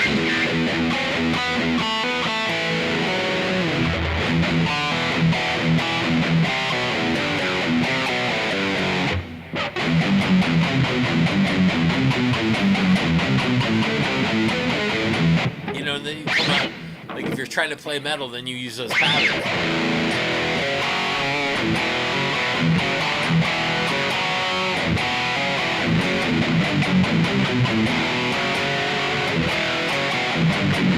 And those patterns with the chords sound great when the drummer follows them.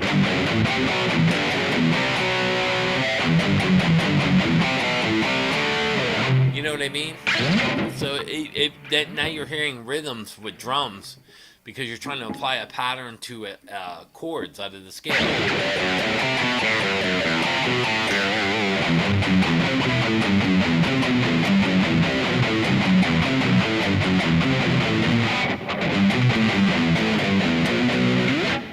And then it becomes something else. But that's when you start hearing certain things too, because you're not really looking. Yeah. How do you rate? It just comes to you, man. Like I go through, dude. I can sit like they may commission me for a song, and I don't have any ideas. I'll sit here for an hour, then I have to go on and I have to go on Spotify. I ask them what they're looking for beforehand, and then I start listening to what's popular to get an idea, and then that might influence me. A sound may trigger me again. So like if I like let's say I play this. Let's see. Can we do this? Let me see. I don't even know what the drum pattern is. Let's see.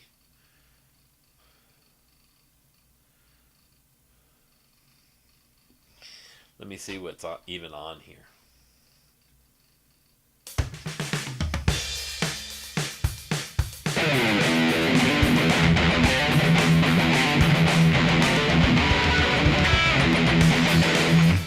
See, the fill was too long, so let me change the fill. Let me change the hi-hat.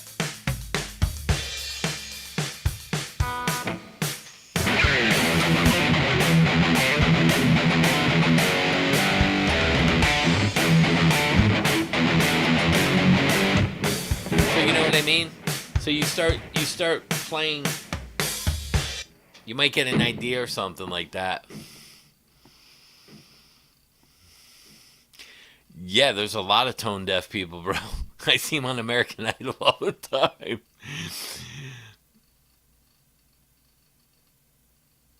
Yeah, don't try to play like them. Yeah, there's a lot of tone. Most people in the world are tone deaf. I'd say 90%, probably 70, 80, 90% are tone deaf. That's why they go by groove. They hear the lyrics, they can't sing in key, but they like the words, and it's groove.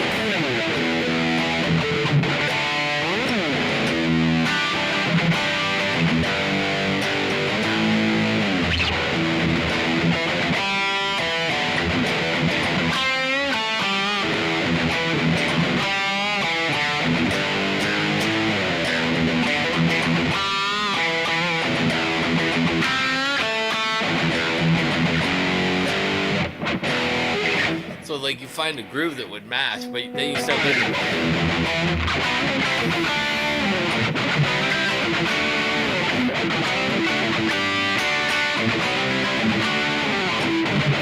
That's why basic chords work better for most people, especially in pop songs, because you're not over confusing the brain with a lot of different tones, because most of them are tone deaf.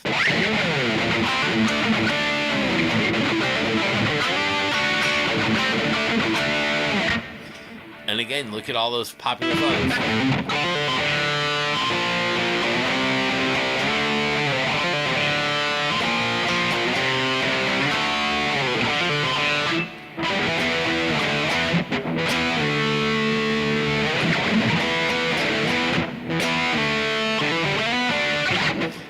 A lot of that is so simple that it doesn't interfere with the groove, and there's no complex lead, so it doesn't take away from the song. But people that love it,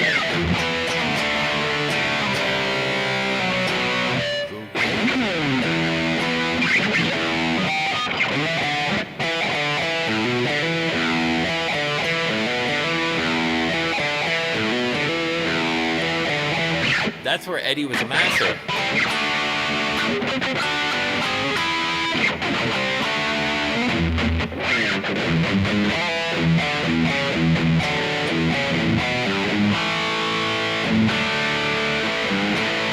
That's the verse. Very simple. All those verses that he had, they were very simple. And then a riff.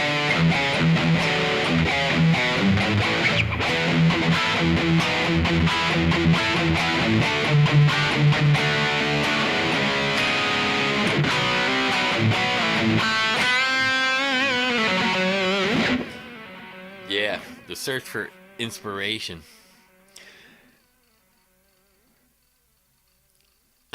All those EVH first remind me of Schmidt's Gay. What? But Tenosha's D songwriting techniques. That's funny. But that's why they tell you to keep everything simple. Like even AC/DC.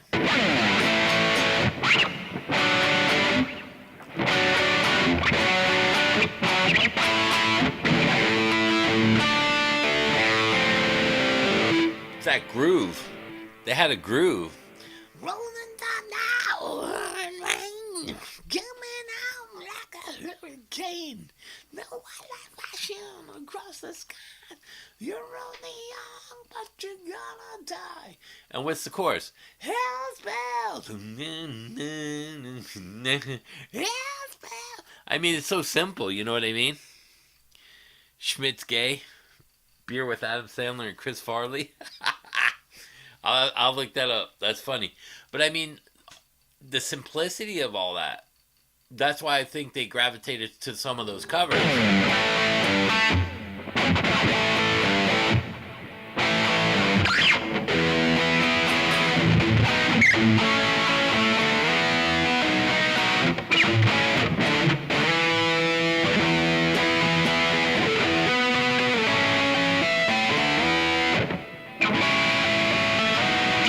I mean, those are like 3 or 4 chord songs.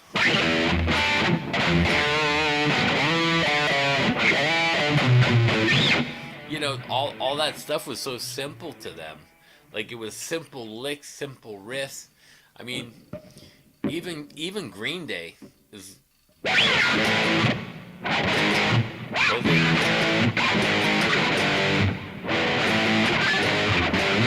A lot of their chording is simple. It's a way. I think that's because people are tone deaf. That's my honest opinion of it. Have a drink on me. The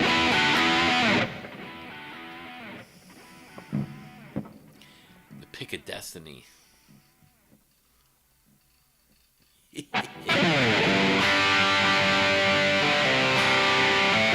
can even slide it in.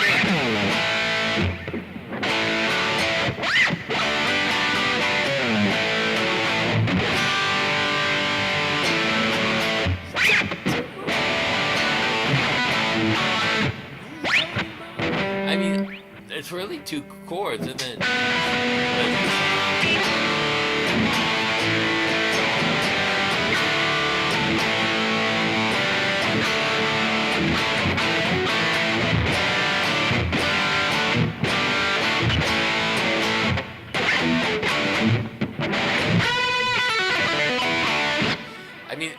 just two chord songs like that all day long. You know what I mean? Even I mean, Still of the Night had a lot of parts, but you know, it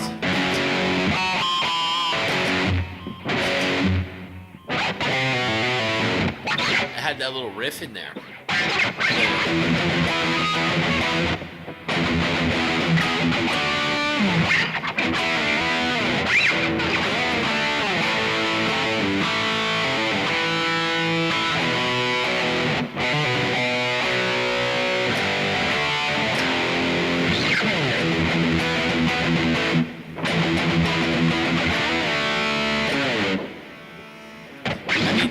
It wasn't a really hard song to play.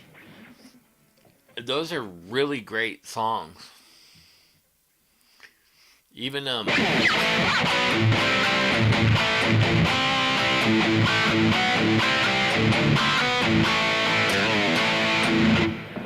Cat Scratch Fever. I forget that he had a couple of in the verse. You know, docking.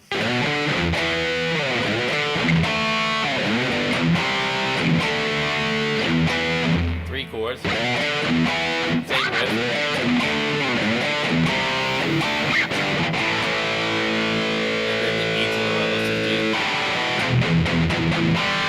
And then he did variations.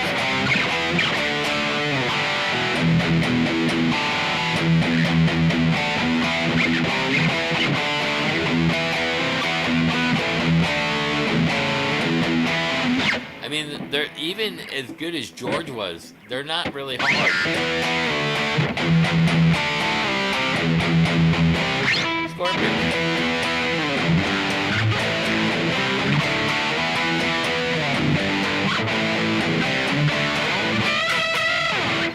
I mean, all of that is easy stuff. And then look at the verse.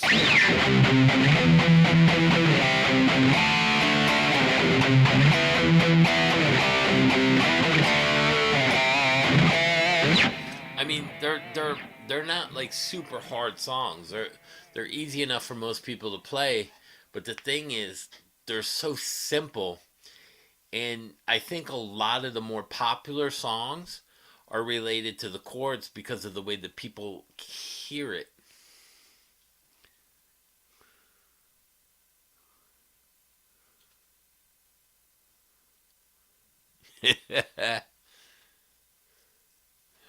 That's funny compared to bullshit.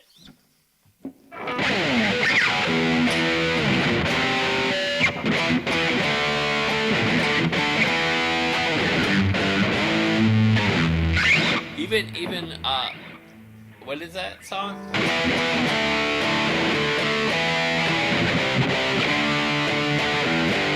Run to the Hills. That's the same as Rock You Like a Hurricane.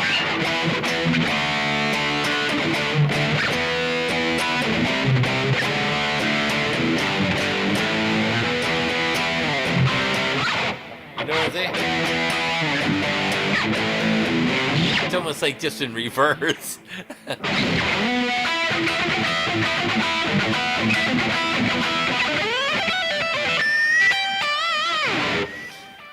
But I mean, a lot of that stuff was the same. You know what I mean? It just is. It's just how it is, how it is, how it is, how it was, how it all will be.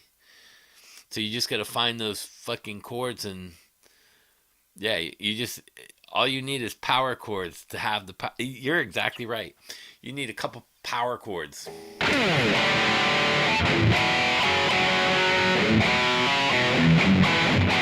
So here's one of mine.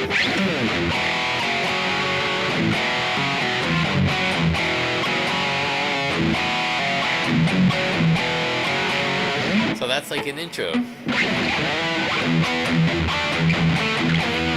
And then it's like the other one. You guys hear myself.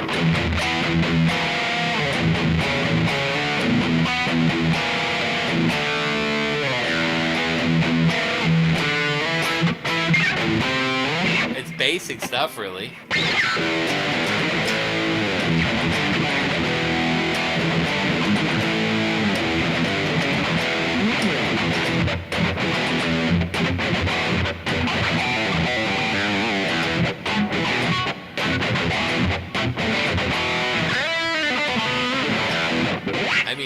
That's all it is.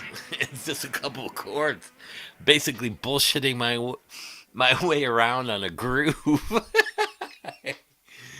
I may I. Oh yeah, Metallica is the number one. Another one, you know.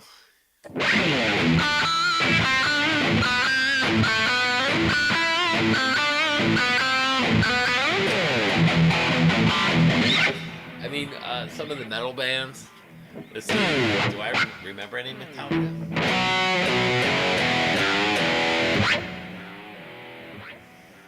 Not really.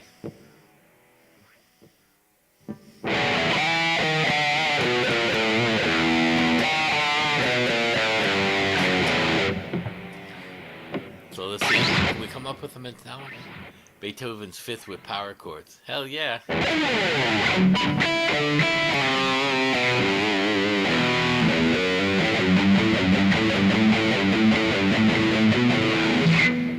I mean, even Crazy Train. That's one part. Then yeah, the intro.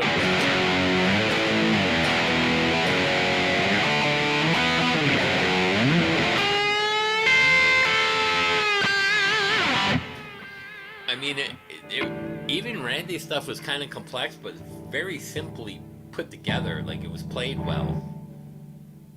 I'm gonna have to cut my finger open. It's got a big bubble in there. But yeah, some of the songs, Stone Cold.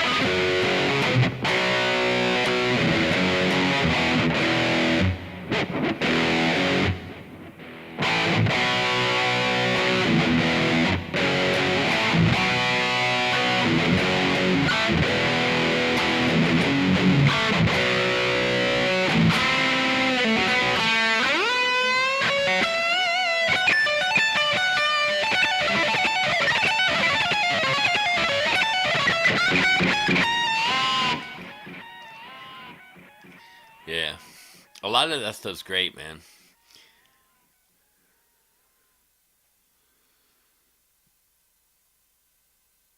Yeah. You gotta find hooks. I mean, play a lot with the drum machine. Again, I try to think of stuff. Like I'll try to think Halen is one. I'm sure Rat, that's all they thought about.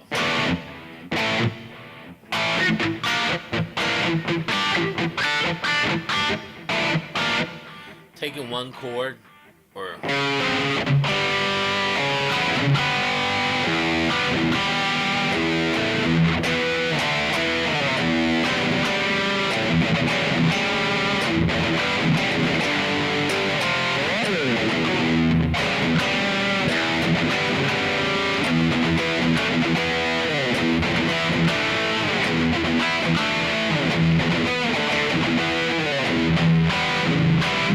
I don't know, there's all kinds of stuff you can do. It just gets crazy.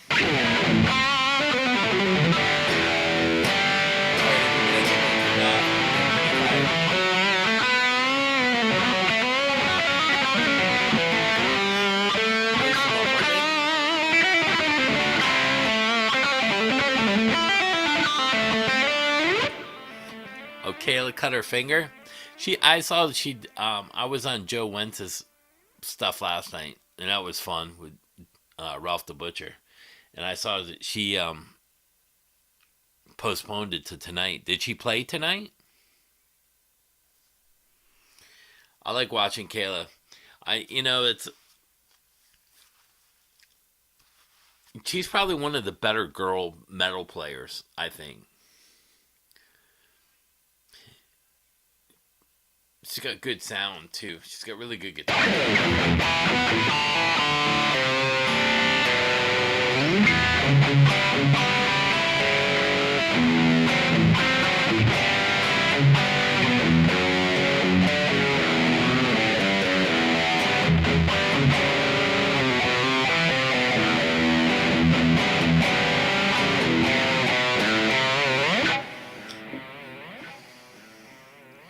Yeah, and I see what's his name. He's got that trigger finger, Robert Baker, and he's playing with these the weakest part of his hand.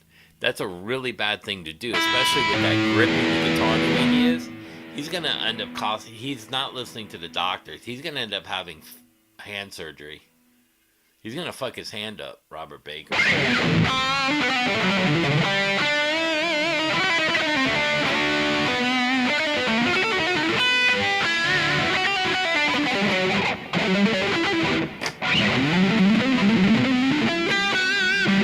gotta raise that front pickup on here. Anyway, let me take off. I hear my kid playing games at almost 11 midnight. Oh, he's on Oculus. I want him to kick his ass. He's in trouble. All right, everybody, let me take off. It's always a pleasure. Let me go catch some Michaela if she's on there. Yell at my son. And it's always a pleasure and an honor. So peace out. Thank you. I'll probably do Tuesday again. I like Sundays and Tuesdays. Or Friday, Sunday, Tuesday. I don't know about Fridays. Thursday's not bad. Maybe I'll do the double T's and a S. STT. STT? No. That sounds like a disease. All right, Michael. All right, everybody. Peace out. Thank you so much for watching and hanging out on a long Sunday night. Again, it's always my pleasure. Peace out. If you have any questions, please ask Rick Beato.